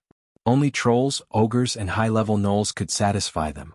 It was said that tens of thousands of gladiators died in the gladiator arena every year in the southern countries. One could imagine how popular the business was. Sometimes, when there were some famous gladiator arena fights, there would even be bets of hundreds of thousands of kinnar. Naturally, there were caravans from the southern countries in the northern city. When they heard that the northern city was going to sell a large number of orcs, gnolls, and trolls as slaves, they quickly ran to the northern city and asked to see Sulin. Merchants from other countries also flocked to the city after hearing the news. For this reason, Sulin had no choice but to hold a slave auction. The slaves were divided into groups of 20 for the auction. Of course, in order to get more profits, Su Lin did not rush to hold the auction. Instead, he let the news spread for a while and let more people compete. After arranging the auction, Su Lin began to clean up the mess. Because the orc shamans used earthquake, 2 of the newly built city walls in the northern city were destroyed. Even many houses near the city walls were affected. Many of them collapsed and needed to be repaired. In addition to clearing out the raiders, the northern city was very short on manpower during this period. After being busy for a while, he finally found time to upgrade the purple dragon halberd. The best blacksmith in the northern city was a gray dwarf named Brandon Bronzebeard Ironhammer. He was a 200-year-old orc. He was 1.5 meters tall. He had brown hair and a thick beard of the same color. His 2 arms were extremely muscular and did not look proportionate at all. Brandon, I need you to upgrade my weapon. Su Lin took out the purple dragon halberd and handed it over. It's this purple dragon halberd. It said that this weapon has been stained with the blood of at least 5 legend rank experts. I bet it will definitely become a legend. It's my honor to be able to upgrade this weapon. Brandon said excitedly as he grabbed the purple dragon halberd. But why don't you make a normal hammer or axe? Lord, don't you think a hammer or axe would be better? After seeing your heroism on the battlefield, I even came up with a name for the weapon. Mjolnir or Thunder Axe. If you don't think these names are good, I even came up with a name called Storm Axe. What do you think? After receiving the purple dragon halberd, Brandon did not check it out immediately. Instead, he tried his best to promote the hammer and axe to Su Lin. Hammer? Su Lin imagined him fighting with a hammer. No matter how he looked at it, he looked like a maintenance worker. Su Lin immediately shook his head and completely drove the image out of his mind. I don't want a hammer. I want the original purple dragon halberd. Su Lin emphasized. Lord, I think you should consider a battle axe or a hammer. If you think that there is a problem with the quality, you can rest assured. We dwarves will make the best of. Su Lin waved his hand and interrupted him directly. He stared at him and said, I don't want a hammer or a battle axe. I want a halberd. Brandon felt a chill run down his spine when he saw Su Lin's gaze. He could not help but nod. As you wish. After a few expansions, the blacksmith shop in northern town had become very large. As a master blacksmith, Brandon had his own personal forging room. Su Lin followed Brandon into the room and took out the materials to upgrade the purple dragon halberd. Other than the strengthening gems and lucky gems, there was also a silvery white metal that was slightly smaller than a fist. It was mithril. Other than that, there were some stardust, water demon blood, and arcane steel. Brandon was very surprised when he saw the 2 gems that Su Lin took out. These gems are so special. The power on them is so special. Brandon said in surprise as he picked up the strengthening gem. I feel that it can directly strengthen weapons and equipment. Yes, this is a strengthening gem. The other one is a lucky gem. They are both used to strengthen weapons. This time, I want it to reach the legendary level. Su Lin said as he picked up the other gem. Legendary? Brandon's eyes widened. As a blacksmith, he knew very well how precious a legendary weapon was. One had to know that in the history of the Grey Dwarves, there were not many legendary weapons that had been successfully forged. However, every legendary weapon was famous. Now that Su Lin said that he wanted to strengthen this weapon to the legendary level, Brandon instantly felt a lot of pressure. Don't feel pressured, Su Lin said when he saw Brandon's serious expression. With the strengthening gem and the lucky gem, there's at least a 60 to 70% chance of success. With such a high probability and your craftsmanship, do you still think that it'll be difficult to succeed? Or do you think that your craftsmanship is not good enough? Don't tell me you can't do it, Su Lin said as he glanced at him. Are you kidding me? My craftsmanship is not good enough? Why don't you ask around? I'm the best blacksmith among the Grey Dwarves. Isn't it just legendary? Look, this time I'll definitely forge you a legendary weapon of the finest quality. When he heard Su Lin questioning his blacksmith skills, Brandon instantly became like a cat whose tail had been stepped on. He was instantly bristling. The hair and beard on his head stood straight up, giving the impression that he had suddenly grown 10 centimeters taller. That's good. I'll be waiting. Su Lin snickered in his heart. He was very satisfied with Brandon's high-spirited state.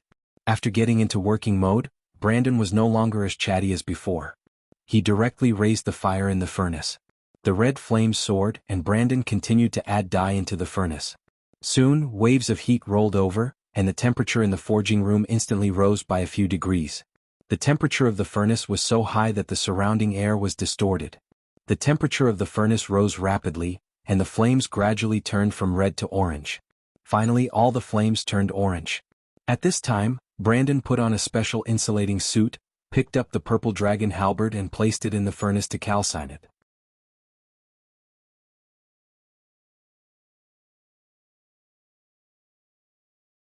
Chapter 346. Heat waves billowed, and the clanking sounds of forging rang out incessantly.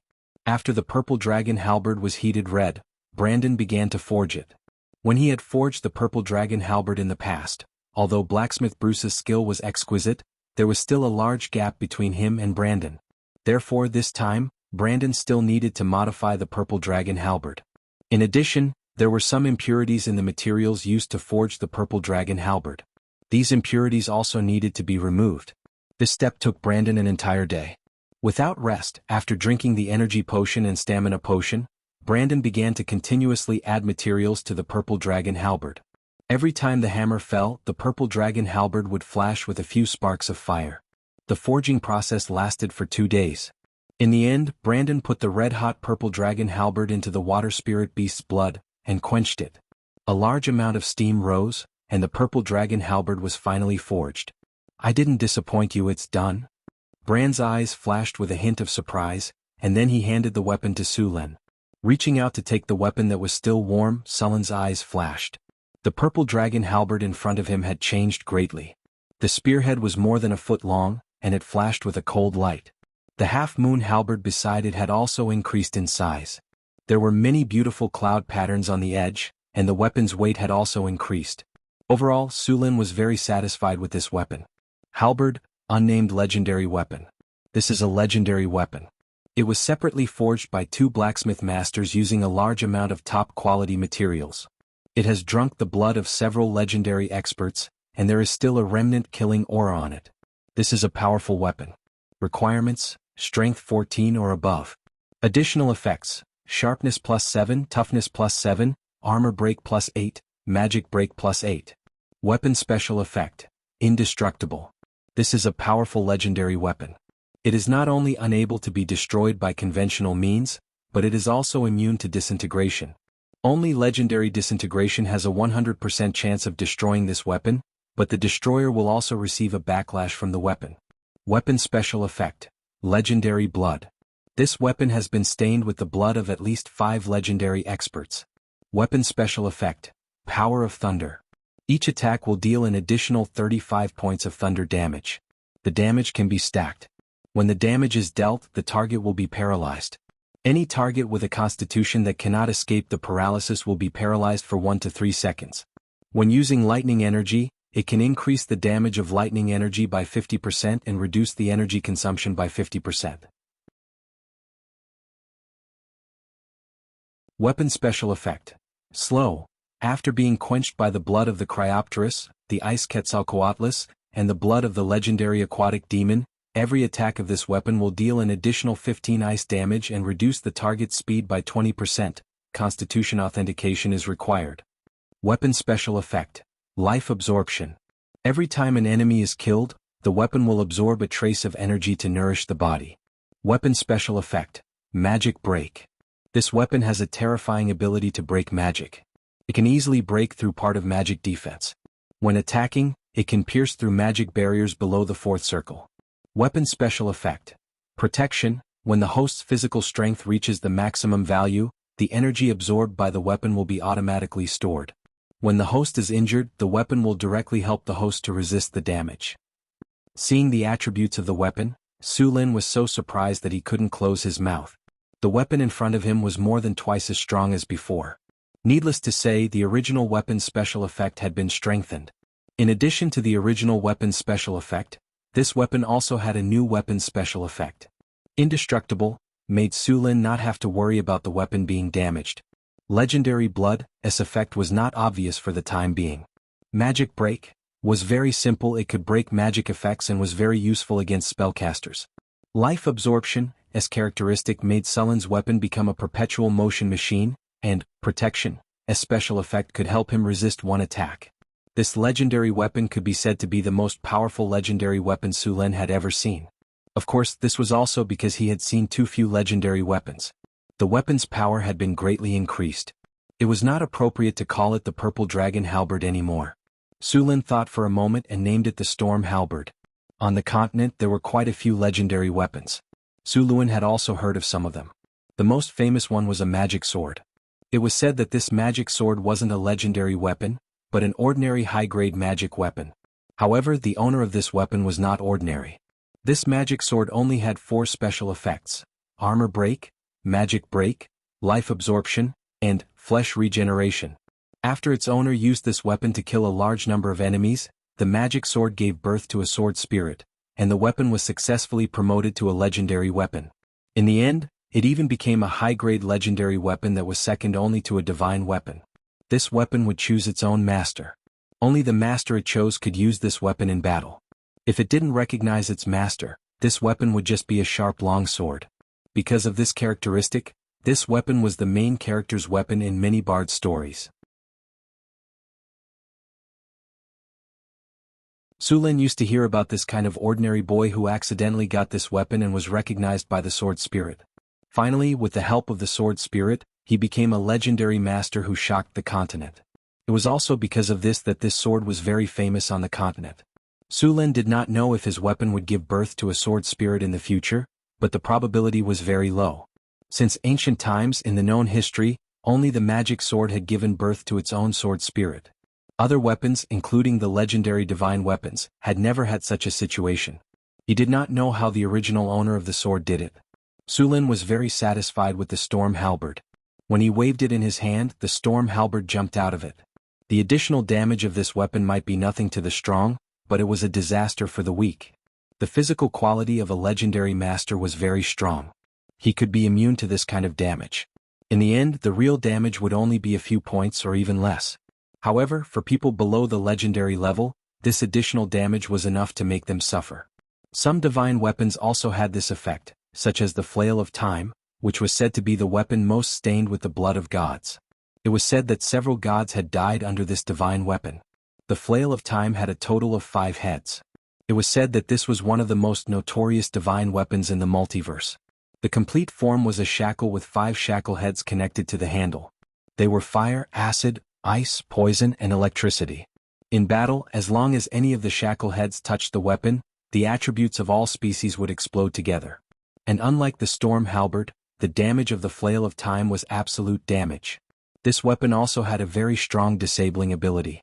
Even if a demigod was touched by it, his leg could be broken in an instant. This weapon had a strong armor-piercing ability. It could be said that it was a weapon of mass destruction. In terms of attack, only the Silver Blade of Gith, which had a status above +10, could beat this weapon. For some unknown reason, these 2 powerful divine weapons had been damaged. The Silver Blade of Gith was destroyed into many fragments and scattered in the multiverse. This weapon had been smelted several times later. The Silver Blade of Gith was a divine weapon made by the Gith Yankees. It was also the most powerful divine weapon that helped them defeat the Psychic Monster Empire and get rid of slavery and regain freedom. The Silver Blade of Gith in its peak state was a +12 divine weapon. Even after several reforges, it was restored to a +10 level divine weapon at most. The Storm Halberd in Sullen's hand was only a +5 level high-grade legendary weapon, which was far from the Silver Blade of Gith. It was difficult to verify the maker of the Flail of Time. It was said that it was made by the god of massacre. This weapon once set off a bloody storm in the multiverse. Countless demigods, false gods, higher demons, and even real gods died on this divine weapon. Could be said that this weapon was soaked in the blood of gods. Later it was unknown when this weapon was destroyed. Now the largest part of this weapon was in the hands of the demon of the abyss, the god of gnolls, Yeenagu. The Flail of Time held by Yeenagu had 3 chain heads, namely frost, flame, and acid. The demon of the abyss had always wanted to reassemble this weapon, but he had not succeeded until now. However, even if there were only 3 chain heads left, the Flail of Time was still a powerful divine weapon. Perhaps because these divine weapons were too strong, some people destroyed these weapons and then threw them in various corners of the multiverse, so that they could never be reassembled into a complete divine weapon. It was said that this artifact was destroyed by the gods. The gods were always very afraid of weapons that could kill them. They tried every means to destroy or seal this artifact. The Silver Blade of Gith was easy to operate. Weapons like the flail of Gith were notoriously difficult to control. If you were not careful, you could easily hurt yourself. Not to mention the five-headed flail of Gith. Although this powerful divine weapon was fierce, it was also notoriously difficult to control. So far, the flail of time and the silver blade of Gith were the only two divine weapons that had records of killing gods. Other divine weapons such as the Holy Avenger were also very powerful, but there was no record of killing gods. Perhaps the people who used them were not strong enough, but the number of times they had injured gods was not small. Su Lin was now very satisfied with the storm halberd. After all, if he was really given a divine weapon, he would not be able to keep it with his current strength. Although the relationship between Su Lin and several temples seemed to be very good now, once Su Lin had a divine weapon in his hands, these temples would definitely turn against him and snatch the divine weapon.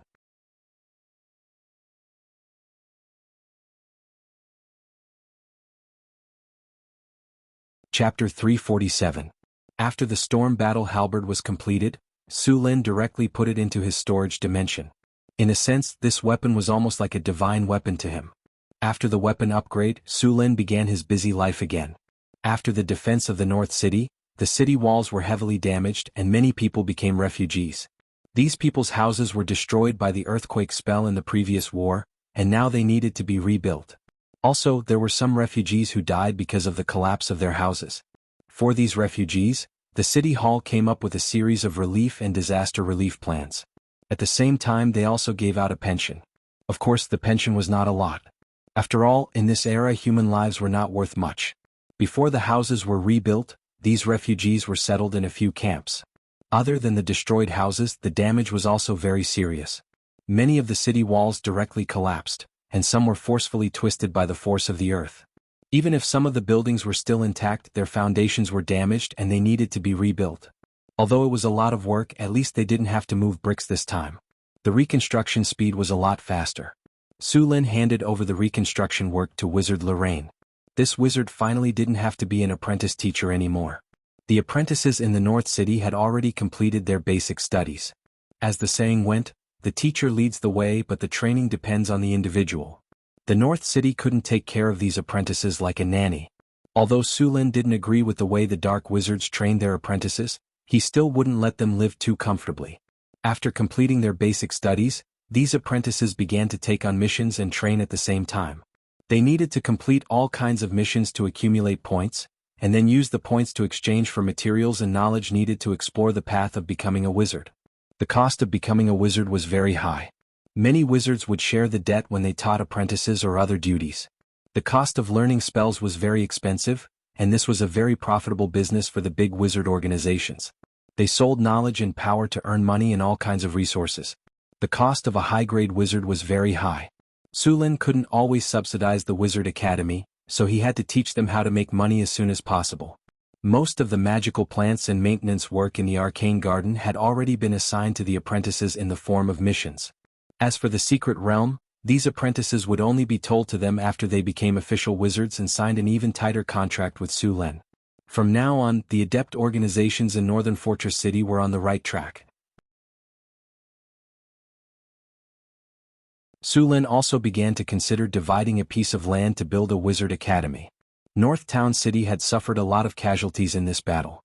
More than 1,000 soldiers had died. It was the biggest loss in North Town City's history. However, there were also many benefits. Many of North Town City's spearmen had become Spear Imperial Guards, and many of their archers had become divine archers. Su Lin did a simple calculation. There were 65 spearmen and 27 archers.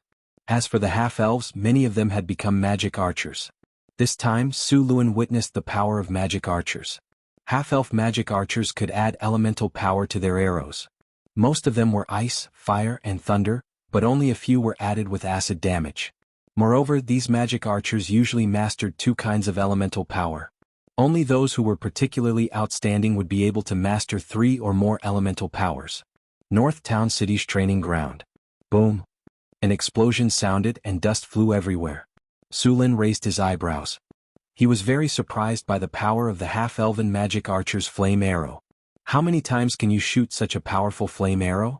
Su Lin asked the half-elven magic archer next to him. Sir, I can use this attack about 15 times. The half-elven magic archer said respectfully, and I can feel my strength continue to improve. Su Lin nodded. He was very satisfied with the magic archer's strength. The flame arrow was about 60 to 70% of the fireball's power. It was also much faster than the fireball. Then, Su Lin had the other magic archers demonstrate the power of frost arrow, lightning arrow, and acid arrow. The frost arrow was much weaker than the flame arrow, but it could freeze the target. Just then, Su Lin saw a frost arrow freeze the target into an ice sculpture. In order to test its power, Su Lin had a barbarian berserker experience it. The barbarian warrior was quite strong. He wasn't frozen, but his speed was reduced. However, after being hit by a few arrows, the barbarian berserker was frozen into an ice sculpture. Of course, he could break out of the ice very quickly. Although the frost arrow wasn't very powerful, it was still quite good as a crowd control skill. Similarly, the lightning arrow wasn't very powerful, but it also had the debuff of paralysis. The acid arrow was also very powerful. One arrow could corrode iron armor. Su Lin was very satisfied with the attacks of the half-elven magic archers. These half-elven magic archers could be used as casters. Not only did they have attack power, but they also had crowd control skills. It was a pity that there weren't enough of them. If there were 3,000 half-elven magic archers, they could release flame arrows and 3,000 fireballs at the same time. They could probably destroy the orc army. Looking back, there were less than 500 half-elven magic archers. He could only give up on this idea. Perhaps there would be another half-elven tribe joining Northern Battlefront City in the future. After witnessing the power of the half-elf magic archer, Su Lin became even more curious about the power of the half-elf phantom magic archer. However, the EXP required to become a phantom magic archer was several times more than all the previous EXP added together. It would take a long time before he could see a phantom magic archer. Su Lin looked at the talents and attributes of the half-elven magic archers. Their attributes were much better than before. There was also a magic arrow, fire, in their talents. In addition, their range and attack speed were also increased. In northern Jinbei City, in the training base of the Formation Breaker and the training base of the Shooting Battalion, Su Lin gathered all the soldiers of the Spear Imperial Guards and the archers who had met the conditions for advancement. They were ready to advance. Su Lin was very familiar with the training process. He arranged a few soldiers who had successfully advanced to the Formation Breaker and Sniper training base to explain to them. After the explanation, he let them start training. This time, there were a total of 92 soldiers participating in the advancement ceremony. Su Lin was looking forward to how many people would successfully advance to the Formation Breaker and Sniper training base. After arranging these people to advance, Su Lin looked at the large number of damaged marks on the strategic map with a headache. Although the war ended in a few days, the aftermath was very bad. The most obvious was the irrigation facilities outside the city. Because of the war, a large number of water supply canals outside the city were destroyed. A large number of farmland were also destroyed. These places also needed a large number of people to restore. The slaves in the northern Battlefront City were very obedient now. After seeing the northern Battlefront City defeated the powerful orc army, these slaves were all silent. A week quickly passed. The reconstruction of the northern Battlefront City was progressing smoothly. The residents whose houses had collapsed had their houses redistributed. The structure of the newly built houses and the previous houses had some changes. The main change was that they had some earthquake resistance. The structure of the houses had improved. Even if there was another earthquake, there would not be a complete collapse. The properties of these houses also had a new earthquake resistance plus 15 attribute. Su Lin also planned to renovate the other houses in the northern Battlefront City to increase their earthquake resistance. The residents who received the new houses quickly started their new lives. Some of the people whose family members had died in the earthquake also received compensation from the city hall. Once again, they came to the training camp. After a week of intense training, all the spear guards looked very sharp. After a week of training, they had adjusted their condition to the best. Now they had to face the final obstacle. After fusing with the advanced light ball of the Formation Breaker, the 65 spear guards entered the training camp's quiet room in batches. Su Lin took out the advanced light ball of the Formation Breaker and gave it to everyone. Then the 20 spear guards began to fuse with it. The chance of advancing to the Formation Breaker camp was around 20%. If there were no accidents, 13 of the 65 people would successfully advance. Su Lin anxiously paced back and forth. Time passed minute by minute. Soon it was the last 10 minutes. This was their deadline. At this time, a light ball appeared in front of him. Su Lin was disappointed. He put the light ball back into the tiger tally. This meant that one of the spear guards had lost the chance to advance. Then a few more light balls appeared. Sullen's expression became more and more serious. In the system interface, there were still a few spear guards who were in the process of advancing. There was only 1 minute left.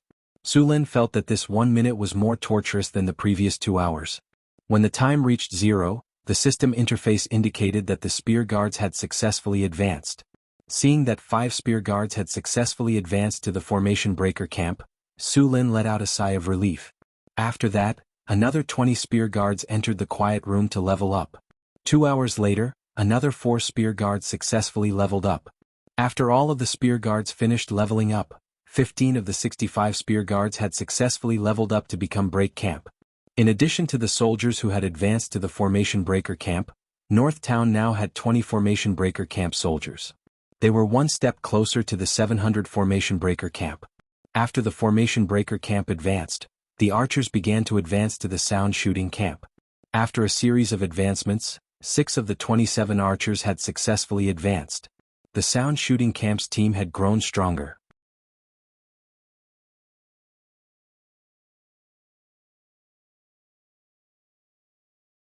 Chapter 348. It was getting cold and it began to snow in the northern town. Suluan got up from the bed with some difficulty.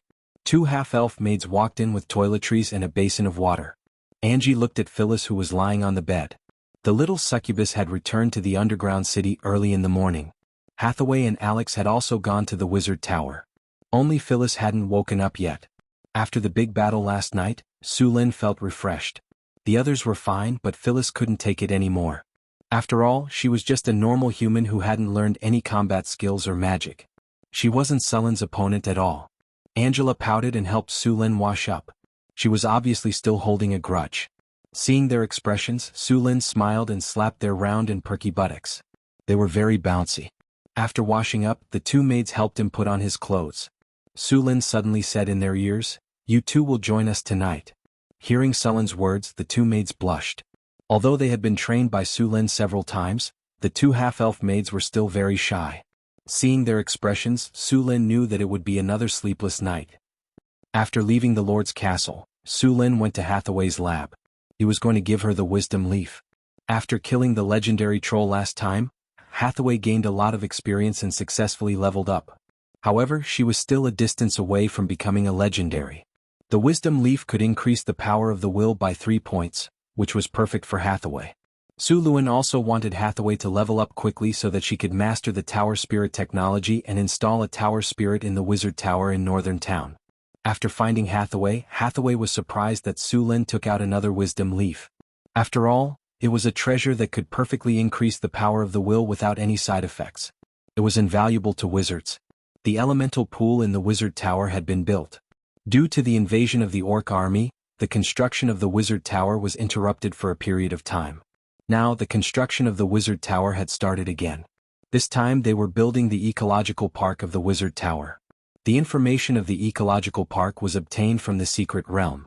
Tower Spirit Number 1 stored the complete ecological park construction technology. However, to build a complete ecological park, Hathaway's current ability was not enough. According to the information of Tower Spirit Number 1, during the Arcane Empire era, the largest and most expensive ecological park built by the Arcanists directly used a half-plane to build it.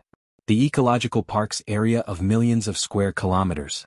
Such a huge ecological park was completely attached to the floating cities. It was the logistics and material base of the floating city. That kind of top ecological park, if no one told you about it, you might always think that it was the main material plane. Hathaway was not capable of building such a huge ecological park. It was said that the ecological park of the floating city was built by more than a dozen legendary masters. It was comparable to the ecological park of a material plane. It was not something that 1 or 2 legendary spellcasters could do. In the Arcane Empire, there was an Arcanist who had a sudden idea to transform an empty half-plane into a material plane. It was said that the project took nearly 1,000 years. The Arcanist also got the title of Creator. In fact, the legendary Arcanists were already very powerful. They could do almost anything that the gods could do. This was also why the Arcanists did not fear the gods. Imagine if they had the power to rival the gods. How much respect would they have for the gods? According to the curious nature of the arcanists, it was good enough that they did not capture the gods for research. In the eyes of the arcanists, the so-called gods were also a more powerful life form. Although the arcanists did not study the gods, they had studied divinity and divine power. That was one of the reasons for the conflict between the arcane empire and the gods. In the eyes of the gods, the arcanists had crossed the line. The success of the arcanists' research on divinity was limited. Some of the arcanists who had studied divinity deeply even transformed into liches and finally advanced into demigod liches. If one day you come across a golden skull with a clock and a diamond embedded on it, then you'd better pray for your own fortune. It was definitely one of the most difficult monsters in the multiverse. There were a lot of technologies involved in creating an ecological park. It wasn't easy to create an ecological park, but if it was completed, then the ecological park could be used to create a complex environment. Creatures that were already on the verge of extinction would be able to seek help. Sulin once saw information about a large ecological park in the data of the Tower Spirit No. 1. The arcanists cultivated a species that had long disappeared in the outside world in the ecological park.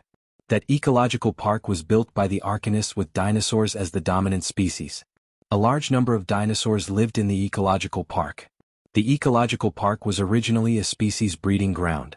Every time the number of monsters in the ecological park increased, a harvest would be carried out. The ecological park in the Wizard Tower was not built too big. To build a large ecological park, a large number of space expansion spells were needed. Otherwise, it would be meaningless if the space was small. First, he tried the space expansion spell to increase the space inside the Wizard Tower. Space expansion was a spell that was easy to learn but hard to master.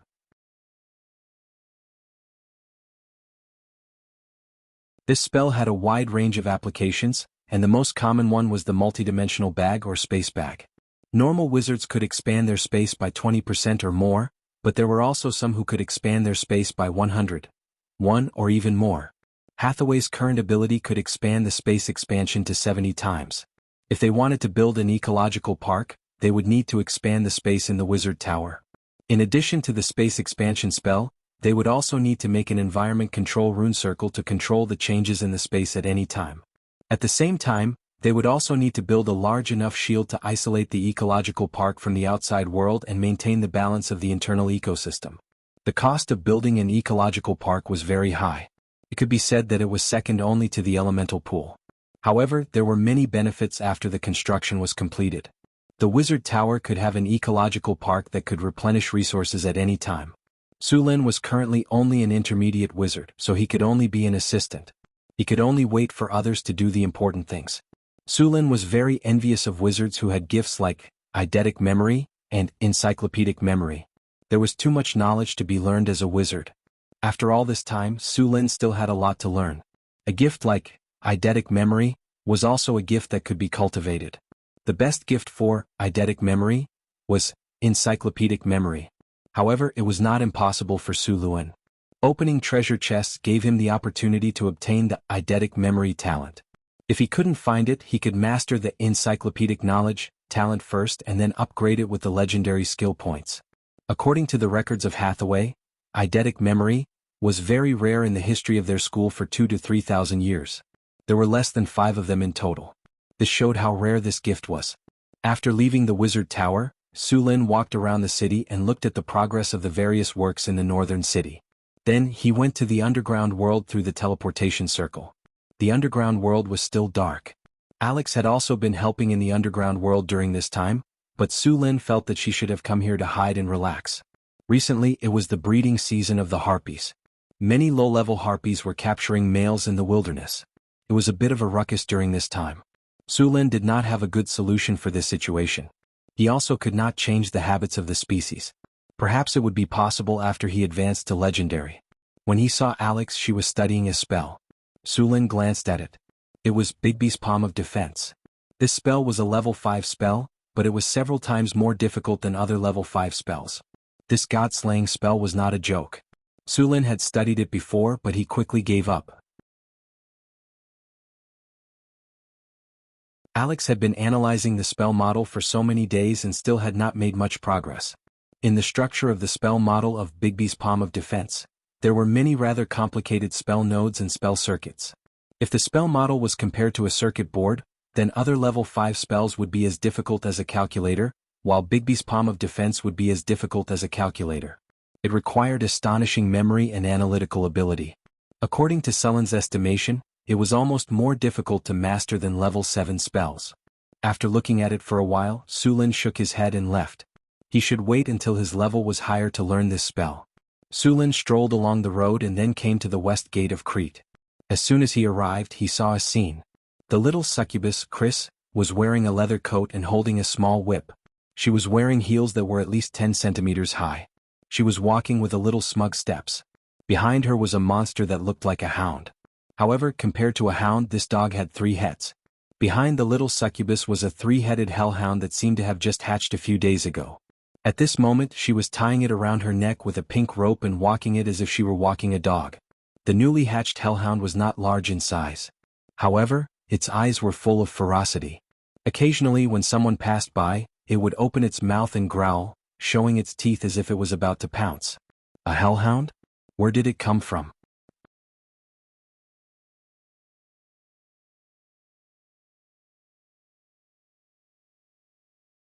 Chapter 349. The Cerberus was a creature from the lower plane. Just from its name one could tell that it belonged to hell. Although hell was a lower plane, it was the complete opposite of the abyss. The devils of hell belonged to the lawful evil faction, while the demons of the abyss belonged to the chaotic evil faction. At the border between the abyss and Bator, on the 10,000 abyss plane, the demons and devils had been fighting for thousands of years, but usually the devils had the upper hand. The war between the devils and demons had been going on for thousands of years, and it looked like it would continue. What made Sulin feel strange was how a demon like Chris had caught a devil as a pet. If he used an alignment detection spell to identify Chris's alignment, he would discover that the little succubus had actually started to deviate from the chaotic faction to the lawful faction. In fact, Sulin didn't know that succubi had started to deviate from the lawful faction ever since the succubus queen. Chris's change was so obvious mostly because of Sulin. Sulin belonged to the lawful faction and he hated chaos. The most obvious reason was the strict rules and regulations set up in Northgard City. It wasn't surprising that Chris had deviated from the chaotic faction to the lawful faction. The growth cycle of the Cerberus was somewhat slow. However, it possessed combat power very early on. When the Cerberus was just born, it could easily kill an adult male who had not undergone combat training. After a few days, the Cerberus fangs and claws would grow out. The challenge difficulty would also increase to level 2. The untamed Cerberus was full of wildness, and it was completely pulled forward by Chris with a rope. Although it dared to bare its fangs and brandish its claws at others, it had a fearful expression when it looked at Chris. It was obvious that it had suffered a lot because of Chris. When the Cerberus looked at Sulin, its body clearly trembled a few times. It was obvious that the Cerberus with its soul sense had smelled the danger emanating from Sulin's body. "Master, I summoned this 2 days ago." Chris waved the rope in her hand and trotted over. The Cerberus behind her was pulled by the rope and stumbled as it was dragged over by Chris. "What are you waiting for? Quick, greet the master." As she spoke, Chris lightly pulled her whip and dragged out the Cerberus hiding behind her. She raised her foot and gave it a kick. Cerberus looked at the human in front of it timidly, but in the next second, it seemed to have thought of something. It ran over and rubbed its 3 heads against Sulin's feet. It was obvious that this guy was trying to please Sulin. "Since you like it, you can keep it," Sulin said as he looked at the Cerberus under his feet. "This thing was pretty good for guarding the house. It hasn't had time to give it a name yet. Master, you can give it one," Chris said happily. Sulin pondered for a moment and then said, "Let's call it Husky." "Alright, let's call it Husky. His nickname is Buttface." Although he didn't know the meaning of a husky since it was given by his master, there must be a reason for it. Moreover, the name Buttface was quite pleasing to the mouth. As for whether the Cerberus agreed or not, it didn't matter. Cerberus, Husky? Buttface? Then Chris happily led the Cerberus around the city. She wanted to let the people know that the people living in Crete were not ordinary people. Most of them were from the evil camp. She didn't want to accidentally get stewed. Looking at the little succubus walking the dog excitedly, Sulin shook his head slightly. Since she wanted to keep the dog, he would let her keep it. Even if it was an adult, a Cerberus would not be able to afford a dog meat hot pot. Ignoring Chris, Sulin went to Orlando City in the underground world and put away all the mithril and magic gems that he had excavated during this time. The construction of the Wizard Tower required a lot of materials, especially the construction of the ecological park. This batch of materials was prepared for the ecological park. In fact, the ecological park of the Wizard Tower was still in the experimental stage. It was an application of the ecological park technology. When the ecological park of the Wizard Tower was completed, he planned to build the ecological park in the secret realm as well. However, the ecological park in the secret realm would be much larger. Su Lin wanted to build an ecological park that could raise large dinosaurs or Euron, as described in the information of the Tower Spirit. After patrolling the underground world and killing some monsters around his territory, Su Lin returned to the northern town. After sending all kinds of resources to Hathaway, Su Lin returned to the northern town and began to study as a wizard. Because of his naturally high power of the will and good control of energy, Su Lin's progress was very fast when he first started learning as a wizard. However, when he became an intermediate wizard, his learning speed slowed down a lot. Su Lin's early advantage had been used up, so his learning speed was not faster than other wizards. In fact, he was slower than other wizards because of his lack of basic knowledge. After all, Su Lin did not learn the basics of wizardry since he was a child. Luckily, with Hathaway's thoughtful guidance, Su Lin was also constantly strengthening his foundation. After returning to the northern town, Su Lin took care of all kinds of things and began to read all kinds of wizardry books. There were quite a lot of books in the northern town. Some of them were brought by Hathaway, some by Karina, and some by Grace. In addition to the research of Alex and the others, although the books in the northern town were not as good as those in the wizard schools, they were not worse than those small schools.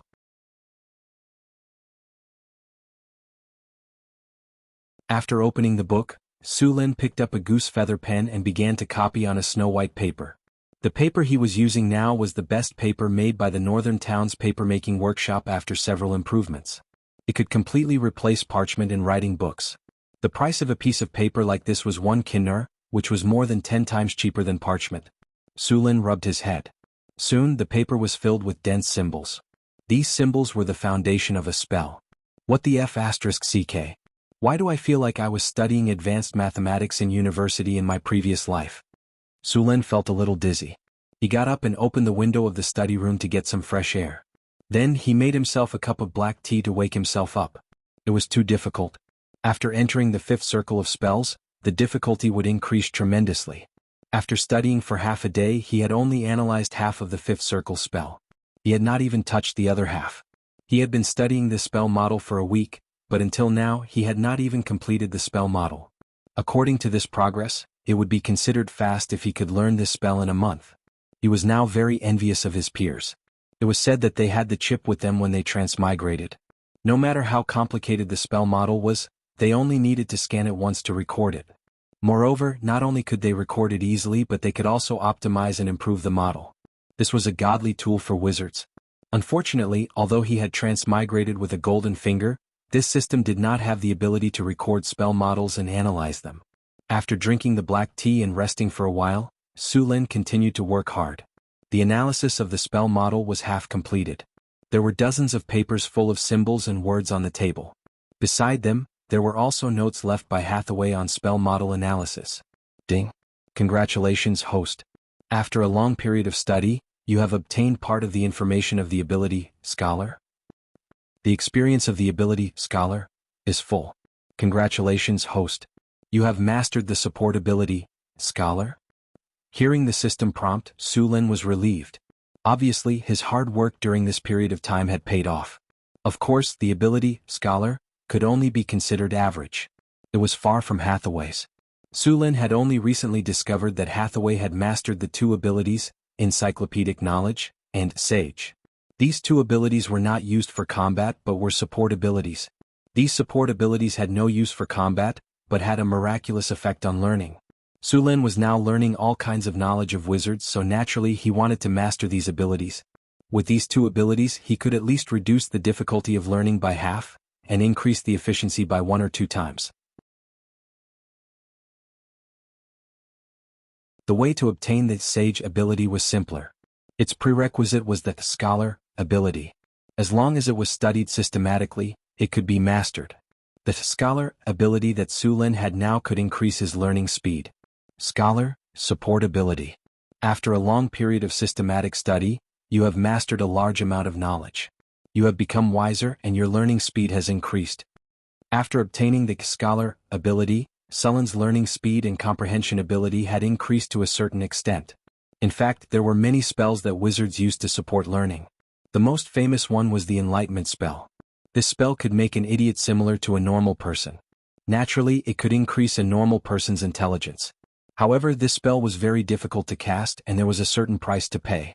In addition to the Enlightenment spell, there was also the Wishing spell that had the same effect. Although the Wishing spell had many disadvantages, if this spell was used well, it could be said to be an all-purpose spell.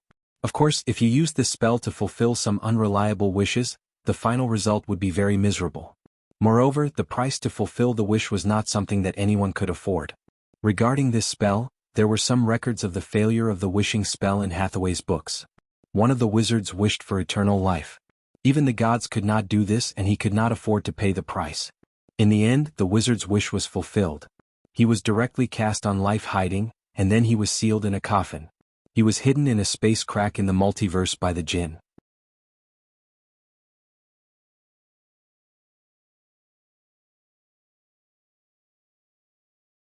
Chapter 350. After using life concealment and being sealed, the sorcerer would enter a state of suspended animation and be thrown to some unknown corner of the multiverse. This was indeed a different kind of eternal life. However, the process was a little different from what he had imagined.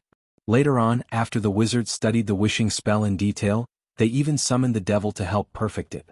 Finally, they came up with a book of rules for using the Wishing spell. The book listed the various rules of the Wishing spell in detail, and they also came up with a set of words specially used to use the Wishing spell. Because of this, the Wishing spell finally became more and more worthy of its name. These two spells required a high price. In addition to these two spells, there were other spells that had a much lower price, such as magic memory. After casting this spell, the caster's memory would temporarily increase, almost to the point of having a photographic memory. However, after the spell ended, the caster's brain would suffer serious repercussions.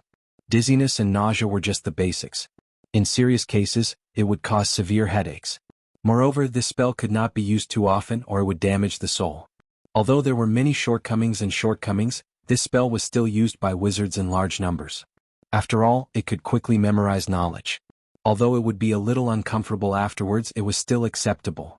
With the scholar ability, Sullen's learning speed had increased a little. If he had skill points now, he could directly enhance scholar to sage. Unfortunately, he had already used up the skill points he got from leveling up.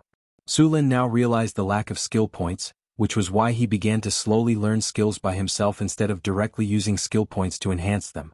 After learning more about the wizard profession, Su Luan realized that there was never enough skill points. There were too many skills and abilities that a wizard needed to learn. Many wizards had to choose the path of becoming a wizard. Maximal spell, silent spell cast, and instant spell cast. These three metamagic abilities represented three different paths of becoming a wizard. Extreme spell.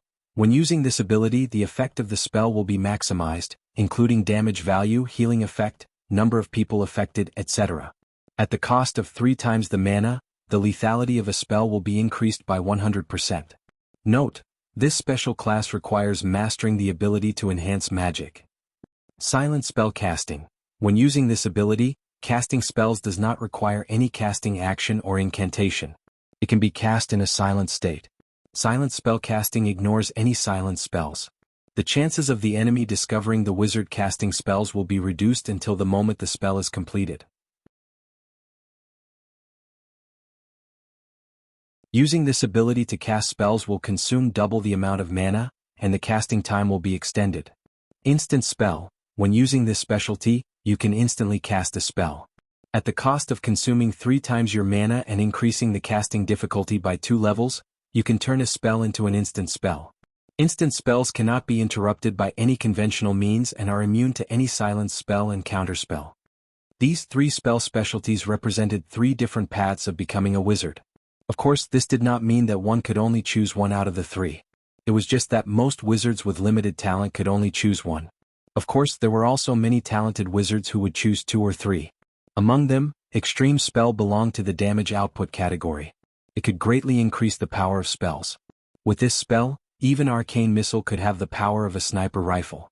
If one wanted to choose extreme damage output or a violent wizard, This specialty should not be missed. Think about the effect of a fireball that could clear out an area with an aerial bomb. Silent spellcasting was a specialty that suited the old Een coins. They were the kind of people who would laugh in front of people and attack from behind. The casting of spells was very subtle, and it was almost impossible to detect. It would only be exposed at the end of the spell. This specialty was the most popular among the old Een coins. The last one was instant spell. This was a relatively difficult specialty to master. Its effect was stronger than silent spell casting, but it was also much harder to master. Moreover, after these two spells were promoted to legendary, one could continue to master silent spell casting and instant spell casting.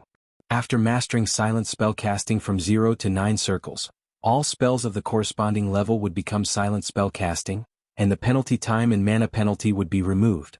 The same was true for instant spell casting. The casting difficulty and mana penalty would be removed. However, it was not easy to master a legendary specialty. In the past, many wizards wanted to learn instant spell casting. They planned to master instant spell casting from 0 to 9 circles as soon as they entered the legendary realm. In the end, they would be able to instant spell casting from 0 to 9 circles. Of course, so far no wizard had succeeded on this path. The most powerful wizard in recorded history only managed to level up instant spellcasting to level 6, but even so, it was already very powerful. Therefore, the wizards later turned these 3 spellcasting specialties into 3 paths of wizardry. After choosing a spellcasting specialization, it would decide which path to walk in the future.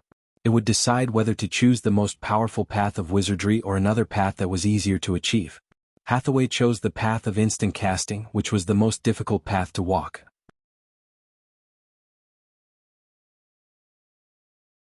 Only wizards with absolute confidence would walk this path. Legendary instant casting wasn't something that anyone could learn. In fact, Su Lin also planned to take this path.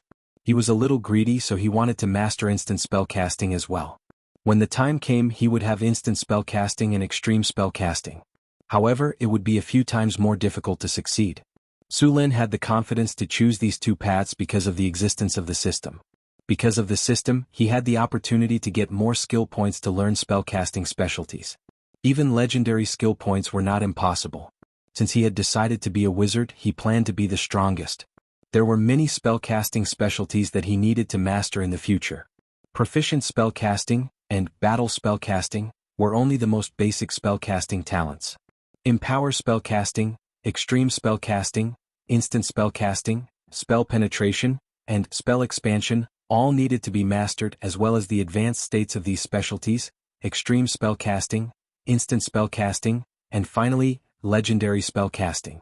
Others might not be able to master spellcasting specialties and legendary specialties in their lifetime, but for Su Lin he might be able to master them by killing a few legendary figures.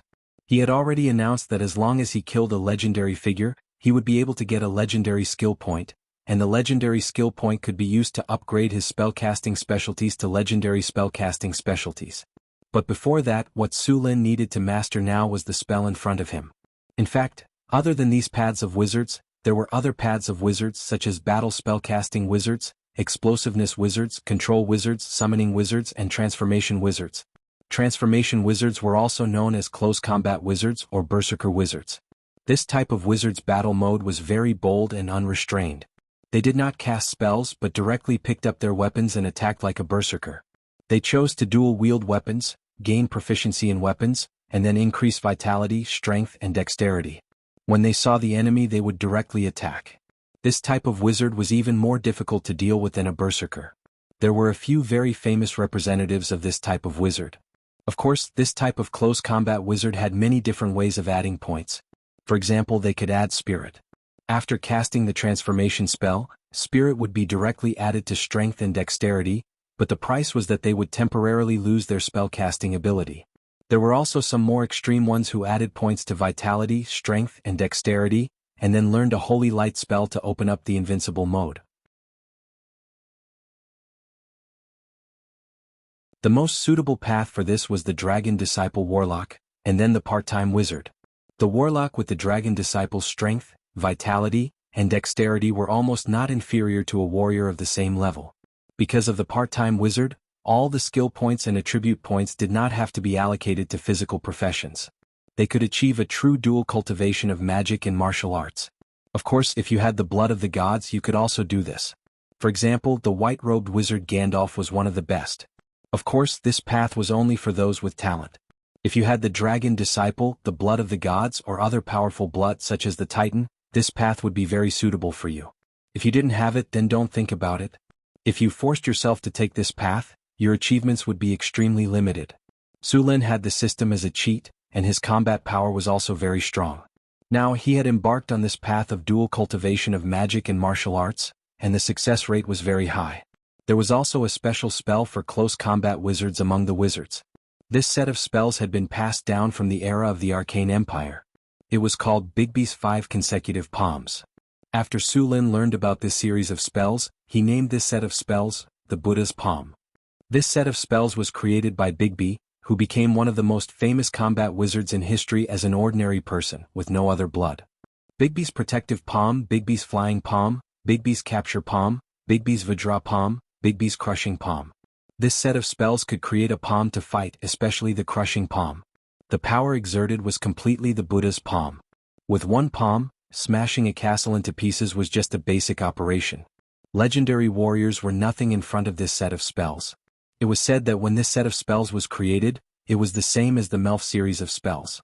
It was used to deal with the gods, but so far, these two sets of spells had not been successful in killing the gods. Su Lin now had a Bigby's Protective Palm spell scroll, but this spell was very difficult to learn. He couldn't learn it now, but he had made up his mind that if he had the chance in the future, he would learn all of this set of spells.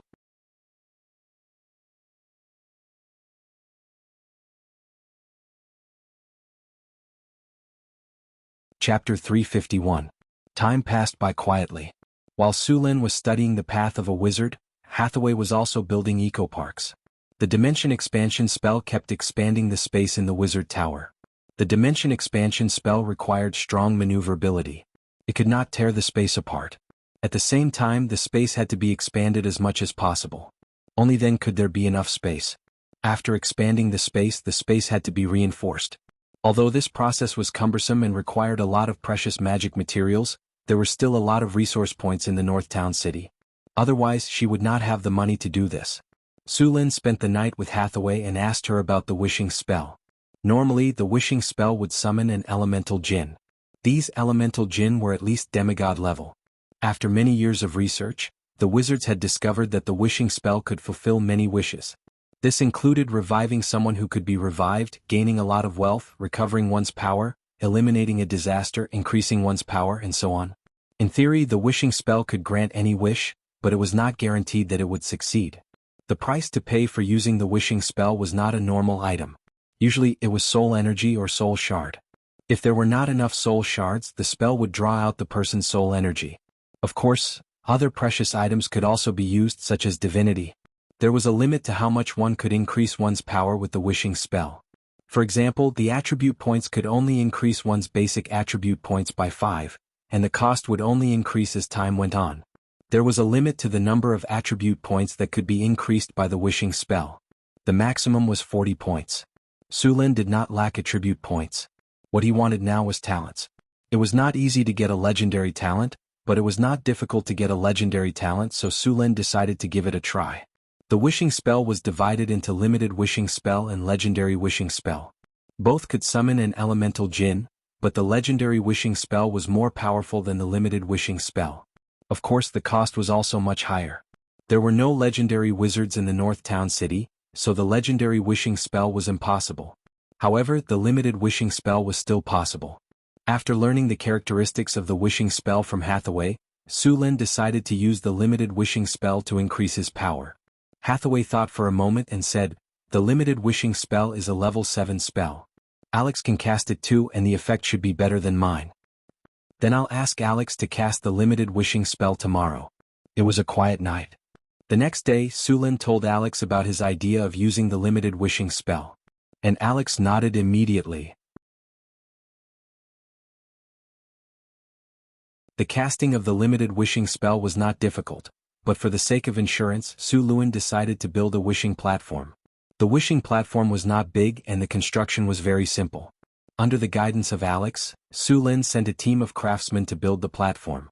The craftsmen in the North Town City had been trained for a long time, and their skills were absolutely qualified. It only took them a day to build the platform. The next step was for Alex to arrange the runic matrix. It was not too difficult for Alex to arrange the runic matrix for the wishing spell. Su Luan only needed to provide some magic materials. It took almost half a day for the wishing table to be completed. "Are you ready?" Alex appeared next to the platform. She looked at Su Lin with calm eyes and said slowly, "The limited wishing spell has an extra cost. Later, I will draw the power of the elemental pool to complete the spell, but you still need to negotiate with the jinn.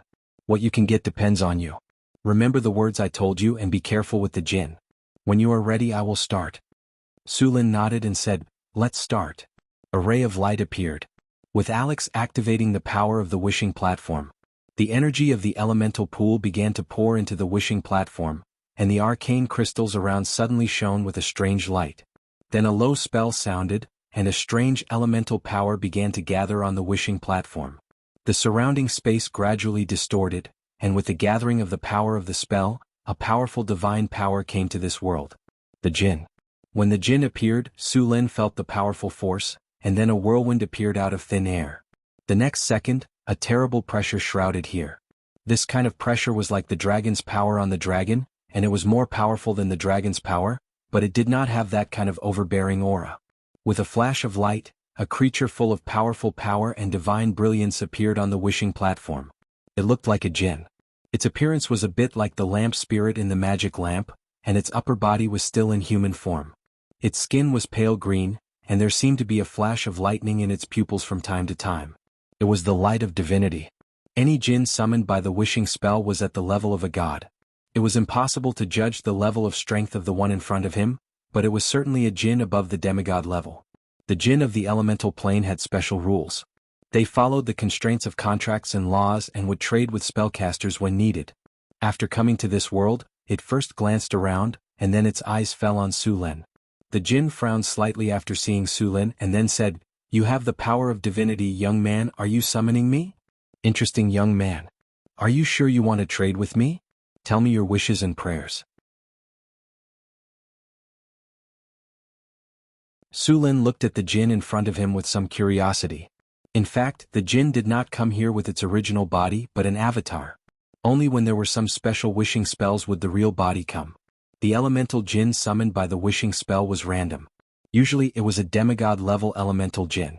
As for the demigod-level elemental jinn, they would only respond to the summoner according to their own preferences.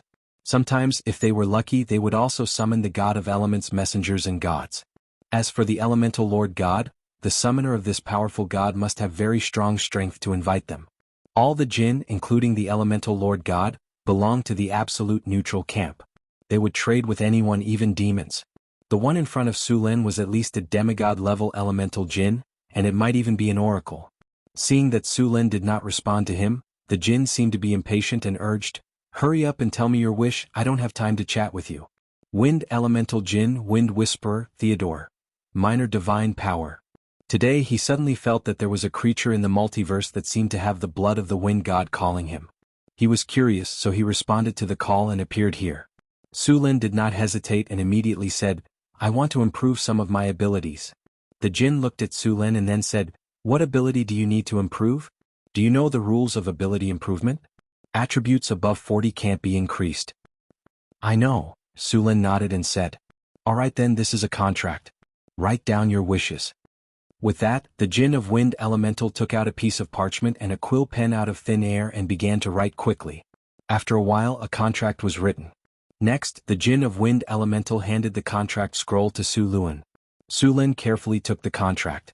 This kind of contract had a powerful force. Once it was signed, the violation of the contract would be severely punished. Su Lin was very cautious about the contract.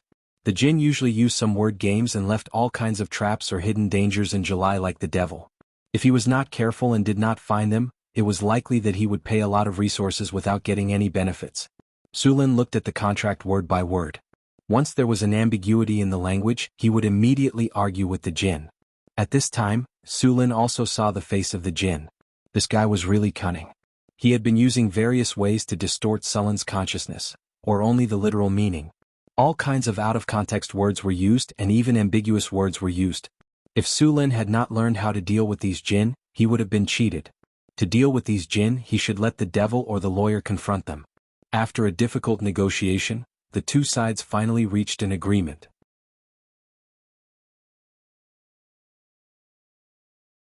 Then the jinn handed the modified contract to Su Lin. Su Lin carefully confirmed 3 times that there were no loopholes and ambiguities, then he nodded and agreed to the contract. What ability do you want to improve? Agility? Charm? Spirit? Or is it a talent? I'm going to learn a talent, erudite, Su Lin said. It was not that he didn't want to get the eidetic memory ability, but this ability was a legendary ability. If he wanted to master this ability, the price he had to pay was too high. It was too painful. Erudite? Okay. The jinn looked at Su Lin and said. Then he picked up a goose feather pen and quickly wrote down the transaction. Then he handed it to Su Lin and said with a smile, you need to support a part of the power of the soul, or pay a legendary elemental stone. If there is no problem, then sign your name on this contract. Su Lin took the contract again, and then checked it again to confirm that the contract was exactly the same as Su Lin's request. After checking it 5 times in a row and confirming that there was no problem, Su Lin signed his name on the contract scroll. Very well, the contract is established. The jinn waved his hand gently, and the contract instantly turned into countless auras and dissipated in the air.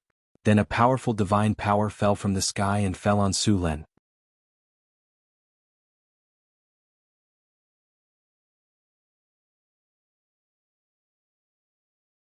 Chapter 352. With the appearance of the divine power, the legendary soul crystal in Su Lin's hand disappeared, and the system prompt sounded in his ear. You used the spell Limited Wish. According to the contract, you will pay a legendary soul crystal to the wind elemental spirit, and then you will get the auxiliary talent, Sage. Contract completed. The effect of Limited Wish has been activated. Ritual completed. Congratulations, your auxiliary talent, Scholar, has been upgraded to Sage. Talent, Sage. After a lot of reading, your knowledge has been further improved. Your memory ability and analysis ability have been further strengthened. When learning spells, you can analyze the structure of spells more quickly and easily. You can grasp a lot of knowledge and you can understand some spells better. You can optimize and modify spells, learning speed increased by 100%, and spell learning difficulty reduced by 50%. After the ritual, Su Lin felt that there was a lot of knowledge in his mind that he didn't have before. This was the knowledge brought by this sage talent. At this time, Su Lin clearly felt that his brain had become very active, and his thoughts were very clear. Many spells that he didn't understand before suddenly became clear at this moment. Interesting young man, goodbye. After the contract was completed, the wind elemental spirit looked at Su Lin, and then turned into a wisp of smoke and disappeared. The power that shrouded the surroundings also disappeared. After having the sage talent, Su Lin's speed of learning spells became faster. He was like a sponge that greedily absorbed all kinds of knowledge. In the blink of an eye, a few days passed. Su Lin finally finished analyzing the shadow tentacle, and began to learn it. After completely analyzing this spell, it was only a matter of time for Su Lin to master this spell. It wouldn't take long for him to successfully cast this spell, and he would officially become an advanced wizard. Shadow Tentacle was an evocation spell. It used shadow energy to create a tentacle, and then it would instantly entangle the enemy. After entanglement, it would absorb the energy and physical strength of the entangled person. If the entangled person couldn't break free quickly, the entangled person's strength would become weaker and weaker. This spell had a lot of uses, and many wizards had made special modifications to this spell to create their own spell. It had many strange abilities, and tentacle spells were very effective against women. Su Lin planned to improve this spell after he learned it. While Su Lin was learning magic, caravans from the southern countries arrived at northern town. They brought all kinds of goods and large amounts of money. The merchants from the southern countries had formed a huge caravan. When Su Lin came out to patrol, he saw many caravans carrying a lot of goods and slaves to trade in the market. The specialties of the southern countries were very popular in northern town city. For example, the dried seafood of the southern countries, such as the dried seafood from the Lonsdal archipelago, tasted very good after being cooked. Being able to eat seafood thousands of kilometers inland from the ocean, although it was dried seafood, it was still a good enjoyment. Of course, these caravans also had some fresh seafood, but it was very expensive. This was the result of wizard spells. After hundreds of years of development, the use of spells to keep food fresh had been perfected. As long as you were willing to pay, You could even taste the rainbow lobster from the Rainbow Sea. In addition to all kinds of dried seafood, Su Lin also ordered some seaweed, shrimp, and kelp. There was no MSG in this world and Su Lin didn't know how to make it. However, he remembered that the earliest MSG was found and extracted from kelp. Although there was no MSG now, seaweed, and other dried seafood could replace some of the taste of MSG. Sir. The manager of the caravan under Northern Town City, Jean, ran over and said, I've counted. The southern country sent a total of 21 caravans, and they are all ready to participate in the slave auction. Okay. Su Lin nodded slightly. He was very satisfied with this situation. For an auction, the more people there were, the higher the final price. The 8,000 orc slaves in Northern Town City were ready to be auctioned. Rumble. A loud noise came from the city wall, and it immediately attracted the attention of many people.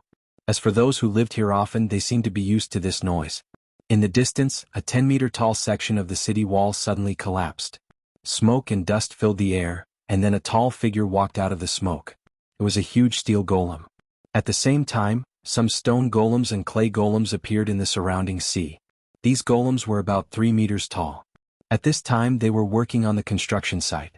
These golems were violently blasting large amounts of heavy stones or severely damaged city walls. They were now responsible for a lot of labor in the territory. Bang! A muffled sound rang out as the steel golem arrived near the city walls and vigorously pounded on the city walls. Cracks appeared on the already shaky city walls, and as the steel golem attacked, large amounts of rocks fell from the city walls, causing that section of the city walls to become even more shaky. Boom! Finally, under the continuous bombardment of the steel golems, this section of the wall collapsed with a loud bang. After the wall collapsed, it was then smashed into smaller pieces by the golems next to it and sent to the side to be piled up. A dozen or so puppet golems pushed forward like a large road roller, pushing down the wall that needed to be rebuilt. The clay golems' bodies were slightly deformed. Like bulldozers, they quickly flattened the land.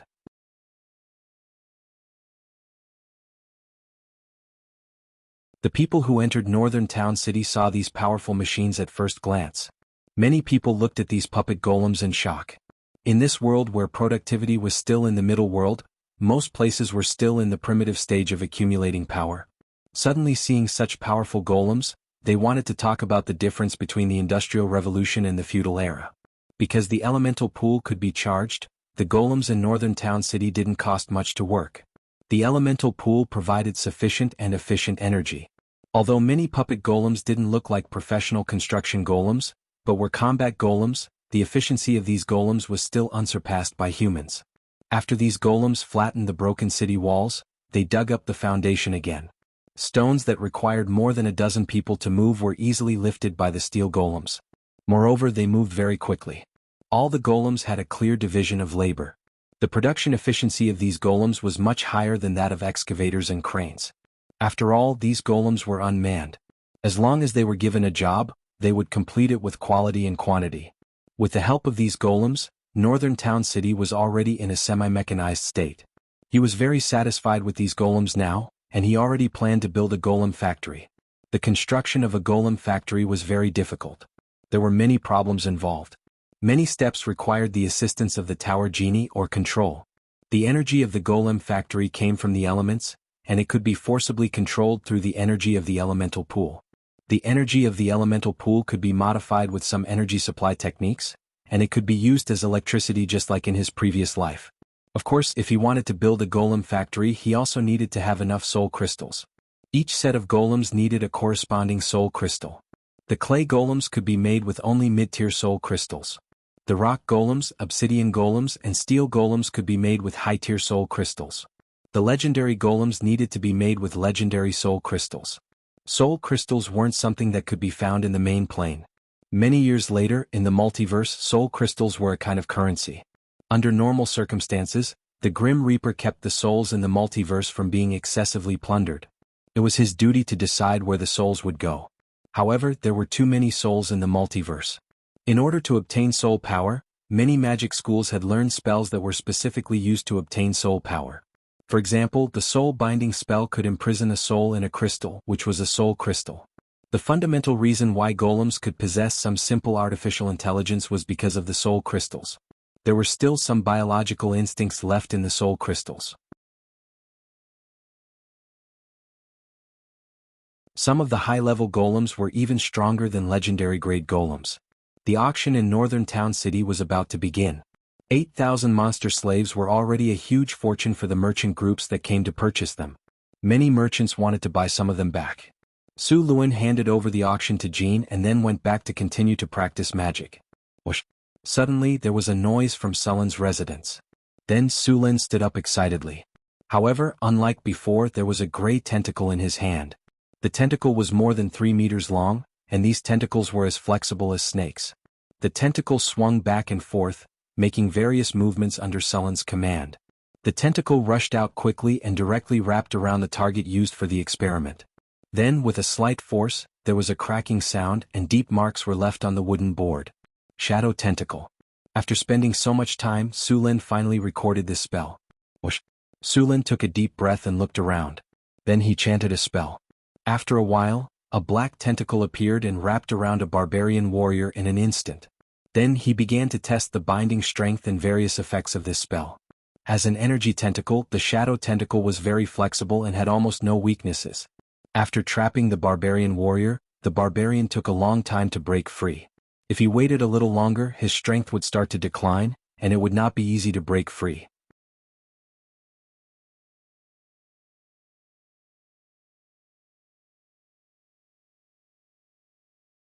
Chapter 353. Enduring the PDA attack, I still wrote a chapter. Please subscribe. After spending a lot of effort, the barbarian finally broke free from the shadow tentacles. The whole process took almost a minute and he had to go berserk in the end. Bang bang bang. Su Luen summoned the shadow tentacles again. This time, Su Luen didn't use them to tie people up. Instead, he tried to use them to attack. The 3-meter-long shadow tentacle was like a flexible whip, and it quickly attacked the targets around him. As the tentacles danced in the air, they brought with them a sharp gust of wind. When they hit the wooden targets, wooden chips flew everywhere. Very soon, deep marks were left on the wooden targets. Although the power of the tentacles was average, it was still quite good as a control skill. After becoming an advanced wizard, Su Luen could learn a lot more spells. Another important thing was that he could teleport. In fact, it was just a flash. He could use it in battle. Su Luen had already mastered the long-distance teleportation spell, but he had just started to learn this flash spell. After mastering this spell, Sullen's fighting style had changed a lot. Many dangerous attacks could be easily dodged with his sixth sense. Of course, he also had to be careful not to give others a chance to cast Dimensional Anchor. The function of Dimensional Anchor was very simple. After being targeted by Dimensional Anchor, you couldn't use Dimensional Teleportation for a while. Also, this spell was much easier to learn than teleportation. It only required an intermediate wizard to learn it. Of course, the effectiveness of this spell depended on the difference in level between the caster and the target. If the target was a legendary wizard and you were only an elite wizard, even if you cast 10 dimensional anchors, it would still be useless. The reconstruction of the northern city was in full swing. At the same time, in the newly built auction house, 8,000 orcs, gnolls and trolls were also being auctioned. The caravans from the southern coastal countries were very interested in these orc slaves. Su Luen set them in groups of 20, and the price for each group was 200 kinner. In fact, this price was on the low side. However, there were more than 20 companies bidding for the slaves. The average price of these slaves was 500 kinner per group. 40 groups of slaves brought northern town city more than 20,000 kinner in total. Su Luen didn't keep the 20,000 kinner banknotes. He used it to buy all kinds of resources. North Town's population had skyrocketed. Other than food and ironware, there was a shortage of other resources. Su Luen had built a lot of workshops in his territory, but it was impossible for him to be self-sufficient in a short time. Sullen's main focus now was on military and food. As for spices, sugar and wine, these industries didn't need many people.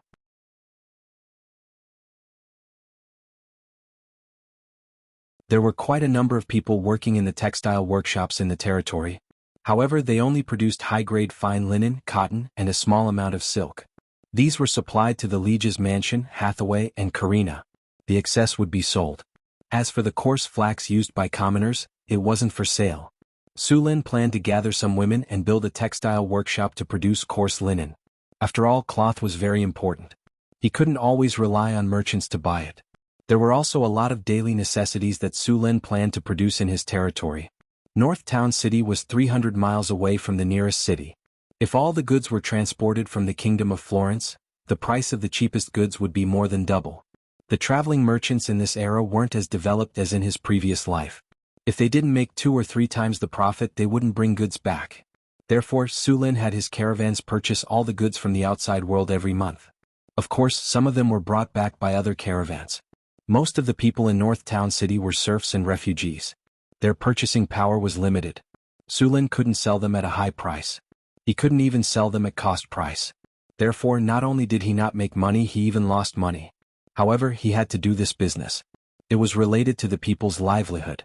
If Su Lin wanted to build a country, he had to do it even if he had to lose money. Of course, this was only temporary.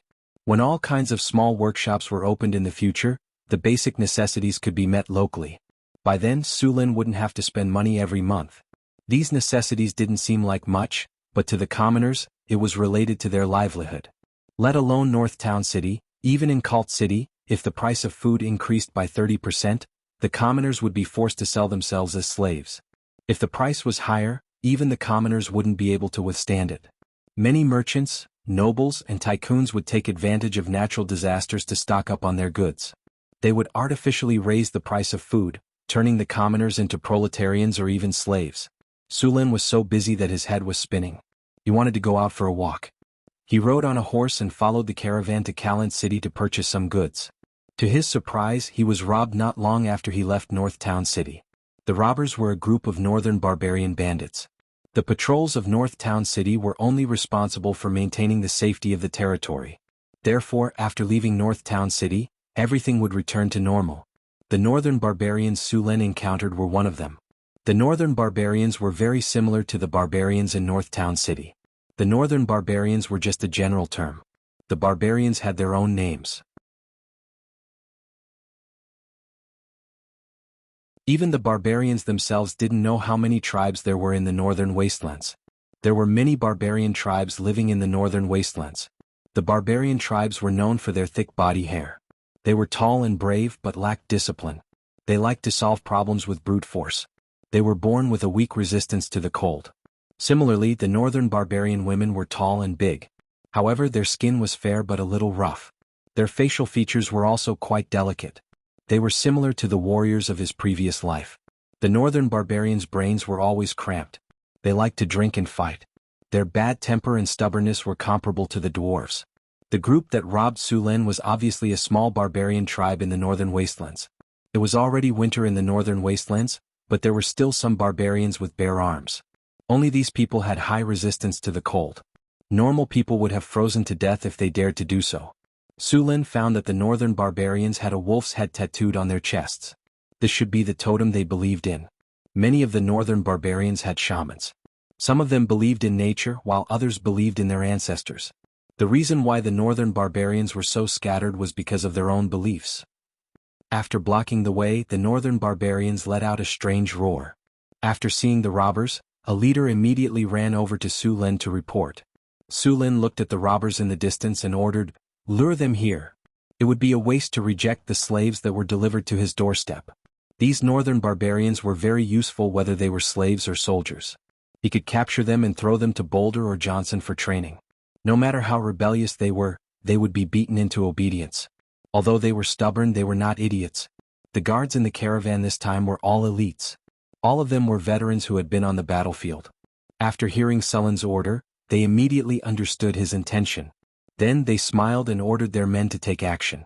The caravan directly turned around and pretended to be panicked, trying to escape to the territory of Northern Town City.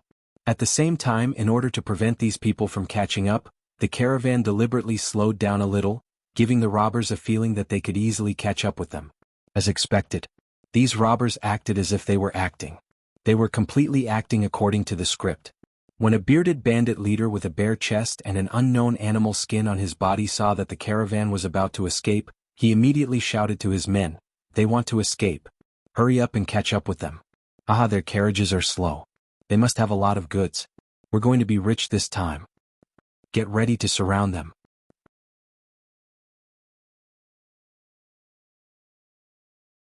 This time we have to take all of them. Don't let any of them escape. The robbers who robbed on the trade route in Northern Town naturally knew about the specialties of Northern Town City. After seeing that the caravan was slow, they immediately realized that there was probably alcohol and sugar in it. The guards of the caravan under Sullen's command had traveled this trade route many times. Naturally, they knew what the robbers were after. The other orcs and gnolls wanted food and weapons, but these northern barbarians preferred strong alcohol. However, these robbers would never have thought that they were not targeting a little rabbit this time, but a big crocodile hiding under the water. Waves of shouts and howls came closer and closer. The northern barbarians in front of them rushed up excitedly. From time to time, some of them roared like war cries. Their faces were full of excitement because they realized that there were not many people in the caravan. When they could see the other party clearly, these robbers sped up and rushed up. "Let's begin." Su Lin, who had been sitting in the carriage and watching the show, waved his hand. Then, the guards of the caravan instantly removed their disguises and took off their cloaks, revealing their excellent equipment and weapons. The bandits were very sensitive to the changes in their enemies. As soon as the group of bandits approached, they immediately realized that the situation was not good. The merchants in front of them were not afraid at all. In fact, many of them even had expressions of eagerness in their eyes. Many of the guards with scars on their faces were excitedly cleaning their weapons. They looked at the robbers as if they were looking at a group of sheep that had been sent to their doorstep. Hee hee. A bald barbarian warrior carrying a battle axe of more than 50 kilograms rushed up. He was the captain of Sullen's guards. He shouted excitedly, "Guys, it's time to work. Show them our names. Let them die with some understanding." The guards who had removed their disguises quickly cut down the robbers who rushed up to the robbers. Behind them, a flag was raised in the caravan. It was the battle flag of Northern Town City. You're tuning in to the Han Li's Wuxia Chronicles YouTube channel. We're so grateful for your support, and don't forget to subscribe to join us on this incredible journey through captivating stories. Your generosity through donations truly makes a world of difference, as it's the primary source of revenue that allows me to expand and enhance this channel for you. Thank you from the bottom of my heart for being a part of this adventure.